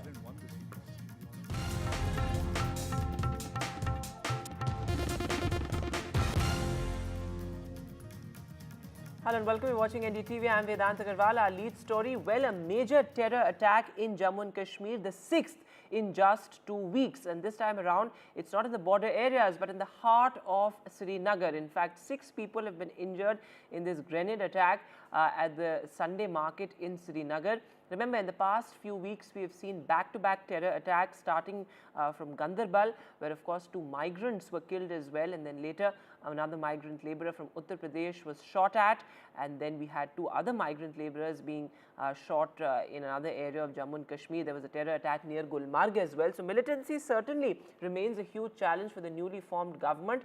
This, of course, as the government is still finding its feet as far as Jammu and Kashmir is concerned. Chief Minister Omar Abdullah says that, well, the security apparatus must take stock of the situation and obliterate militancy, at least from these key areas.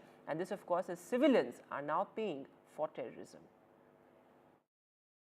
अभी मैंने भी सुना कि वहाँ नहीं छोड़ रहे हैं ना उस तरफ से जाने के लिए, तो मैं वहाँ से मुड़ा तो बोल रहे हैं कि यहाँ ग्रेनेड पड़ा है। तो कोई नुकसान सुनने की सुना कि कुछ लोग जख्मी हुए हैं। कितना बिजी मार्केट रहता है संडे? ये बदकिस्मती है हमारी। संडे मार्केट काफी क्राउडेड रहता है। बहुत, इसमें ओवर बहुत रश होता है, बहुत रश। इससे पहले कभी हुआ है संडे मार्केट? मैंने कभी नहीं सुना। यहाँ होता ही नहीं था कुछ, ये पता नहीं चंद दिनों से क्या हो रहा है यहाँ पर, समझ नहीं आ रहा है क्या बात है क्या नहीं है, क्या जो सेंट्रल गवर्नमेंट है इनका क्या इरादा है, क्या ये चाहते हैं यहाँ पर। अभी तक संडे मार्केट में कभी ग्रेनेड हुआ? कभी नहीं हुआ आज तक। संडे मार्केट में इतने लोग होते कभी आज तक, जब मिलिटेंसी भी थी कभी नहीं हुआ है वहाँ। आज पता नहीं है। Everybody is expecting security forces to do everything possible to stop this cycle of violence, fresh cycle of violence in Kashmir. And there was a government which has come after a lot of expectations that it will deliver on development and peace, though the law and order is not with the state government, but clearly both the center and the state has to be on the same page when it comes to fighting violence and militancy. And it was clearly a senseless, horrible incident of violence. Right here, terrorists lobbed a grenade and 10 people, around a dozen people have been injured, 10 have reached the hospital. And this CRPF truck is always parked here, always, to maintain surveillance, vigil in the area.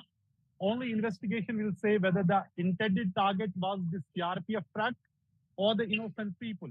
But nevertheless, it is the innocent people who had come for the Sunday shopping. And they bore the brunt of this horrible terror attack. It is sheer terrorism. But one thing is very clear, that despite the attack, it has not deterred people to continue with their shopping. As you can see, the shoppers here, police being deployed here. Of course, police is always deployed here. But violence cannot force people into silence. It cannot force people to abandon their job. And despite all that, people are, you can see here, all the people they are doing is as if it is a normal routine day. But clearly, this is the most disturbing incident here, which has happened, where innocent people, around a dozen people, have borne the brunt of this horrible terror incident, sheer terror incident, where innocent people, around a dozen, have been injured. Security, as I showed you, security has rushed here to inspect the attack site, but that's not enough unless the attackers are caught, captured, and brought to justice. Because this is after a long time we see such a terror attack, grenade attack in Srinagar street. Yes, yesterday there was an encounter in Khan Yar where police and security force killed one Pakistani militant Lashkar Commander Usman. There was also another encounter in Shangas area, Anantnag district, 2 militants were killed there. There have been several incidents, and Umar Abdullah, Chief Minister, clearly saying that this is condemnable. There's no justification for attacking innocent civilians, and security force must do everything possible to stop this. And there has been, spurt in incidents over the last 2 weeks after new elected government took over in Jammu and Kashmir. But since the law and order is not the domain of the elected government in the union territory, it is the domain of the central government and lieutenant governor. So clearly the dual control is causing certain challenge. But here, as we see, there was a grenade attack, around a dozen people have been injured. But it is as if it is not life as normal here at the Sunday market in Srinagar. Well, pretty concerning there, the spurt in terror attacks, and clearly the security apparatus needs to get its act together. But moving now to the big political headline, a crucial meet at Chief Minister Shinde's residence. The Mahayuti, of course, is meeting. This amid the rebel headache. Remember, there are key seats like, say, Sholapur and even key seats of Mumbai, where you have rebels now facing a, bringing up a key challenge for the BJP. as well as for other parties, because remember, even NCP Ajit Pawar, you have at least 5 to 6 rebels in key seats. So remember, if you talk about the Maharashtra electoral battle, you have 80 to 100 rebels in the political fray, and that has become a huge problem. But for the Mahayuti, remember, this is a very important test to be able to placate the rebels, because remember, if you talk about key seats like those in Vidarbha, there was a lot of back and forth, and there is clear disenchantment among key leaders for not being given tickets. In fact, as far as the NCP is concerned, you had a leader as senior as Nawab Malik, who was, of course, upset over ticket being denied to him. And we saw how Ajit Pawar sort of reached out to him and extended an olive branch as well. And the latest that we're getting is that this meeting is over now. Remember, it was at Chief Minister Shinde's residence, where we had Deputy Chief Minister Devendra Fadnavis also present. Let me go across to my colleague Paras Dama joining us on the phone line. So Paras, what are you picking up as far as the meeting is concerned? This was about the rebels, clearly, who are posing a huge challenge in key seats, particularly those like Sholapur, even in seats of Mumbai.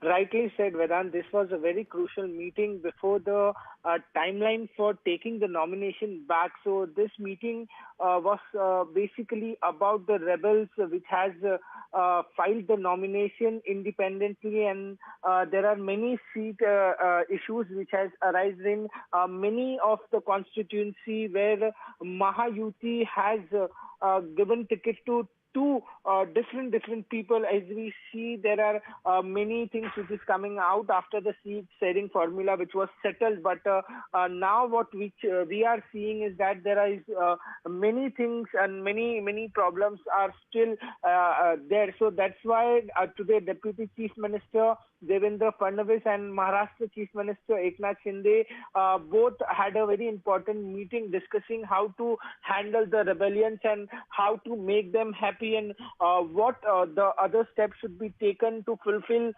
their take and what they want. So the meeting lasted for more than 3 hours, and it will be very interesting to see what exact thing will be done by Mahayuti in this entire matter, because there is no more time to take the nomination back. And what will Mahayuti will do in this entire scenario, it will be very interesting to see.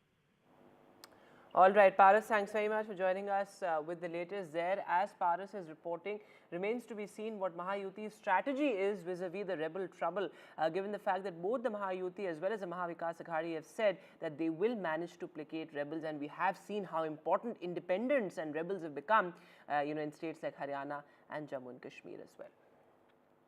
But moving now to the other big political flashpoint in poll-bound Jharkhand. Well, it's Home Minister Amit Shah versus Chief Minister Soren over infiltrators. Now remember, Home Minister Amit Shah launched an all-out attack at the JMM government in Jharkhand, saying that this government is shielding infiltrators. Now Chief Minister Soren has of course hit back. He says that, well, the central government decides to shield Sheikh Hasina and then cries about Bangladeshi infiltration. This, of course, as the BJP has released its manifesto as well. Now, remember, the entire issue of infiltrators becomes extremely critical for a state like Jharkhand, where, the security apparatus is an extremely critical issue when it comes to the elections as well. But let's quickly listen in to how that political flashpoint played out in Jharkhand. घुसपैठियों को आपने पनाह दी, घुसपैठियों में आपको अपनी vote bank दिखाई पड़ती, आप आपकी धुन में मस्त हो। इस राज्य में आदिवासियों की संख्या घुसपैठ के कारण घट रही है। मैं आज झारखंड की जनता को कहना चाहता हूं, इस तुष्टीकरण की राजनीति को बंद कर सारे घुसपैठियों को चुन कर भारतीय जनता पार्टी की सरकार झारखंड के बाहर निकालेगी। ये जानना चाहता हूं कि बांग्लादेश के साथ अंदर कोई घुस आप लोग का कोई समझौता है क्या?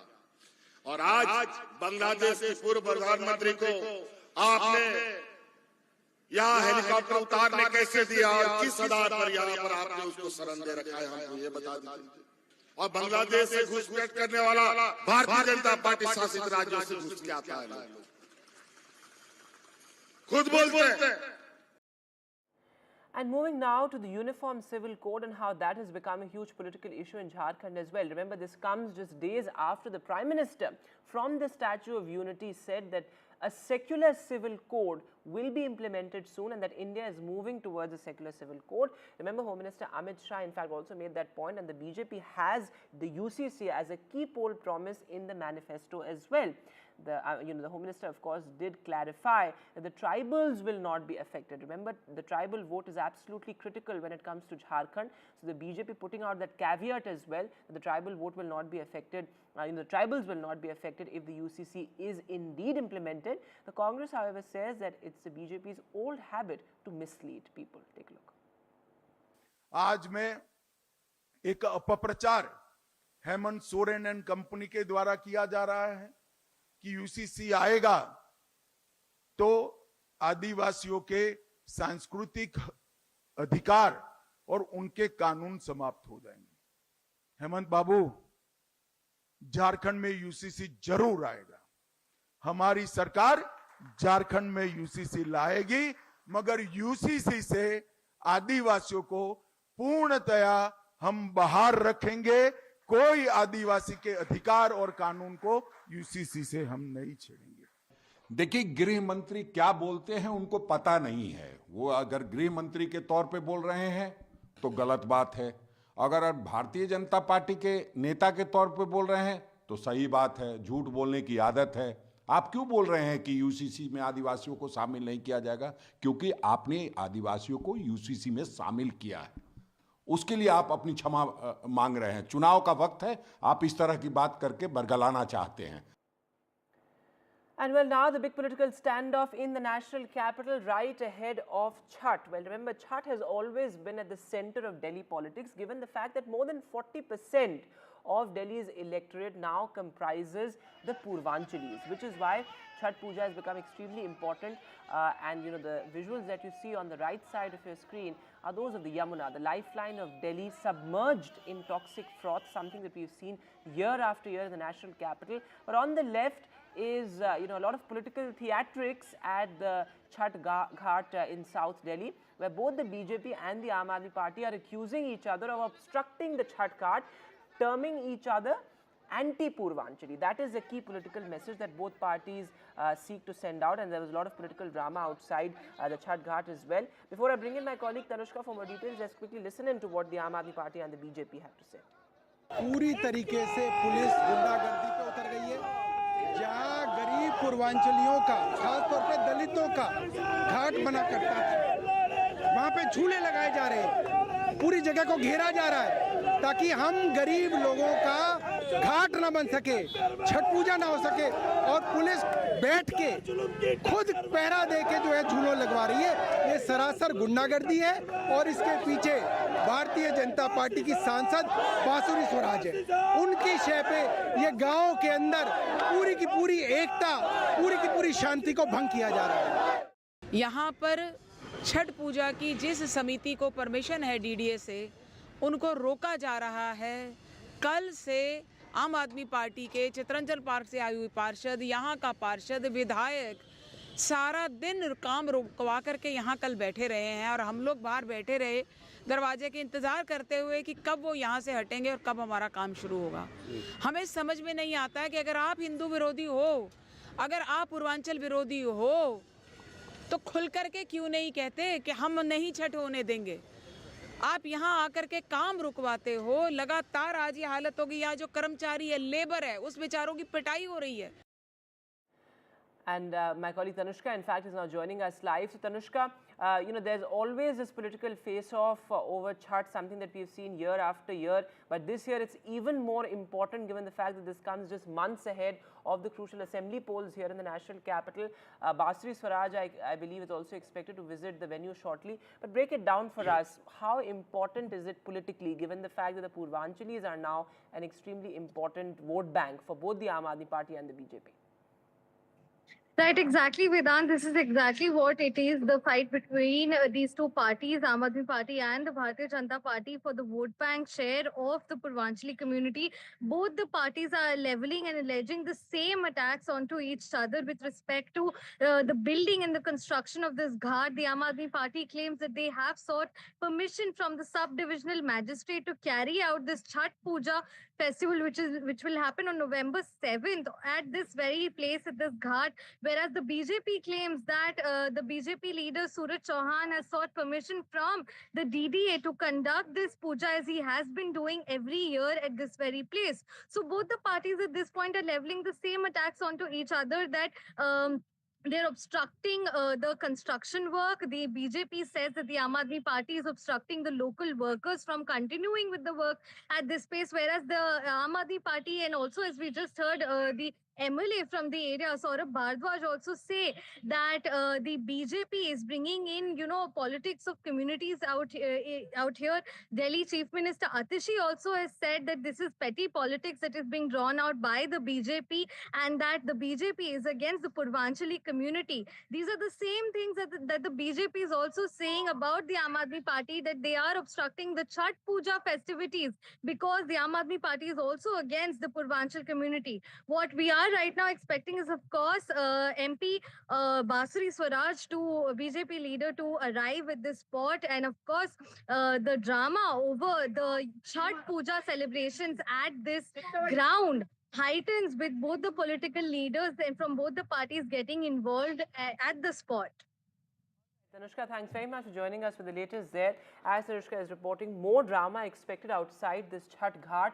This is, of course, thousands of devotees will descend on these absolutely toxic ghats, and the government year after year fails to clean up not just the air of the national capital, but also the water is now submerged in toxic froth. Moving now to some more news from the national capital. Well, several police officials were dragged by this particular car that you see on your screens. Two rogue women, two rogue sisters who were behind the wheel. They dragged two cops for at least 20 meters. This happened at a housing society in Noida. They jumped several red lights. Finally, the sisters were nabbed as well. They threatened a man before they dragged the cops there. So pretty murky and suspicious case there. More details about what exactly was the case as far as the man being threatened is concerned are yet to emerge.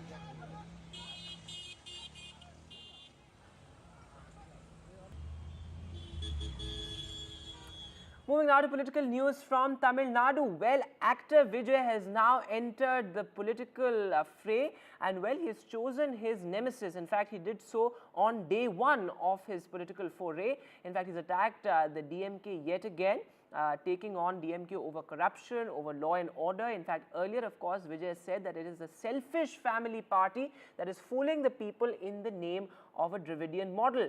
This, of course, is TVK, which is actor Vijay's party, also opposed vehemently One Nation, One Poll and Waqf, which, of course, are very crucial issues at the central level as well. Moving now to some shocking news from Kerala, in fact. A Kannada filmmaker, I beg your pardon, from Karnataka, a Kannada filmmaker was found dead in Bengaluru. A prominent filmmaker, Guru Prasad, he was found dead at his residence. It was a decomposed body which was found dead. The police have now recovered the body. Remember, the post-mortem is expected to take place shortly as well. Extremely shocking how his body was found outside his residence. Recent ಕೆಲವೊಂದಿಷ್ಟು ಏನೋ ಅವ್ರದ್ದು film ಬಗ್ಗೆ ಇರ್ಬೋದು ಅಥವಾ ಬೇರೆ ಯಾವುದೋ ಒಂದು issues ಬಗ್ಗೆ he was little upset with something. Financially ಸ್ವಲ್ಪ ಡಿಸ್ಟ್ರೆಸ್ ಇದ್ದು ಅಂತ ಕೇಳಿ ಬರ್ತಾ ಇದೆ. So it appears that 5 to 6 days back ಅವರು ಹ್ಯಾಂಗ್ ಮಾಡ್ಕೊಂಡ್ಬಿಟ್ಟು ಅಲ್ಲಿ ತೀರ್ ಹೋಗಿದ್ದು ಕಂಡು ಬಂದಿದ್ದಿದೆ. ಆ ಬೇಸಿಸ್ ಮೇಲೆ ಇವಾಗ ನಾವು ನೋಡಿದ್ದೇವೆ. ನೋಡಿದ ನಂತರ ಫರ್ದರ್ ನಮ್ಮ ಪೊಲೀಸ್ ಸ್ಟೇಷನ್ ಲಿಮಿಟ್ಸ್ ಅಲ್ಲಿರುವಂತ ಏನು ಇದು ಮಾದನಾಯಿ ಹೇಳಿದ ಕೇಸು 194 ಅಲ್ಲಿ ಇನ್ವೆಸ್ಟಿಗೇಷನ್ ನಾವು ಶುರು ಮಾಡ್ತೀವಿ. ಕೇಸ್ ಅನ್ನು ರಿಜಿಸ್ಟರ್ ಮಾಡಿಬಿಟ್ಟು we will investigate the matter. Absolutely tragic there. With that, we take a short break now. The news continues right here on it.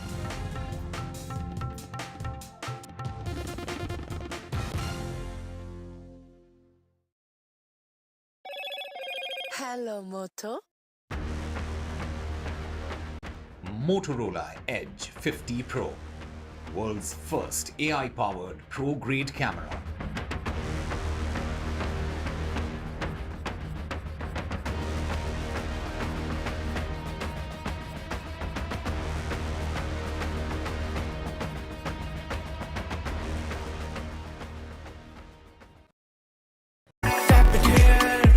And I swipe it there, my own rewards.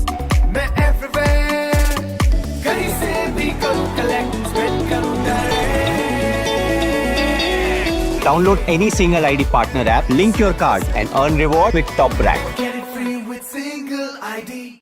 I've been reporting on all issues, big and small, from Andhra Pradesh, Telangana, rest of South India, bringing you all the action, all that you need to know, all that you want to know. The energy of Maximum City is infectious. I bring in that energy in our news coverage from financial capital Mumbai. India's IT capital is always buzz. It's literally a city that never sleeps. And I keep you ahead on all the Bengaluru buzz. Covering from the southernmost part of India over the last 23 years, I bring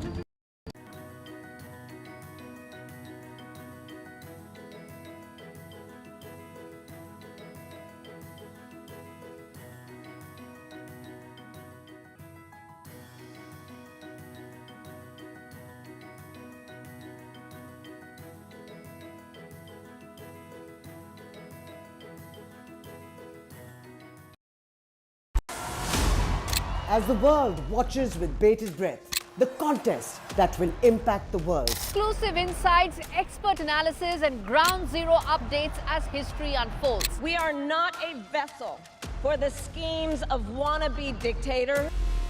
I'm the opposite of a Nazi.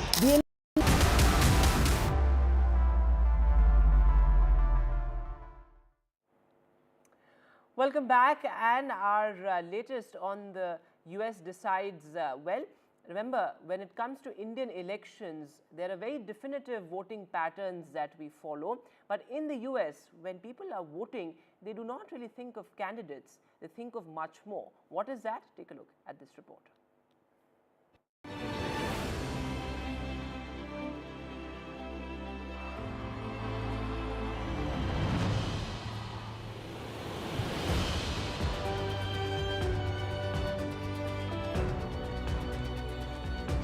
Established in 1787, the Founding Fathers created the Electoral College as a compromise between electing the president by a vote in Congress and by popular vote.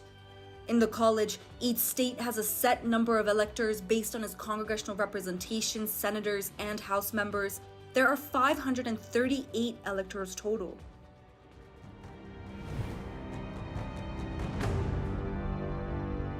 Most states allocate all their electoral votes to the candidate who wins the majority of the popular vote in that state.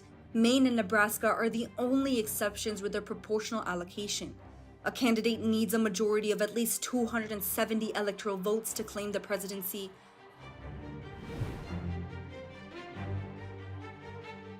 It is important to note that the college is not free of controversies. Candidates can win the presidency without winning the popular vote. We have seen this in the elections of 1824, 1876, 1888, 2000, and as recent as 2016, when Donald Trump beat Hillary Clinton despite securing less votes. This sparks debates about fairness and representation. Campaigns focus intensely on a handful of swing states where the outcome is uncertain, often leaving out voters in states deemed safe for one party. While some advocate for abolishing the Electoral College in favor of a direct popular vote, arguing it would enhance democratic legitimacy, supporters claim it protects smaller states' interests and ensures a broader national campaign. So, what's the bottom line? The Electoral College is a fascinating blend of historical compromise and modern contention. As elections loom, the debate rages on. Is it a cornerstone of democracy or an outdated relic? Buckle up, the story is far from over. Bureau Report for NDTV World. And well, in sports news now, it was a horror show for the men in blue on the third day of the Wankhede Test. New Zealand completed a historic clean sweep as India suffered their first series loss at home since South Africa's 2-0 win in 1999-2000. It was also India's first ever 3-0 clean sweep loss at home. Something like this will be a very low point in my career, having lost, 3 games at home.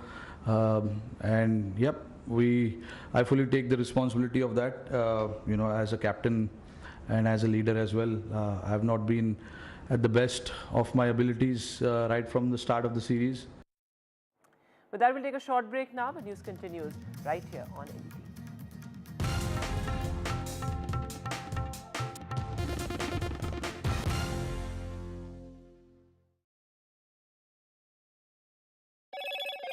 Hello, Moto. Motorola Edge 50 Pro, world's first AI-powered pro-grade camera. External Affairs Minister S.J. Shankar interacts with the Indian community in Israel.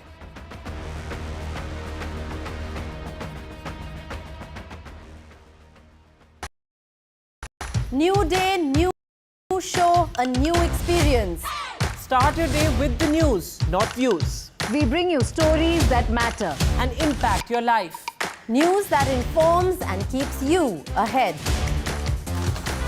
From Maximum City, Mumbai, to the seat of power, Delhi, NDTV brings you the best breakfast show. Breakfast news on NDTV, 8 a.m. every day.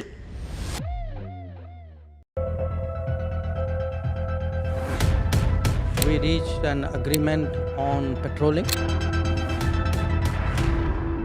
We have gone back to where the situation was in 2020, and we can say with that the disengagement process with China, you can say, has been completed. The understanding, to my knowledge, is that we will be able to do the patrolling which we were doing in 2020. NDTV proudly upholds its legacy of trust and credibility. According to the prestigious Reuters Institute's Digital News Report 2024, NDTV is the topmost news platform in the country. Number 1 in both online and offline reach in India. Beating all its competition, NDTV stands for trust. Hello and welcome to India Sense, where I speak with global opinion makers. The United States has made a strategic decision over the last 20 years to move closer to India.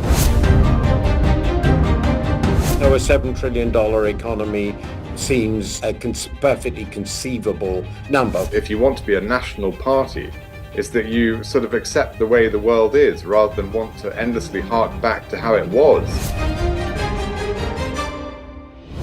Modi is promoting the digitization of the economy, which is accelerating growth in the country. NDTV proudly presents NDTV World Summit 2024, the India Century. I now request the Honorable Prime Minister to launch NDTV World and address the summit. Prime Minister Narendra Modi's inaugural session at the NDTV Summit outlined his vision for the India Century, driven by aspirational India.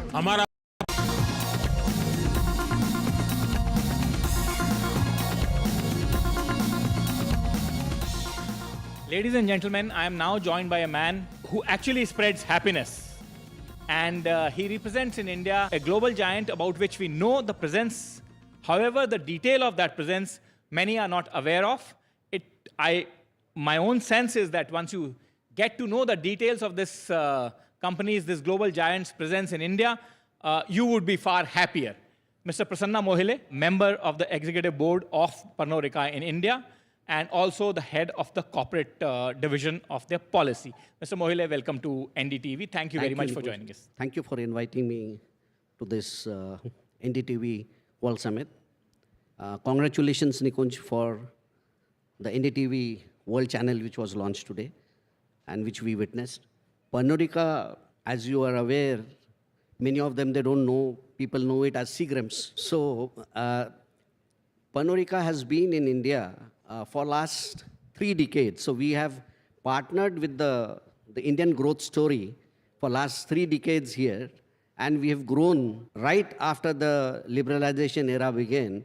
Out of this 30 years, Pernod Ricard has seen in last 10 years also, we've seen a quite stable policies of the government. Mr. Mohile, you actually are saying that you have been in the country for last 3 decades. Yes, we were there since last 3 decades. And what all has been your footprint, your activities in all these 3 decades that you have been in India? So we started 3 decades back, but today, as you see, we have almost 25 manufacturing facilities all over India. We've been exporting to almost 50 plus countries. And we also have plans to invest further in this country, looking at the way the economy of this country is growing up. And let me also tell you that for Pernod Ricard, India is the second largest market after US. And you were talking about the policy framework that you have seen in last 1 decade that have helped your company expand, and what kind of future plans that you have. In last 1 decade, we've seen quite stable policies by the government of India and the various states. And we've seen the economy growing there. And as I say, that Pernod Ricard has also grown with that. And that is what prompted us basically to invest further and expand further in India. Pernod always had a very, being a foreign multinational, always had a very global approach, that we've been blending with the global spirit with the Indian preferences there for the consumers here.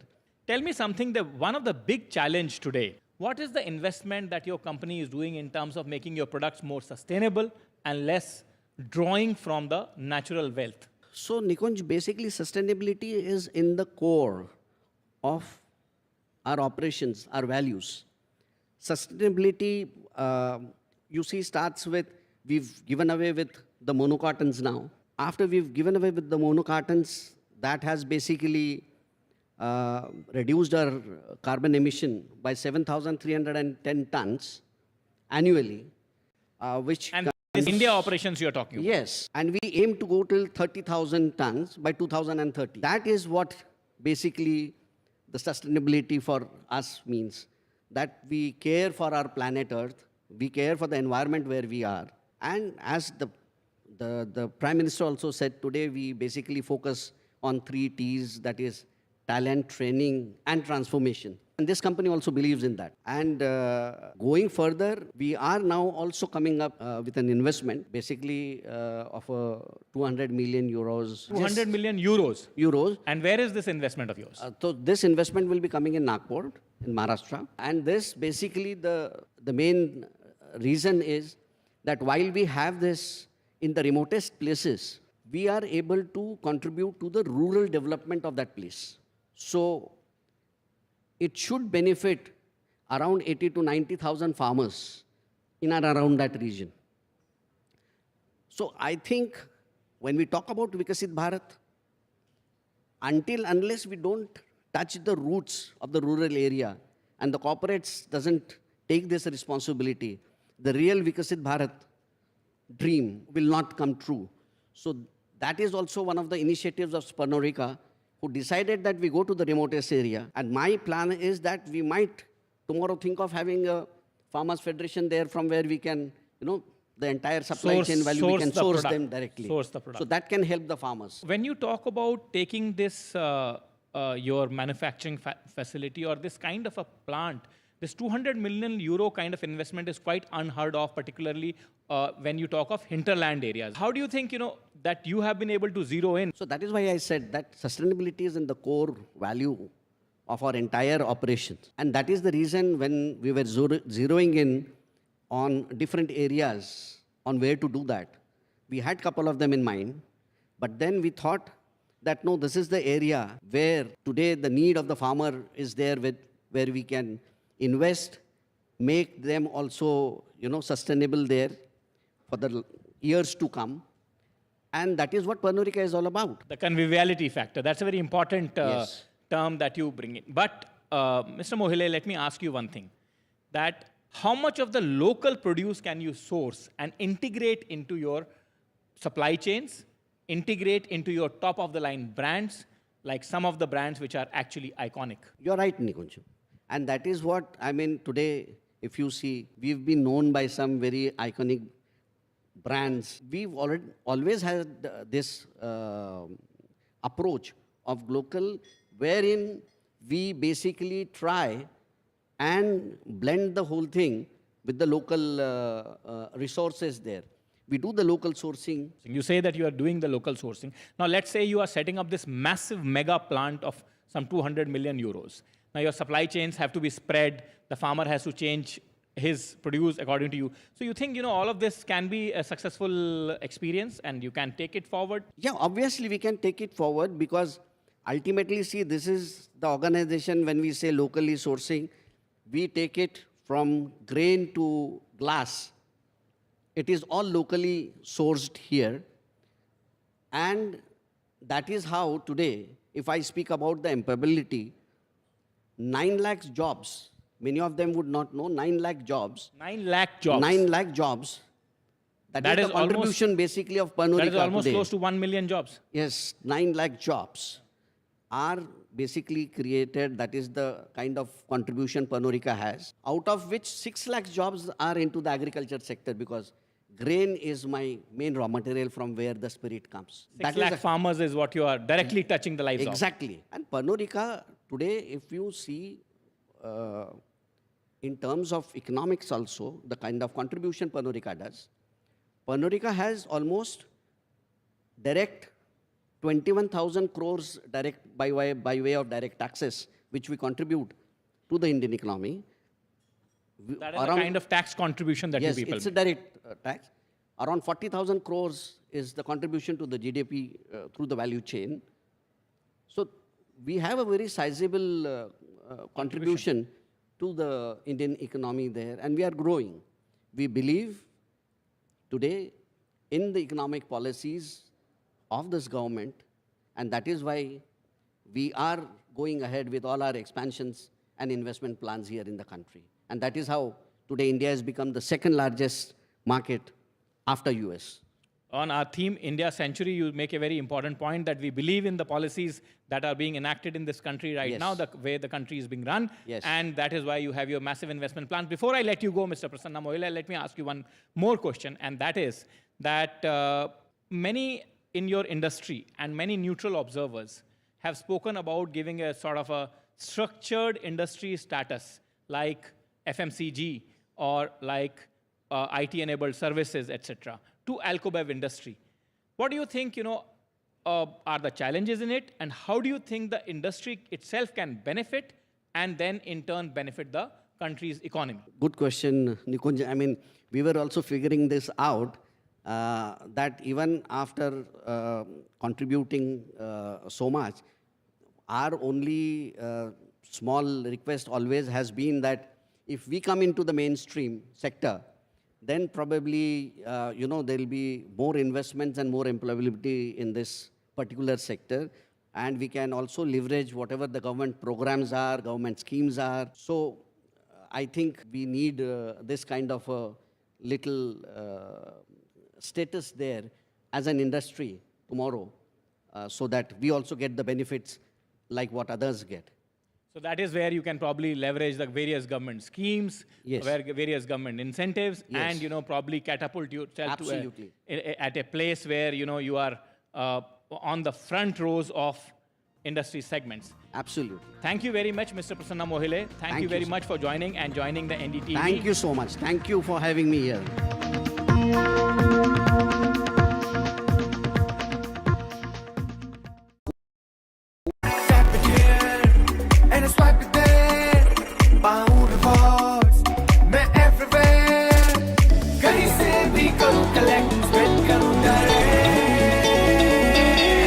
Download any single ID partner app, link your card, and earn reward with top brand. Get it free with single ID. तालियों के साथ हम स्वागत करेंगे आदरणीय मोदी जी का। छत्रपति शिवाजी महाराज की।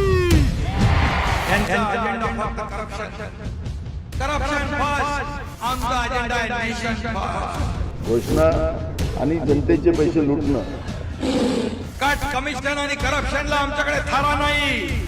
त्यांचा परिवारवाद आमचा महाराष्ट्रवाद. महाराष्ट्रामध्ये 1,75,000 जागा रिक्त आहेत. मग का मिळत नाही? राज्याची जनतेच्या घमाच्या पैशाची तिजोरी लुटण्यासाठी हे सरकार आहे. पूर्वीच्या सरकारच्या काळामध्ये निधी देताना त्यांना असं वाटायचं की त्यांच्याच खिशातले पैसे चालले. शेतकऱ्यांना मोफत वीज देण्याचं काम आपल्या सरकारने सुरू केलं. I've been reporting on all issues big and small from Andhra Pradesh, Telangana, rest of South India, bringing you all the action, all that you need to know, all that you want to know. The energy of Maximum City is infectious. I bring in that energy in our news coverage from financial capital Mumbai. India's IT capital is always bustling. It's literally a city that never sleeps. And I keep you ahead on all the Bengaluru buzz. Covering from the southernmost part of India over the last 23 years, I bring in-depth and 360-degree coverage from the Dravidian heartland. The land of Mishti is also known for its bitter politics. I have seen much water flow under the Howrah Bridge, covering Bengal in all its vivid colors.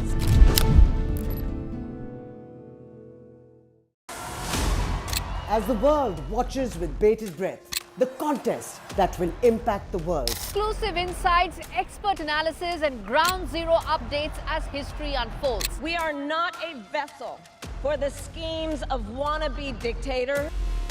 I'm the opposite of a Nazi. The election that will have worldwide ramifications. Immigration is far more than just a political talking point. NDTV World brings you the best worldly insight from the US and across the world.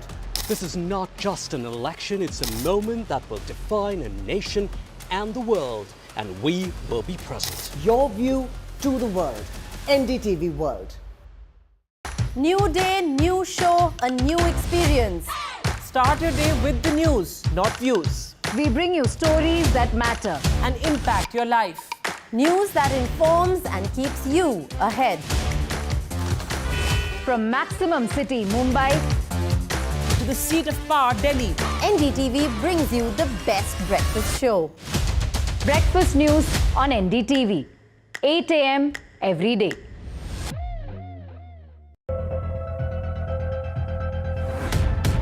We reached an agreement on patrolling.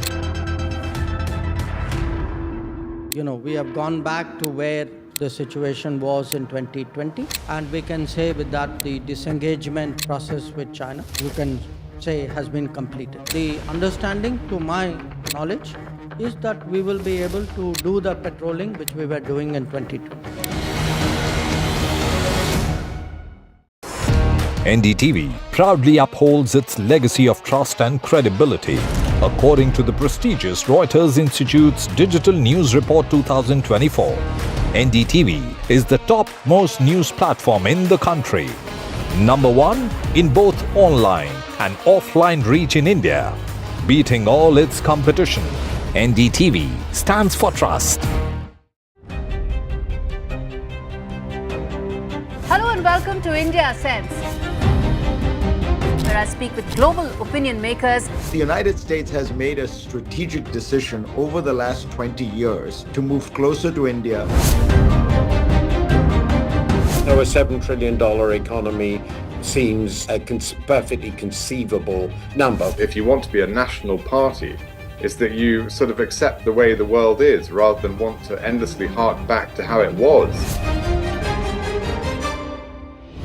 Modi is promoting the digitization of the economy, which is accelerating growth in the country.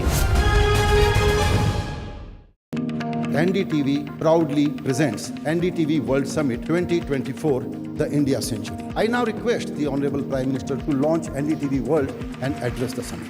Prime Minister Narendra Modi's inaugural session at the NDTV Summit outlined his vision for the India Century, driven by aspirational India. हमारा प्रयास होगा भारत की century सिर्फ भारत की नहीं.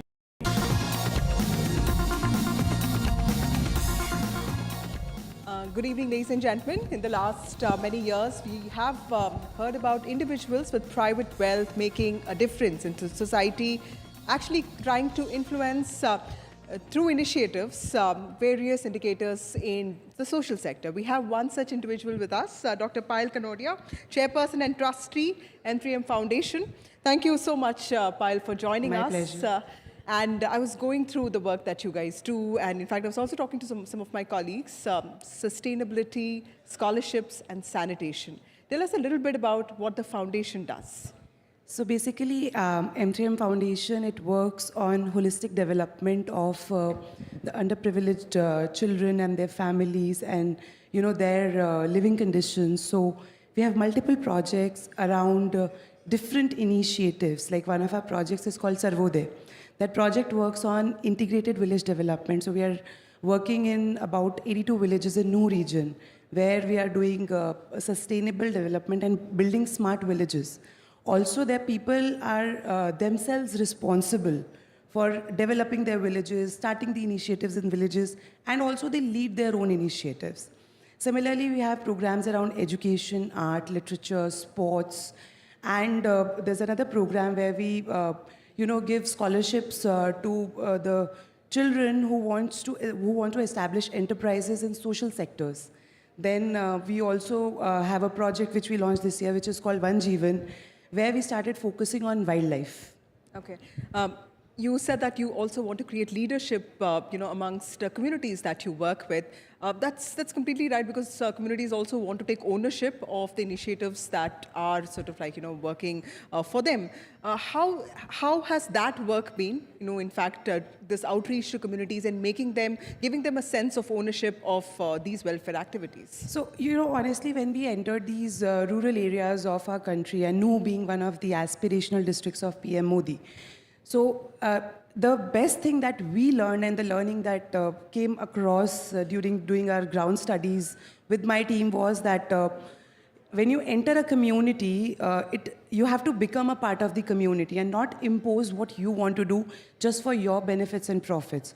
So we became a part of the community, we became their voice, we understood what they need, and which helped us designing the projects that communities were happy to own, happy to lead. And today, when we sit down and see the results of those projects, the women are entrepreneurs, they're more independent, they are running their village panchayats, they are running community kitchens in their villages. They also have, we call it Sankalp Vatika, so they grow their own vegetables. And to my joy, I learned it last week only, that a group of women has actually gone ahead and purchased a small farm of their own, where they are cultivating oyster mushroom and many more vegetables. And now they go and sell it in the market. They are making many products like that. They have their own dairies. They are learning to make organic manure, Jivamrit, and a lot many more things. So this is one beauty of it. When you work with the community, with their consent, and involve them, they take the ownership beautifully. Absolutely. Also, Payal, one of the interesting things that you do is One Jeevan. Wildlife is an area which has a lot of regulation, so it's not easy to work there, as even for NGOs. And also, we keep hearing about human-animal conflict. There are leopards getting into villages. There are elephants trampling over human beings. It's not an easy sector. Tell us a little bit about the kind of work that you do. Which are the states that you work in? So this is the project that we launched this year, and it was one of my own dream projects, where we wanted to work on saving wildlife, because I've always believed that we just cannot work, by saving humans or working for humans. We need to work at the ecosystem in toto. So that's when this project got designed, and we started our first project at Tipeshwar Wildlife Sanctuary, which is near Nagpur. So during summers, someone reached out to us and they said that, the tigers are dying because there's no water to drink. So we just went ahead and involved the local people and installed solar water pumps. So now these pumps only work at night, so they also kind of are only work in the days, and at the night they're not working. So they just pump water out of the ground. To the beauty of it, in just 2 months of our intervention, we saw the entire wildlife, the flora, fauna, the carnivores, herbivores, in fact, bears, deers, all the animals coming back because everyone needed water. And also local communities got empowered because of this. Then we expanded this project to Koluchur Forest, which is next to Jim Corbett. Again, similar interventions where, we just made ecosystem more friendly for wildlife, and now we are expanding it to Pilibhit, where there is a lot of poaching that happens, illegal poaching that happens to Nepal for the tigers. And we realize that as the more we work towards the ecosystem in total, where it is animals, humans, trees, everything involved, the community around that flourishes on its own. Right. Also, Payal, you are a sportsperson yourself, and you've invested a lot in training young girls in sporting activities. Tell us a little bit about that. So my sporting journey actually started during COVID. I picked up this sport which is called kettlebell. It's a Russian sport, and there are multiple disciplines that are being played with different kinds of weight, and happened so that it became my passion over past 4.5 years. And this year I just won 2 gold medals in the World Championship in Greece, and this is also very close to my heart because before this, I was actually supporting athletes and para-athletes in sports. We give them scholarships, and it's beautiful to see that India has so much talent. It just needs to get nurtured. Okay. And it's not just education. In our villages, especially, I come from a small village in Haryana myself, and there are so many children who do amazing in sports. They just need a little bit of hand-holding. And we have many children today, especially para-athletes. One of our para-athlete scholars won a silver medal in Paralympics this year. So many children, they just need someone to hold their hand, to guide them, to nurture them, and they can do wonders. And this is another way where we can help community. Okay, and you sense a change in parents of, So yes, the parents also become supportive because they see that, their children have a future in that. Also, tell us a little bit about kettlebells. What is it, and is it like weightlifting? What is it? So it's not a weightlifting sport. Kettlebell is more of a endurance sport, and it is a sport about your mental strength, because whatever you play constantly for 10 minutes, and after 2.5 minutes, your body strength literally gives up. And during my championship, I felt like, what am I doing? After 2 minutes, I literally wanted to throw the bells off. And then, something kicked, no, that I'm stronger than this. I need to, and I had a target set for myself. I was like, no, I have to beat my target. And this sport has started to reflect a lot in my personality, my work, what I do in my real life as well. Right. I'm noticing this change with a lot of people who come from wealthy families. They feel far more responsible for society, and it's just not CSR, something that they're mandated to do. Tell us a little bit about this foundation. Is it something that your family runs, and is it something that happens, irrespective of the rules, that make it mandatory? So M3M Foundation is a philanthropic arm of M3M India Group. But we are not, this is not a mandate for us. It's not a CSR. So a pool of funds come from my family income. Everyone from my family gives a pool of funds to the foundation. And it was a vision of my grandfather, then my father, and then me today, that we are running this foundation, because we always, as a family, as a philosophy, have believed in giving to the society. And not just my family, I think this, the whole idea of giving to the society, treating people equal, giving people their rights, dates back to the ancient times in India. Even our kings, the rulers, or the queens, they would work for the society in different ways. So it is a part of that culture that my family always has loved to follow, and hence we are doing this. In fact, today when I sit here, I relate it to our PM's vision of, Viksit Bharat, the self-reliant Bharat, and a lot many more projects that he has launched over past 10 years. I think we are working in alignment with those projects, and they're giving us wonderful results. Right. And do you think it's okay to go along with the government, or do you think that the government needs to do more to promote this kind of private philanthropy? So government already is doing its bit, to be very honest. They have some amazing programs. If we actually look at them, they're designed very well. All we need is more public and private partnership, more involvement of foundations like ours and other foundations, NGOs, with the government and the community. So it's a tri-party thing. If we all look at it that way, instead of competing against each other, I think the programs are there, they are designed, the processes are there in place, the funds are there in place. It's just about now people coming together and doing some great work. Right. Thank you, Payal Kanodia, Chairperson, Trustee, M3M Foundation, for actually, talking about innovation in philanthropy, which I think is really the need of the hour. Thank you so much. Thank you.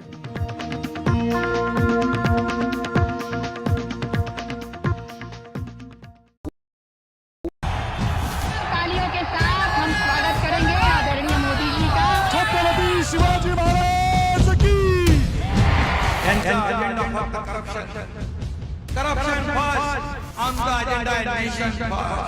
घोषणा आणि जनतेचे पैसे लुटणं. Cut commission आणि करप्शनला आमच्याकडे थारा नाही.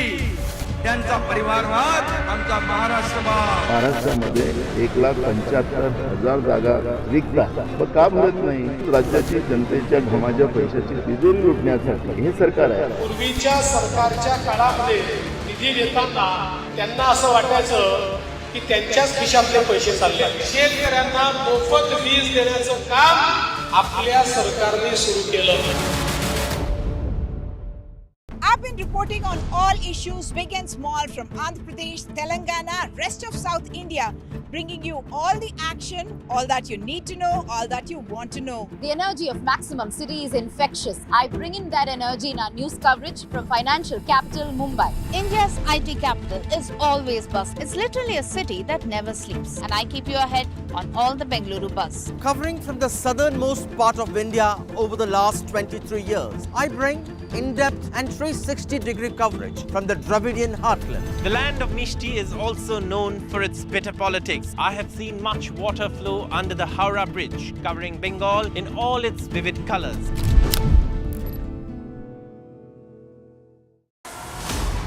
As the world watches with bated breath, the contest that will impact the world. Exclusive insights, expert analysis, and ground zero updates as history unfolds. We are not a vessel for the schemes of wannabe dictator.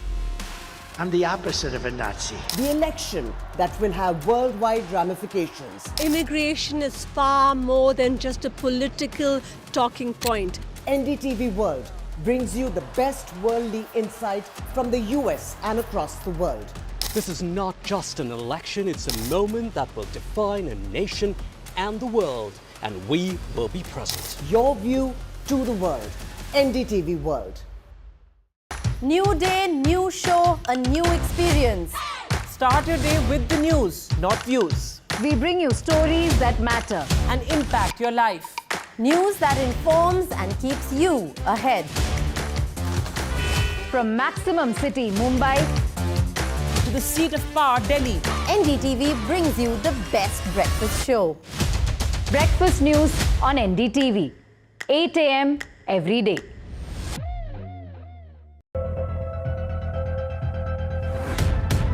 We reached an agreement on patrolling.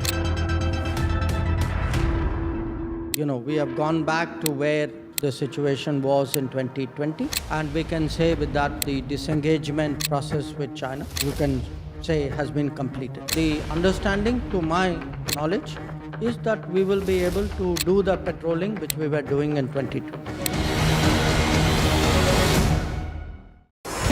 NDTV proudly upholds its legacy of trust and credibility.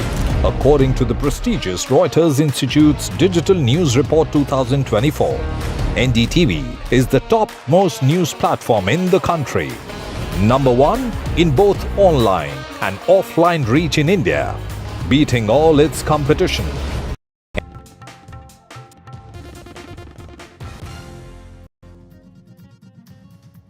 A major terror attack in the heart of Srinagar. 6 people injured in a grenade attack at the Srinagar market.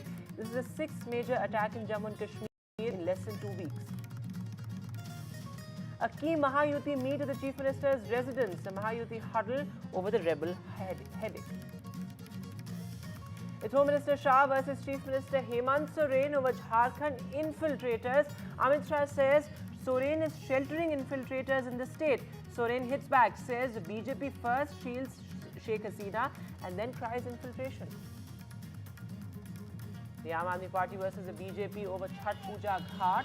Both parties blame each other for obstructing the Chhath Ghat. Meanwhile, this is a race for Purvanchali votes heat up in the national capital. Team India collapse at Wankhede. The Kiwis complete a historic clean sweep. India suffers its first series whitewash since 2000. Rohit Sharma says it's the lowest point in my career. No, New Zealand won this week.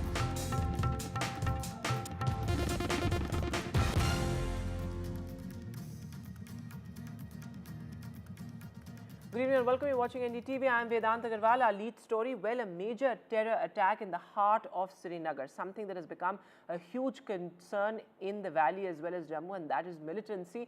And this is after several years that Srinagar was targeted in this way, and this is not a border area that we're talking about, but a busy market. Now remember, several people, several civilians injured in this terror attack. There was a grenade attack, in fact, at the Sunday market in Srinagar, and this happened behind a CRPF truck that was parked there for refueling. Now, there is, of course, no clarity on whether the target was a CRPF truck or civilians indeed. Chief Minister Omar Abdullah says the security apparatus must end the spurt of attacks. Remember, the security in Jammu and Kashmir comes under the centre and the Lieutenant Governor and not the elected government. But certainly, militancy is a huge challenge for the newly formed government, still finding its feet in the Union territory.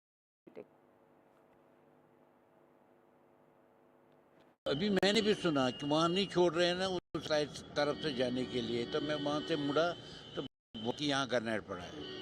तो कोई नुकसान सुनने की सुना कि कुछ लोग जख्मी हो गए। कितना बिजी मार्केट रहता है संडे को? ये बदकिस्मती है हमारी। संडे मार्केट काफी क्राउडेड रहता है। बहुत, इसमें ओवर बहुत रश होता है, बहुत रश। इससे पहले कभी हुआ है संडे मार्केट? मैंने कभी नहीं सुना। यहाँ हुआ होता ही नहीं था कुछ, ये पता नहीं चंद दिनों से क्या हो रहा है यहाँ पर, समझ नहीं आ रहा है क्या बात है क्या नहीं है, क्या जो सेंट्रल गवर्नमेंट है इनका क्या इरादा है, क्या ये चाहते हैं यहाँ पर। अभी तक संडे मार्केट में कभी ग्रेनेड कभी नहीं हुआ आज तक। संडे मार्केट में इतने लोग होते कभी आज तक, जब मिलिटेंसी भी थी कभी नहीं हुआ है वहाँ। आज पता नहीं है। ये कह सकते हैं आपके CCTVs के अंदर होता है, क्लोजली पुलिस मॉनिटर करता है उसको, और सेंटर ऑफ द सिटी है।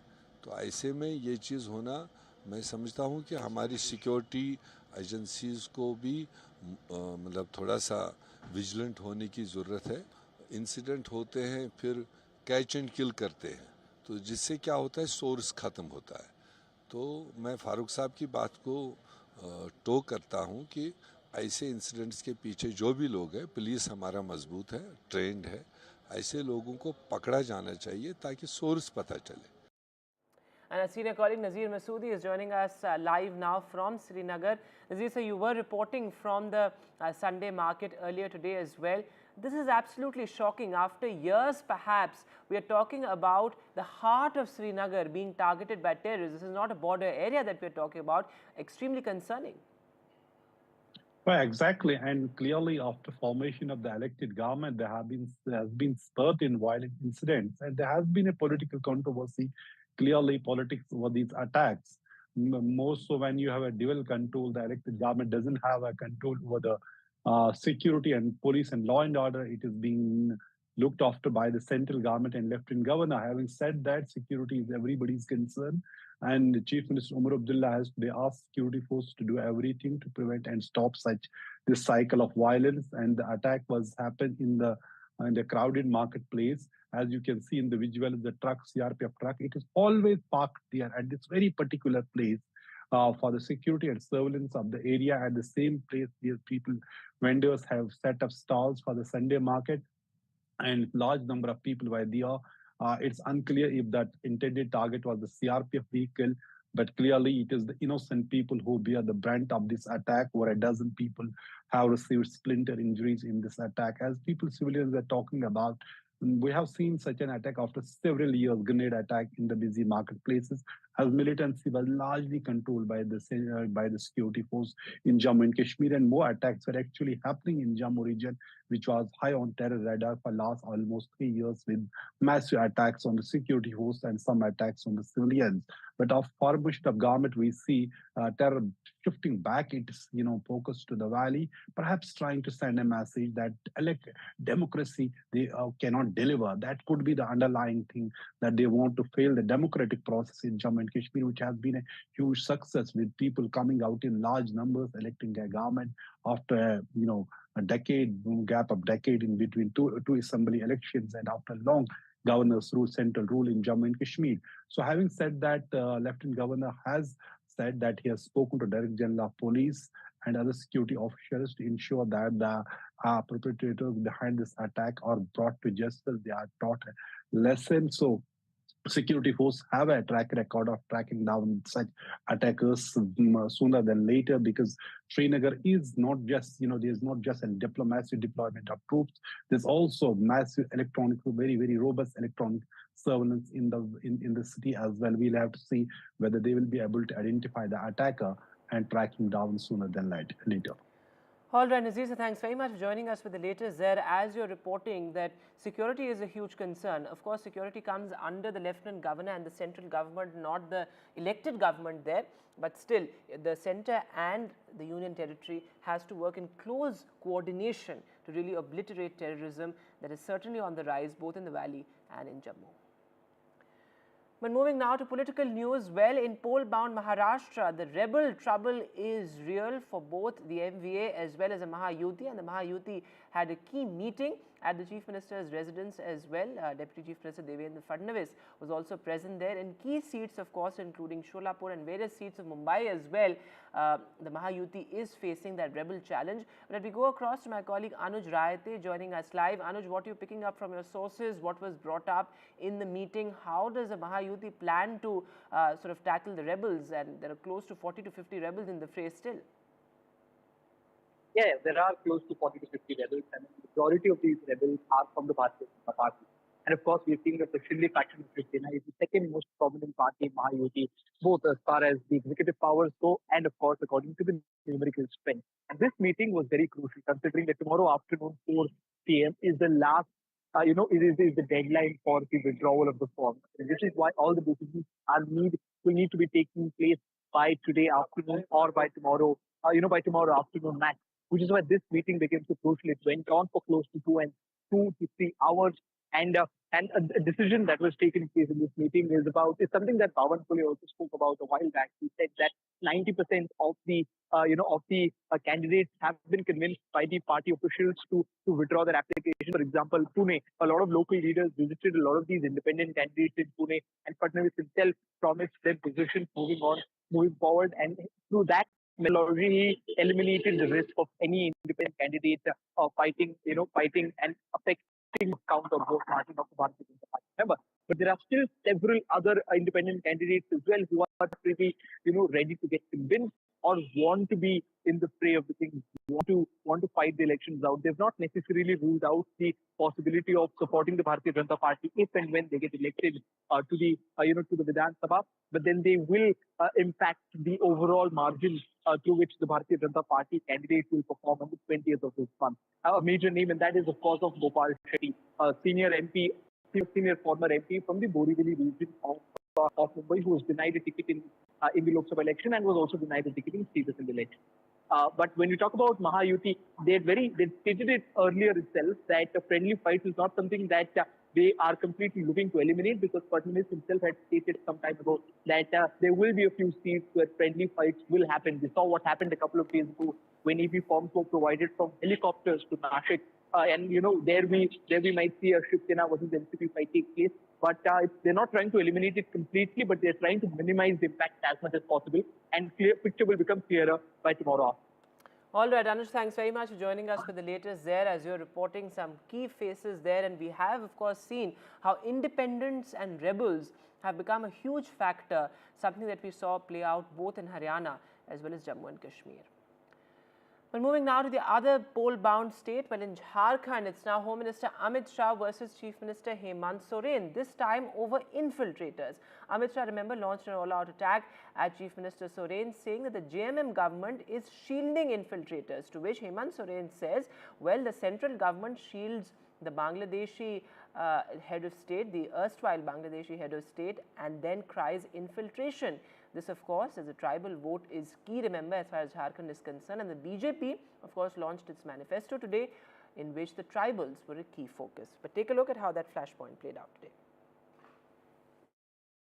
घुसपैठियों को आपने पनाह दी, घुसपैठियों में आपको अपनी वोट बैंक दिखाई पड़ती, आप आपकी धुन में मस्त हो। इस राज्य में आदिवासियों की संख्या घुसपैठ के कारण घट रही है। मैं आज झारखंड की जनता को कहना चाहता हूं, इस तुष्टीकरण की राजनीति को बंद कर सारे घुसपैठियों को चुन कर भारतीय जनता पार्टी की सरकार झारखंड के बाहर निकालेगी। मैं ये जानना चाहता हूं कि बांग्लादेश के साथ अंदर कोई आप लोग का कोई समझौता है क्या? और आज बांग्लादेश के पूर्व प्रधानमंत्री को आपने यहाँ हेलीकॉप्टर उतारने कैसे दिया और किस आधार पर यहाँ पर आपने उसको शरण दे रखा है, हमको ये बता दीजिए। और बांग्लादेश से घुसपैठ करने वाला भारतीय जनता पार्टी शासित राज्यों से घुस के आता है। My colleague Prabhakar is now joining us live on the phone line. So Prabhakar, why is this such an important issue as far as Jharkhand is concerned? Given the fact that in the past as well, we have seen that this whole infiltration politics has taken center stage.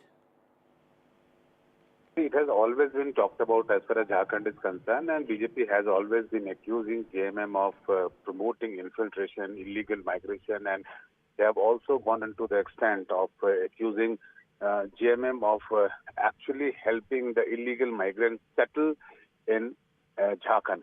Now what BJP has done, it has linked this to the welfare of the tribals. Amit Shah, if you clearly see through his statement, he mentioned that those illegal migrants who are being settled in Jharkhand with the help of JMM, they are eating into the resources of tribals. It's basically the tribals who are the end sufferers. So what BJP has done by making this statement, it has evoked the tribal issue. It has revived the tribal issue, and it has went on to say that tribals will be the sufferers if illegal migrants are being promoted in Jharkhand. And that is exactly what JMM is accused of doing. So this would be the core issue now. As the election campaign picks up in Jharkhand, you will see this becoming the core issue between the NDA and the India Alliance factions in the battlefield of Jharkhand. Sure, Prabhakar, thanks very much for joining us for the latest there. As Prabhakar is reporting, of course, it's a tribal vote that both the parties are eyeing this time around as well, with Hemant Soren's arrest and his subsequent bail and all the political churning. It remains to be seen whose trust do the tribals really have.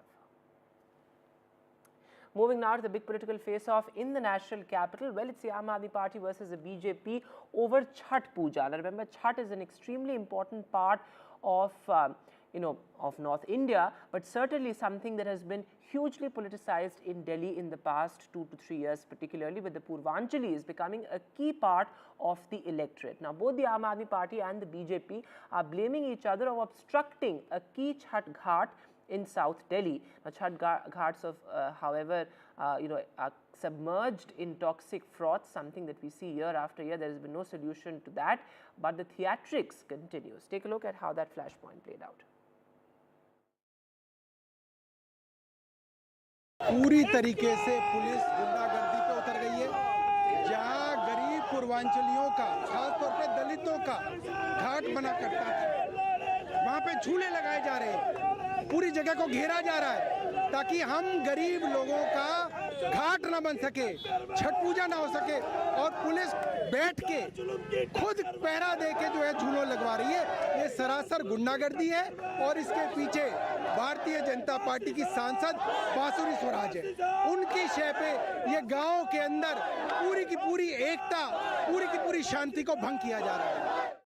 पूछना चाहती हूँ, क्या ये sitting minister को शोभा देता है कि जब आज घाट की खुदाई हो रही थी, उन्होंने आकर ऐसी रुकावट डाली, ऐसा अवरोध डाला कि चलती हुई जेसीबी में से तो चाबी निकाल दी और सेवा समिति, जन सेवा समिति के कार्यकर्ताओं के साथ बदतमीजी करी। अपनी राजनैतिक महत्वाकांक्षा के लिए सौरभ भारद्वाज जी सनातन संस्कृति, हमारी माताओं बहनों की आस्था और हिंदू धर्म, इन तीनों के साथ खिलवाड़ कर रहे हैं।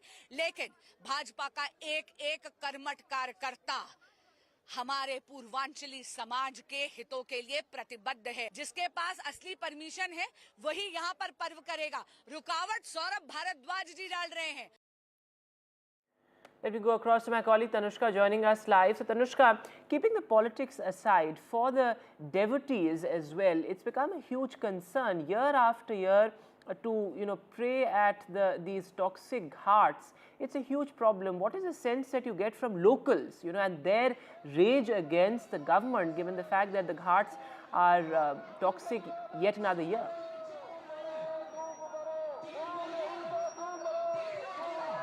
Well, Vedant, I'm currently, standing wherein the construction work is also still underway. As you can see, this ghat area, the work is being done. It's been dug up for the Chhath Puja to happen here. And right at the back also, you can see that there is still construction work that is going on out here. So amid the, political tussle out here at the ghat present are, of course, people from both sides. But there are BJP workers also present here. There are Aam Aadmi Party workers also present here. And what the sense we are gauging at this point is that not, that the work is not being done, but who will carry out the Chhath Puja essentially. Will it be done by the Aam Aadmi Party representative or will it be done by the BJP representative? Bansiri Swaraj, a member of parliament, was present here a while ago and she said that, they have sought permission from the DDA to carry out the Chhath Puja here as they have been for years. But the same claim is being made by the Aam Aadmi Party leader and Delhi Minister Saurabh Bhardwaj as well. What Saurabh Bhardwaj says is that they don't want to stop anyone else from performing the puja. But why is it that the BJP is stopping their representative to conduct the puja at this ghat? So, whereas the BJP is, considering the fact that they have the DDA permission, that is what they are stressing upon, that they have the right to perform the puja at this space specifically because they've sought permission.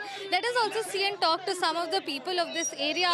Ma'am, आप हमें अपना नाम बताएं. All right, Poonam ma'am. And what are you gauging from the situation over here कि ये पूजा essentially पूजा का क्या मायने है आपके लिए, यहाँ पर होना चाहिए या? देखिए, ये पूजा यहाँ पर हर साल होती हुई आई है और इसके लिए भारतीय जनता पार्टी के हमारे कार्यकर्ताओं ने यहाँ पर डीडीए से परमिशन लिया था और परमिशन लेकर वो परमिशन लेटर हमारे पास है जो हमें डीडीए ने दिया यहाँ पर छठ पूजा करने के लिए। सभी कार्यकर्ता पिछले 2 दिन से यहाँ पर छठी मैया की पूजा की तैयारियाँ कर रहे थे, पर ये हमारे 3 बार के जो हमारे विधायक हैं सौरभ भारद्वाज जी, जो कि बहुत अच्छे से जानते हैं कि किसी भी कार्यक्रम को करने से पहले उसकी डीडीए से परमिशन लेनी पड़ती है। अगर ये इतने समझदार है और ये हर बार यहाँ पे छठी करते हैं तो ये इनका नैतिक कर्तव्य बन जाता था। अगर ये सचमुच में पूर्वांचलियों के लिए छठ मैया की पूजा करना चाहते थे कि ये जाते और अपना परमिशन लेकर आते, पर क्योंकि ये अपना परमिशन लेकर नहीं आए और जब भारतीय जनता पार्टी के यहाँ पे सभी लोगों ने पूर्वांचली अपनी भगवान की पूजा करने के लिए छठ तैयार करने की कोशिश की तो ये कल से यहाँ पर गुंडागर्दी कर रहे हैं। और जिस तरीके से इनके लोग बाहर खड़े हैं वो चप्पलों लेकर खड़े हुए हैं, जिस तरीके से लगता नहीं है कि जो इंसान इस तरीके की मारपीट की राजनीति, गाली गलौज की राजनीति और जूते चप्पल को छठ मैया की जगह पर लेकर आ रहा है तो उसकी आस्था भगवान के प्रति कैसी है, ये उनके संस्कार उनकी बातों से साफ जाहिर करते हैं। और जिस तरीके से what we are understanding at this point is, of course, from the locals here as well, is that both the parties are, making the leveling similar allegations against each other. What Saurabh Bhardwaj also claims, however, is that they also have the permission from the subdivisional magistrate to conduct the puja here. So at this point, this political, blame game that is quite heightened at this point between both the parties as to who will finally conduct the Chhath Puja at this spot and space. Tanushka, thanks very much for getting us those voices. Those are the voices that are important given the fact that while, of course, both the parties contend that they are pro-Purvanchali, the situation on the ghats is extremely disheartening given the fact that millions of devotees will descend on these toxic ghats in just days from now. That will take a short break now, but it continues right here on NDTV.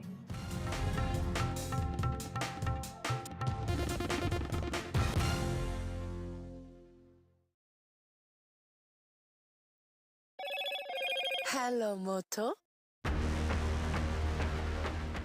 Motorola Edge 50 Pro, world's first AI-powered pro-grade camera.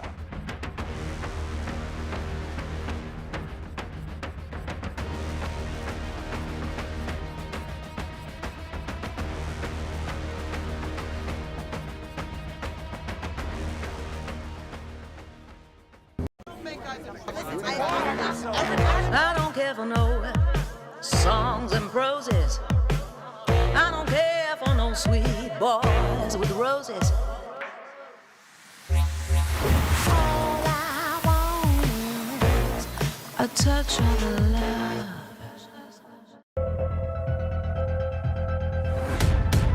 We reached an agreement on patrolling.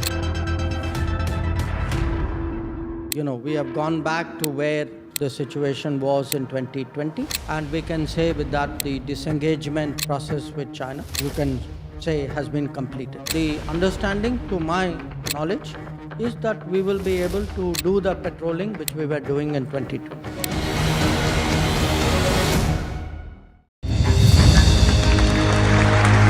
I now request the Honorable Prime Minister to launch NDTV World and address the summit. It was the grand launch of NDTV World by Prime Minister Narendra Modi. NDTV World, as he laid out his vision for the India century at the NDTV World Summit. ऐसी सदी जिसमें भारत के प्रयासों से दुनिया में स्थिरता आए, In the presence of those who are shaping our future. मेरी तरफ से आपको ढेर सारी शुभकामनाएं हैं। NDTV World, your new home for global news is here. I don't care for no songs and proses. I don't care for no sweet boys with roses.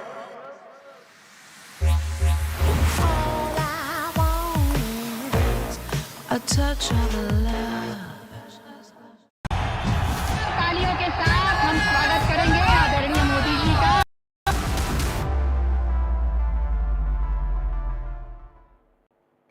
And well, the race for the US polls is only heating up, and Georgia has certainly become one of the most important swing states, given the fact that many say that Georgia holds the key to who has the edge in the US. My colleague Gauri Dwivedi in fact caught up with a congressman there. Take a look. As the US election entered their very last lap, we now focus on a state which is set to have the tightest race in these elections, and that is Georgia, a state where the population of Indian Americans has actually grown by 48% in the last 10 years. It has the tightest margin of swing states in 2020. In fact, Biden did flip it, but by less than 12,000 votes. Also, it's been a Republican stronghold since 2000, and could it really hold the key for the presidential election this time around is exactly the conversation that I'm going to have with Congressman Dr. Richard McCormick joining me on the show. Thank you so much, Congressman, for taking out the time and speaking to NDTV.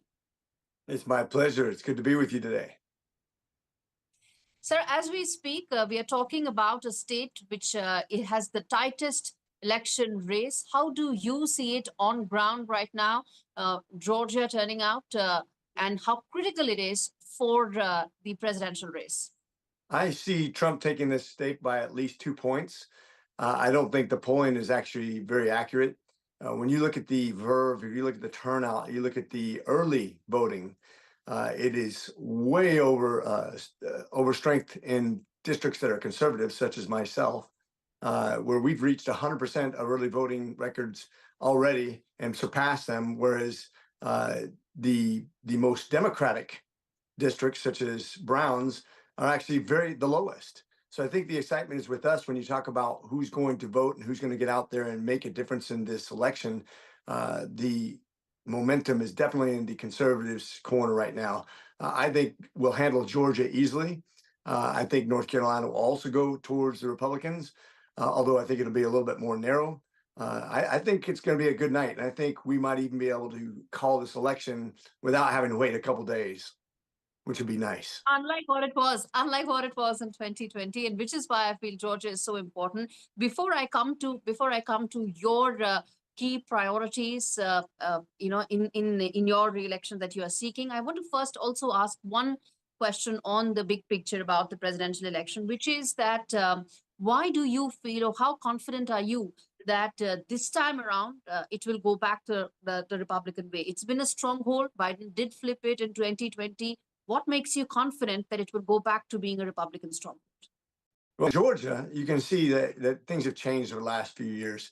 When you see inflation where groceries are maybe 38% more expensive, people care about that. When they see their health care extremely expensive and getting worse, when they see education getting worse, when they see just filling up their car with gas is way more expensive, that matters to people.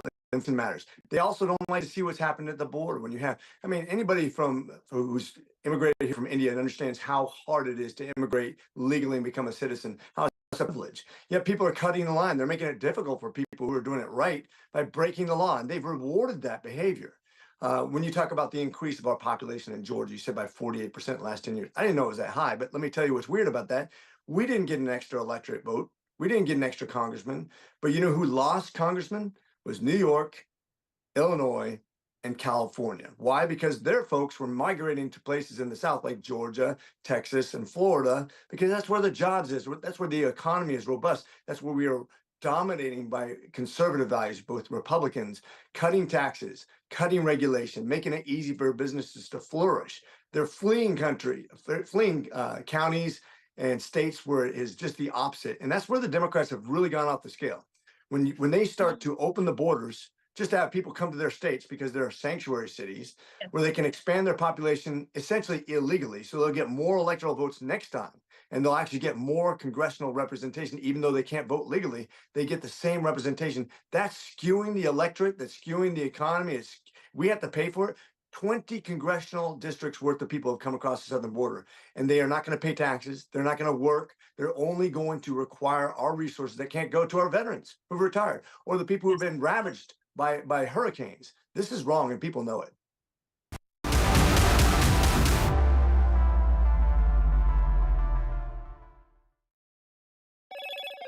Hello, Moto. Motorola Edge 50 Pro, world's first AI-powered pro-grade camera.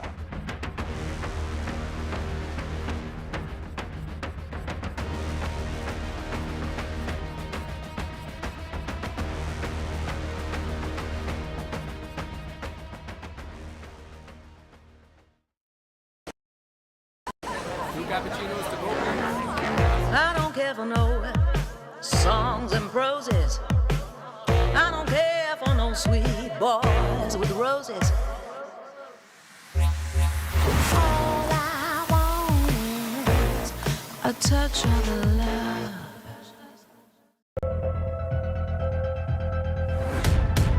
We reached an agreement on patrolling.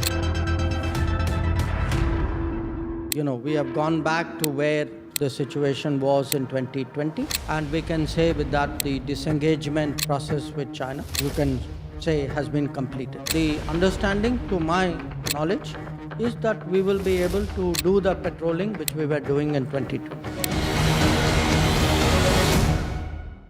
I've been reporting on all issues, big and small, from Andhra Pradesh, Telangana, rest of South India, bringing you all the action, all that you need to know, all that you want to know. The energy of Maximum City is infectious. I bring in that energy in our news coverage from financial capital, Mumbai. India's IT capital is always buzz. It's literally a city that never sleeps. And I keep you ahead on all the Bengaluru buzz. Covering from the southernmost part of India over the last 23 years, I bring in-depth and 360-degree coverage from the Dravidian heartland. The land of Mishti is also known for its bitter politics. I have seen much water flow under the Howrah Bridge, covering Bengal in all its vivid colors.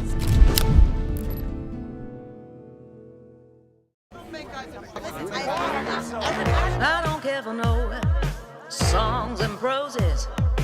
I don't care for no sweet boys with roses. All I want is a touch of love. NDTV proudly presents NDTV World Summit 2024, the India Century. I now request the Honorable Prime Minister to launch NDTV World and address the summit. Prime Minister Narendra Modi's inaugural session at the NDTV Summit outlined his vision for the India Century, driven by aspirational India. हमारा प्रयास होगा भारत की century सिर्फ भारत की नहीं बल्कि पूरी मानवता की जीत की सेंचुरी बने. The summit brought together prominent global leaders, highlighting India's pivotal role.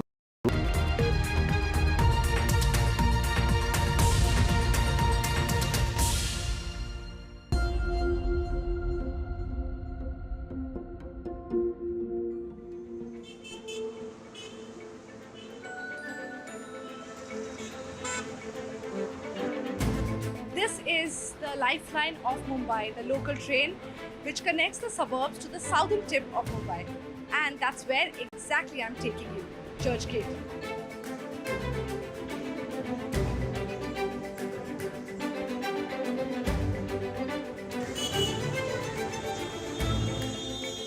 Churchgate is known for the bustling railway station, which brings thousands of people into the heart of Mumbai city. Like the name suggests, Churchgate is Mumbai's gateway to the southern part of the city.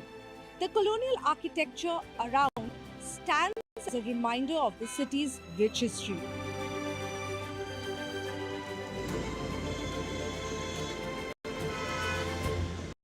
Beyond its charm, the area holds political significance, especially during elections. It falls under the Colaba constituency, a seat that the BJP has held for the past 2 terms, after Congress's multiple victories in the previous years. अभी यहाँ पे क्या मालूम है क्या गाड़ी train की इसका अभी व्यवस्था हर आदमी के लिए ऊपर जाने के लिए प्लेटफॉर्म पे छोटा छोटा ही है। अभी तक मस्जिद बंदर है साइड में, सब जगह पे छोटा छोटा ही है। अभी कुछ प्रॉब्लम मतलब कि यहाँ पे इलेक्ट्रिक का इसका पानी सप्लाई पानी का भी इतना पुराना सिटी मेन सिटी होते हुए भी इधर सब प्रॉब्लम ही प्रॉब्लम है। When you are around Churchgate, don't miss out the chance to sample up some of the most popular food joints of Mumbai. Head over to Samrat for a traditional Gujarati thali. Or grab a seat at the Stadium Cafe and enjoy the delicious keema pav as you see the world pass by. And if you are craving for something continental, right opposite Stadium Cafe is this 67-year-old restaurant, Gaylord. And if you're done here, let's go have something sweet. This ice cream sandwich, you will only get it here at krustam.co. Yes, it's more than 70 years old and nothing better than this. So don't forget to eat this. You're welcome. A short walk from Churchgate takes you to Marine Drive, also called the Queen's Necklace. It is one of the most scenic spots in the city, perfect for an evening stroll, and you must have seen this in many movies, or to watch the waves of the Arabian Sea. The charm of Marine Drive lies in its simplicity. Whether you are a tourist or a local, this promenade is a must visit.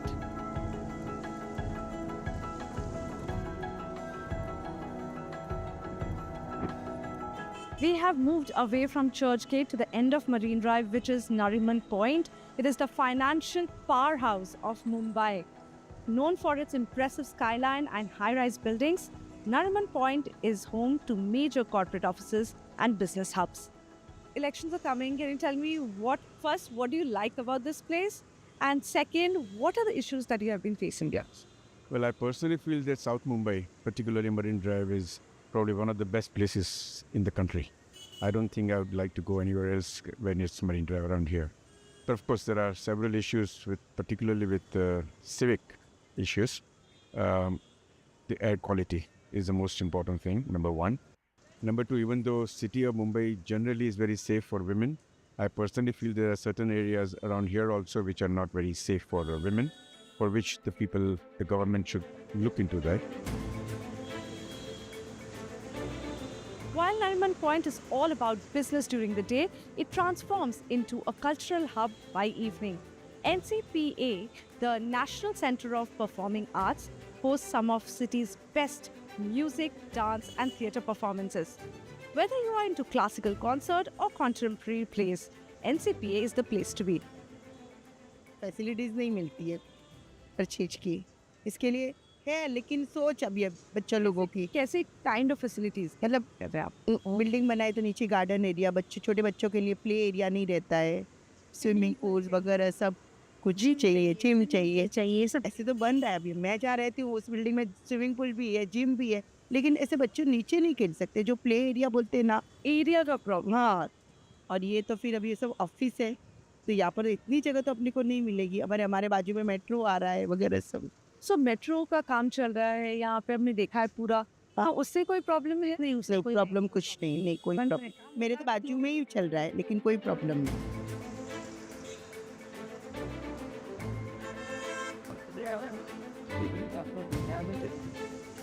This constituency represents some of Mumbai's most affluent residents. from corporate leaders to key cultural figures. The issues here range from infrastructure improvements, business regulation, environmental concerns along the coastline, and public amenities that cater to this diverse population. From corporate headquarters to election battlegrounds, this constituency covers the real essence of urban Mumbai.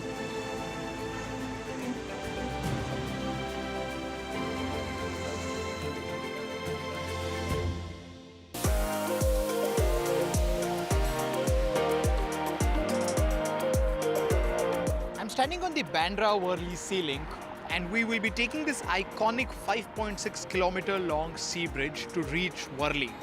Now, telling you a little bit about Worli, for me, it is mini Mumbai. Now, I know that there is a very cliche term and it has been used for many other regions in Mumbai as well. But let me tell you why, according to me, Worli fits the bill best. When you look at Worli, on one hand, it has got all of this futuristic infrastructure. It has got the coastal road, a very vibrant work culture, and of course, the new bridge, which was introduced or rather inaugurated just a while back. But at the same time, Worli is also home to Mumbai's original inhabitants, and that is the Koi people. On one geographical end of Worli, you'll find the much respected and centuries old Haji Ali Dargah. And on the other geographical end of Worli, you'll find the much revered Siddhivinayak temple. Worli captures the essence and idea of Mumbai like no other region. Now let us then take this road and go to Worli, try and speak to people about a lot of things, about how it is like to live life in Worli, in Koivada, and also about their challenges ahead of the much important 2024 state assembly elections here in Maharashtra.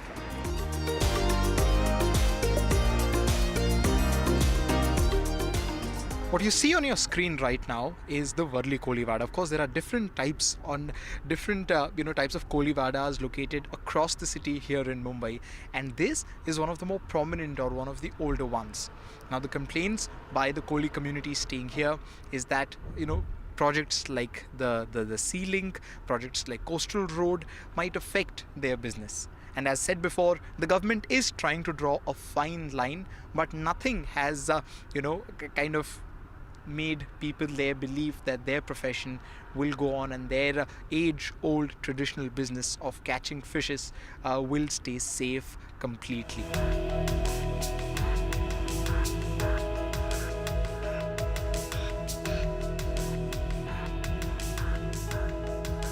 As we all know, the famous Haji Ali Dargah is located in the sea, and the sea here in Mumbai is known for being quite notorious when it comes to being torrential rainfalls or even during the tsunami, the infamous tsunamis which took place here in Mumbai. But this was one of the few places which remain unhampered by the wrath of rain gods or even by the wrath of sea gods here in Mumbai, which is why the faith that Mumbaikars have. Now, when I talk about Mumbaikars, I talk about people from across different religions. The faith they have in this place is second to none. For them, this place is as important as any other religious place in Mumbai. Of course, we are not allowed to go inside, but there are a few shopkeepers, who serve the people who come here by giving them flowers, by giving them chadars, and we'd like to talk to them about how their experience has been regarding all of this. Sir, सबसे पहले बताइए कि आप कितने सालों से ये जो आपका स्टॉल है यहाँ पे कितने सालों से? 130 साल से। 130 साल से। मतलब आप ही के फैमिली का ही? हाँ, फैमिली का ही। अच्छा। सर बताइए कि हाजी अली के बारे में ऐसी क्या खास बात है जिसकी वजह से करोड़ों मुंबईकर्स सालाना ऑल ओवर द वर्ल्ड सालाना इस जगह पे आते हैं हमेशा? हाजी अली की खासियत ऐसी है, आप जो भी दिल से मन्नत मांगोगे हर विश आपकी पूरी हो जाएगी। सर, हमारा ये जो मुंबई शहर है, इसकी खासियत ऐसी है कि अलग अलग जात पंथ धर्म के लोग यहाँ पे रहते हैं, और ये जो हाजी अली दरगाह है ये भी उस चीज़ को सिंबलाइज़ करता है। यहाँ पे बस एक धर्म के लोग नहीं जाते। अभी मैं देख रहा हूँ कि बहुत सारे हमारे भाई, बहुत सारे हमारे माए जो कि अलग अलग धर्मों से वो भी अंदर जाते हैं, और सब एवरीवन इज़ वेलकम्ड इनसाइड। तो इसके बारे में थोड़ा बताइए कि ये जो इतना ओपन है सारे लोगों के लिए, आपने इतने सालों में आप पूरा बचपन आपका यहाँ गया होगा, इसके बारे में बताइए। यहाँ पर हर रिलीजन के पब्लिक आती है और उनके दिल में जो मन्नत रहती है, किसको बच्चा नहीं होता है या किसका बिजनेस डब हुआ है, सब उनकी मन्नत पूरी की जाती है। हाजी अली दरगाह किसको नाराज़ नहीं करते बाबा, सबकी विश पूरी की जाती है।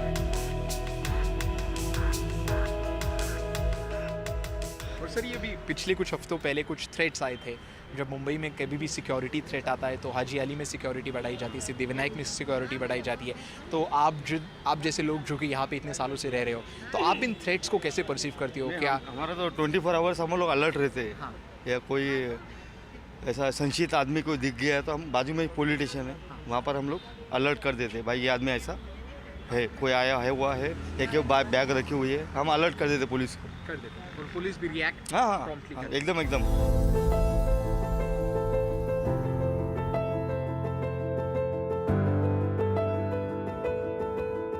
Just like the Mumbai city, even Haji Ali Dargah is known for its diversity. And when you know, are crossing through this road, which is right in front of Haji Ali Dargah, and an important point here in South Mumbai, in Worli region of South Mumbai, you'll see this famous and close to a 50-year-old juice shop, which goes by the name Haji Ali Juice Center.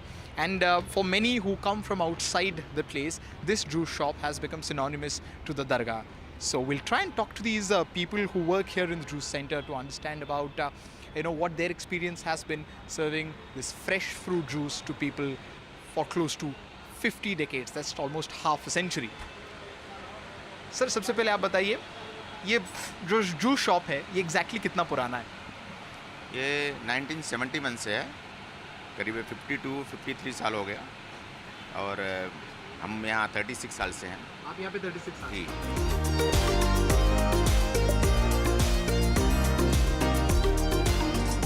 Worli has become the biggest selling point for the current Mahayuti government before the upcoming assembly elections here in Maharashtra. The amount of investment, especially in infrastructure, that Worli has seen is unheard of, not just in the state but also here in the city in the last 12 months. Be it this northbound coastal road, be it the newly opened arch bridge, or the series of ring roads that will be constructed here in this region, and of course across the city, starting from Worli, in the next 10 to 15 years, is going to relieve of the traffic here in the city. That will help the commuters and especially the people who come and work in Worli, as it has one of the most vibrant work culture in the city. आप कितने सालों से यहाँ वर्ली में cab चला रहे हो? 20 years. 20 years. जी। तो अगर मैं आपको पूछूं कि 20 साल पहले और अभी के वर्ली में फ़र्क क्या है? अगर हम रोड्स की बात करें, ट्रैफिक की बात करें, पोल्यूशन की बात करें, तो आपके हिसाब से वो फ़र्क कैसा होगा? तो रोड अभी ये फ्रीवे, ये ब्रिज बनने समय ये फ़ायदा हो गया है कि जहाँ नरीमन पॉइंट से बांद्रा जाने के लिए हमें 1-1.5 घंटा लगता था, वो 15-20 मिनट में हम कवर कर लेते हैं। अच्छा। तो आप बताइए कि आप कितने सालों से यहाँ पे कैब चला रहे हो? 14 साल हो गए सर। 14 साल हो गए। जैसे मैंने उनको पूछा, वैसे आपको पूछूंगा कि 14 साल पहले आपके हिसाब से वर्ली कैसा था और अभी वर्ली कैसा है? अगर हम अभी तो बहुत परिवर्तन हो गया, पूरा ये सब नज़ारा ही चेंज हो गया इधर का। ट्रैफिक वगैरह कम नीचे हुआ? ट्रैफिक तो बहुत कम हो गया, नहीं तो ये टाइम पे तो ये रोड पूरा जाम रहता था। पैदल रोड पूरा आपका, और ये जब से ये बना तब से पूरा कंट्रोल हो गया। हाँ, अभी तो कुछ नहीं, आराम से खड़े भी रह सकते हैं।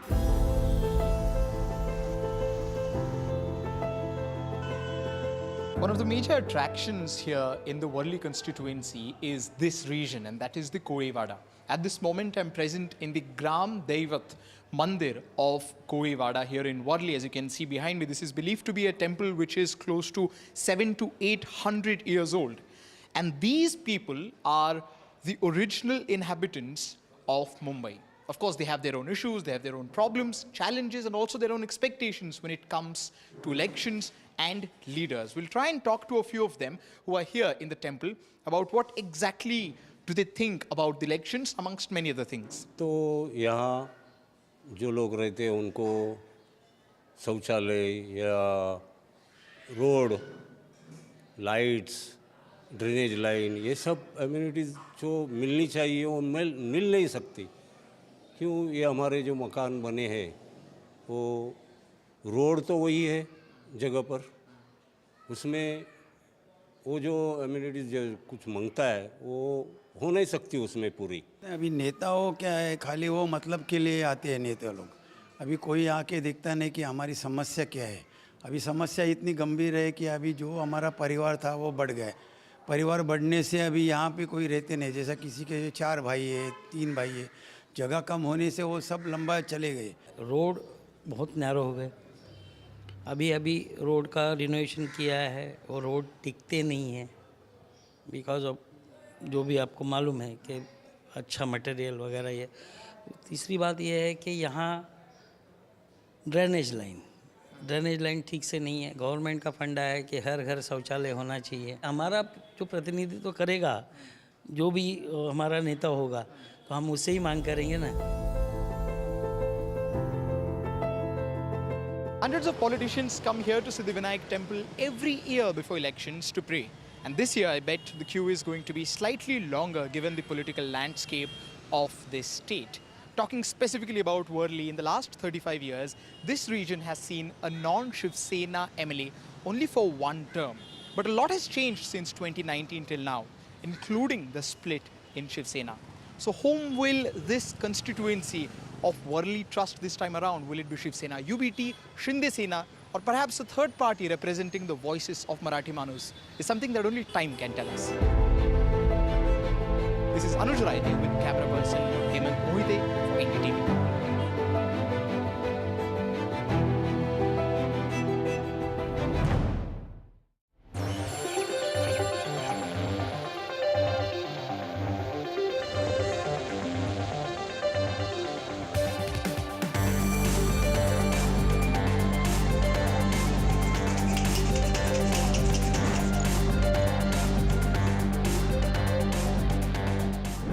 Bandra, a scenic beauty, urban charm.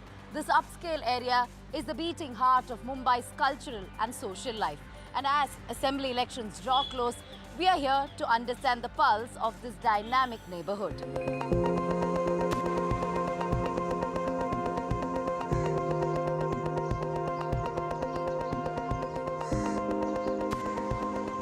Let's begin the day with some laughter. We are at Laughter Heaven. This is close to Joggers Park in Bandra, where hundreds and hundreds of senior citizens and elderly gather every morning to share some fun, laughter, and do some light exercise. This is a regular fixture for several of the residents here. It is a therapy of sorts. Let's find out their laughter routine, what this routine is all about, and of course, what their expectations from these elections are.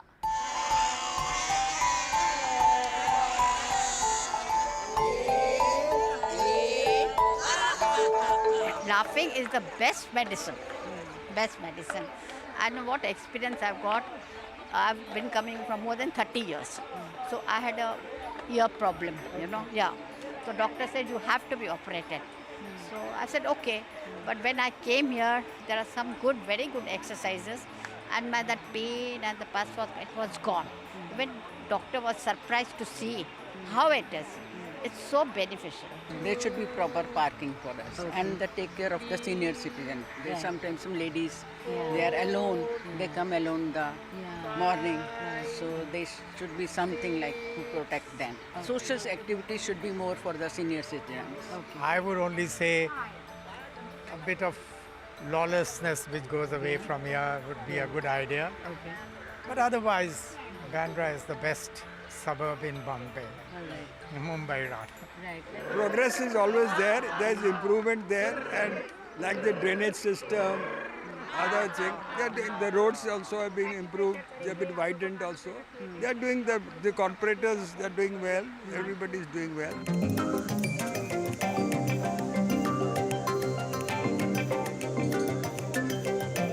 Bandstand is a favorite spot for locals, tourists, and even joggers. It is not just a place where people come to hang out, but it is a place where Bollywood meets its fans, where common people come to unwind. Main thing is the cleanliness. It's very messy around here. The garbage is all around. We would like to see the clean bandstand. Every people from everywhere come here, and it's not looking good. I would like some changes in the traffic scenario here. Usually even during the peak hours or not the peak hours, it's very trouble for someone who's coming, and there's a lot of traffic and it causes a lot of delays.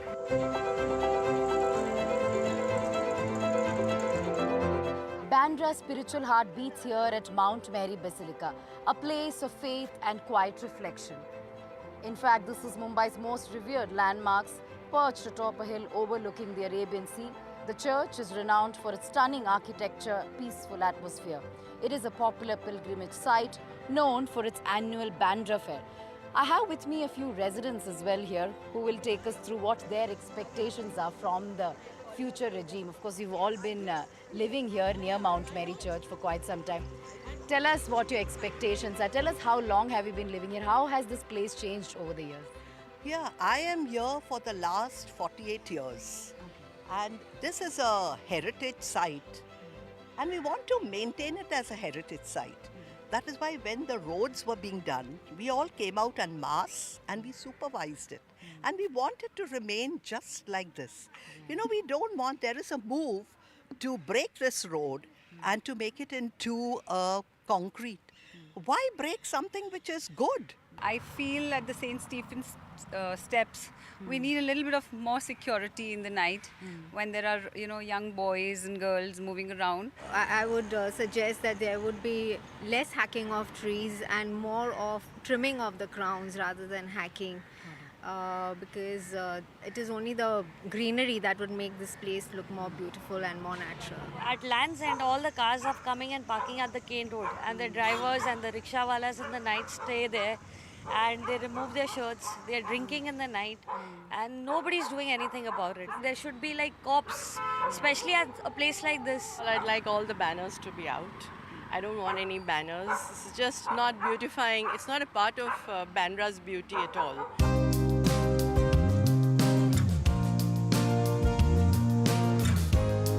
We're at the beautiful sea-facing Bandstand Promenade, and right next to me is the marvelous Sea Link Arch.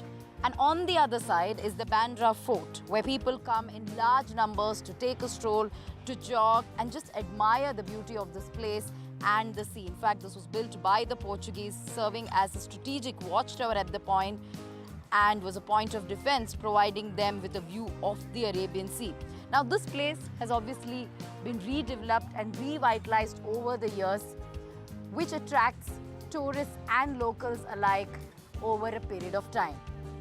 Politically speaking, Bandra has seen a tough contest between the BJP and the Congress, and it will continue to see a contest between the BJP and the Congress party this time as well. Of course, this constituency remains firmly with the BJP over the last 2 terms. But let's try and find out from locals here as to what their expectations are.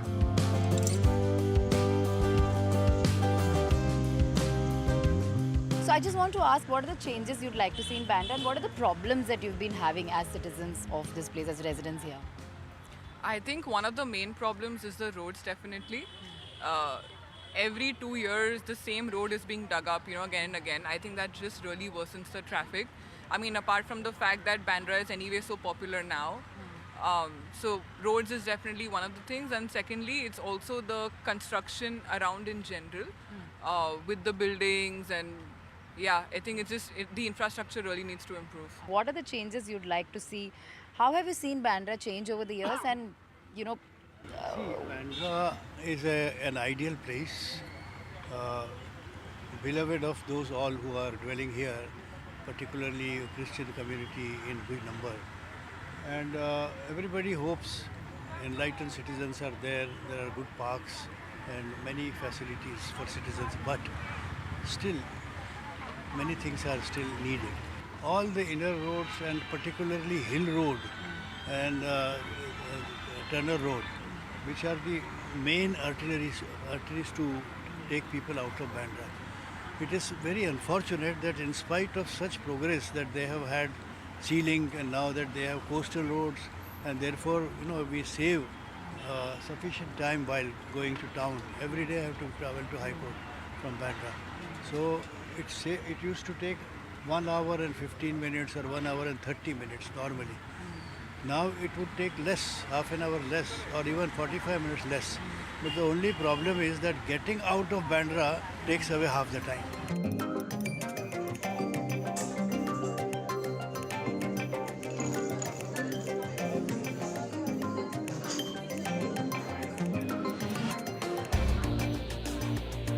Bandra is known for its trendy cafes, where conversations and creativity blend. where millennials, Gen Zs, writers, artists unite and brainstorm. And as I sit in one of quintessential Bandra cafes, I can't help but feel that this neighborhood is like a well-brewed cup of coffee, rich, layered and full of character. And much like the perfect brew, people here have expectations from the leadership. They want the leadership to be a perfect balance of solutions for the future and of preserving the charm and heritage of Bandra. With video journalist Mahesh Halwai, this is Radhika Ramaswamy for NDTV.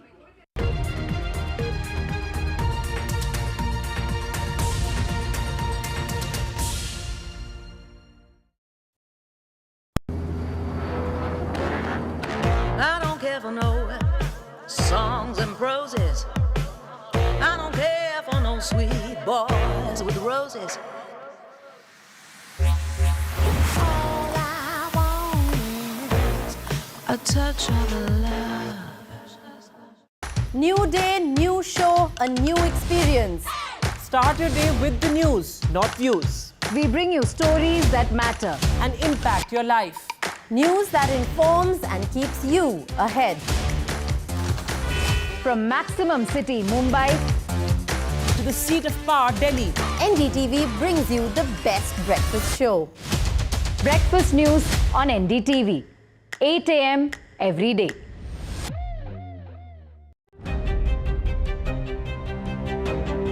Hello and welcome to India Sense, where I speak with global opinion makers. The United States has made a strategic decision over the last 20 years to move closer to India. So a $7 trillion economy seems a perfectly conceivable number. If you want to be a national party, it's that you sort of accept the way the world is rather than want to endlessly hark back to how it was. Modi is promoting the digitization of the economy, which is accelerating growth in the country.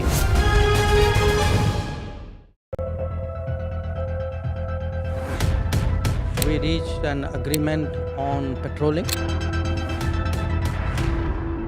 You know, we have gone back to where the situation was in 2020, and we can say with that the disengagement process with China, you can say, has been completed. The understanding, to my knowledge, is that we will be able to do the patrolling which we were doing in 2020.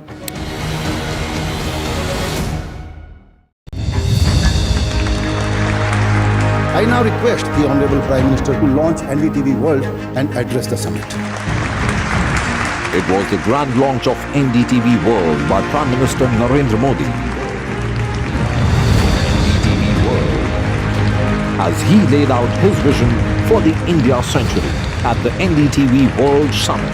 कैसी सदी जिसमें भारत के प्रयासों से दुनिया में स्थिरता आए.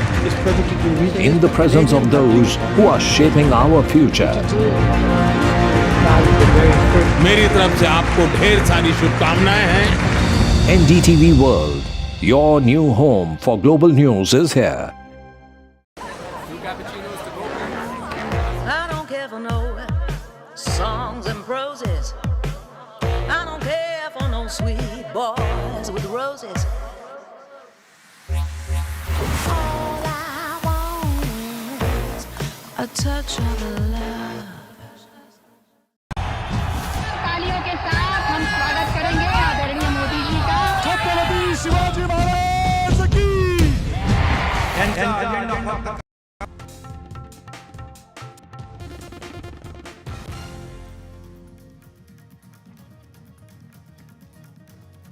The External Affairs Minister's big remark on the line of actual control disengagement. He says this disengagement opens new options, but we'll have to see what direction India and China go in. A terror attack in the heart of Srinagar. 6 people have been injured in the grenade attack at the Srinagar market. This is the 6th major terror attack in less than 2 weeks. Home Minister Amit Shah versus Chief Minister Soren over Jharkhand infiltrators. Amit Shah says Soren is sheltering infiltrators in Jharkhand. Soren hits back. He says the BJP first decides to shield Sheikh Hasina and then cries infiltration. A key Mahayuti meet at the Chief Minister's residence. A Mahayuti huddle over the rebel headache. The Aam Aadmi Party versus the BJP over Chhath Puja. Well, the Aam Aadmi Party and the BJP blame each other for obstructing a South Delhi Chhath Ghat. This as a race for the Purvanchali vote heats up in the national capital. Team India collapse at Wankhede. Kiwis complete a historic clean sweep. India suffers its first series whitewash since 2000. Rohit Sharma says, it's my lowest point in the career.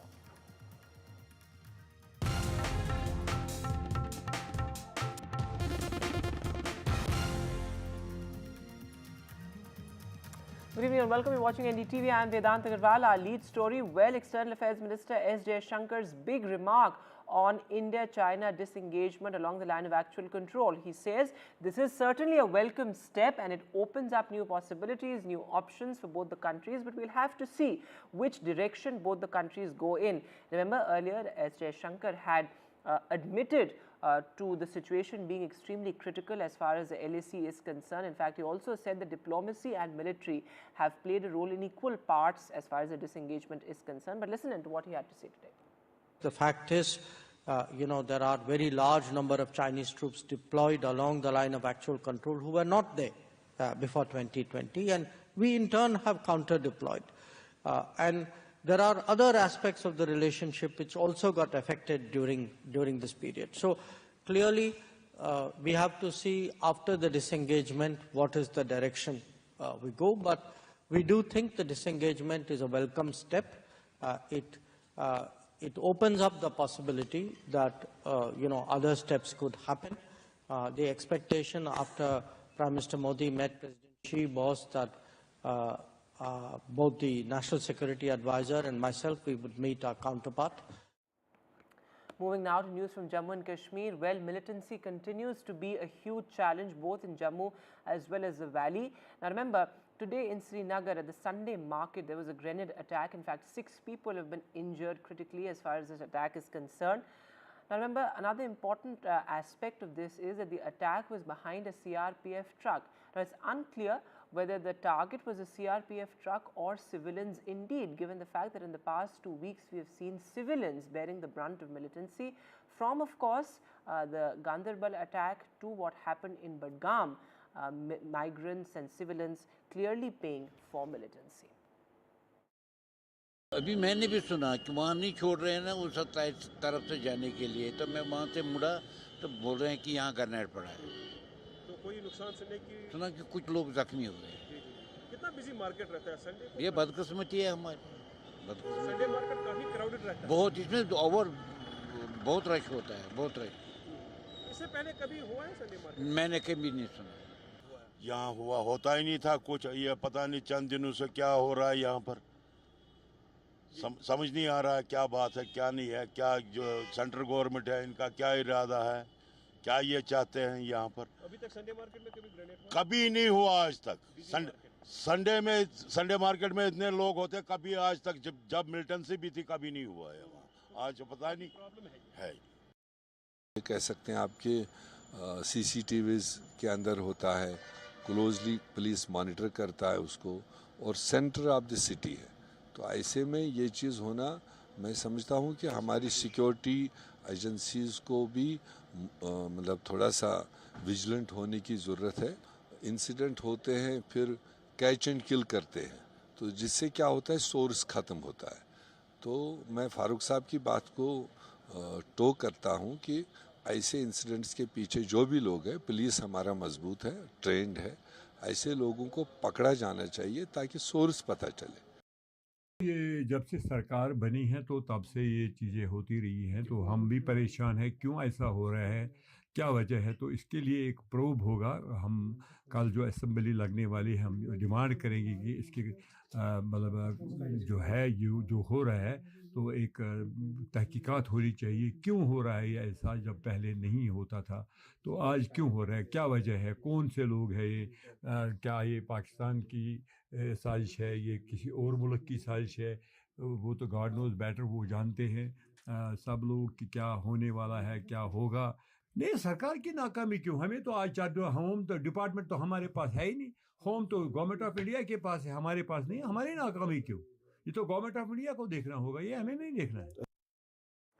Moving now to the big headline from Maharashtra. Well, the Maha Yuti in a huddle. This as rebels continue to be a huge challenge for both the alliances. Now remember, as far as the Maha Yuti is concerned, there are rebels in key constituencies and most of these rebels are from the BJP.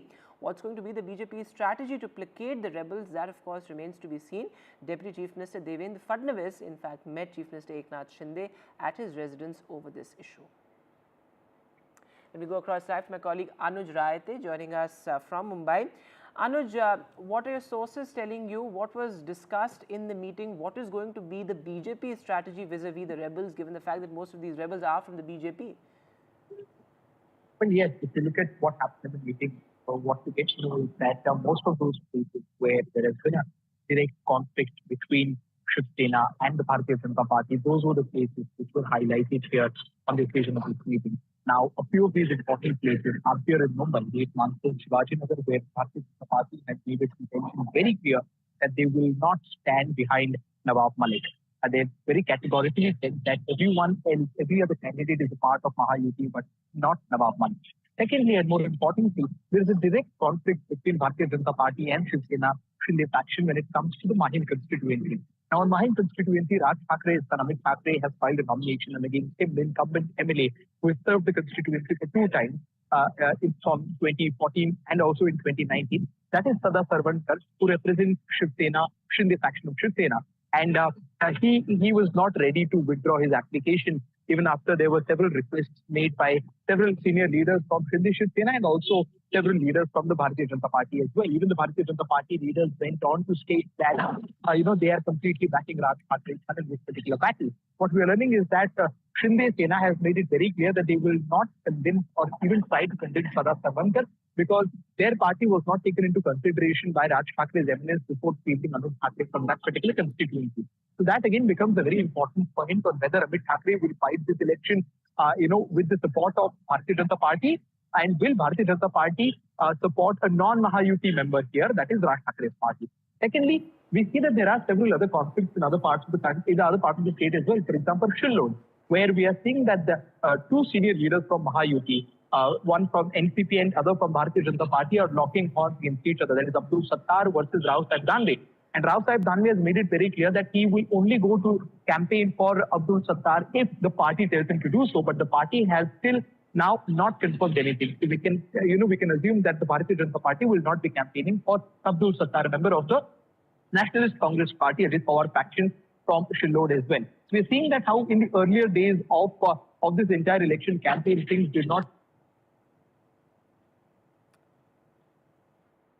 All right, we seem to have lost that line with Anuj. We'll try and reconnect with him. But several important points that Anuj was making, that most of these rebels are from the BJP and remains to be seen what their strategy is going to be, given the fact that, independents have become extremely important. I mean, there are a record number of rebels, certainly this time as far as Maharashtra is concerned. Okay, Anuj, I believe, is back with us. Yes, Anuj, go ahead.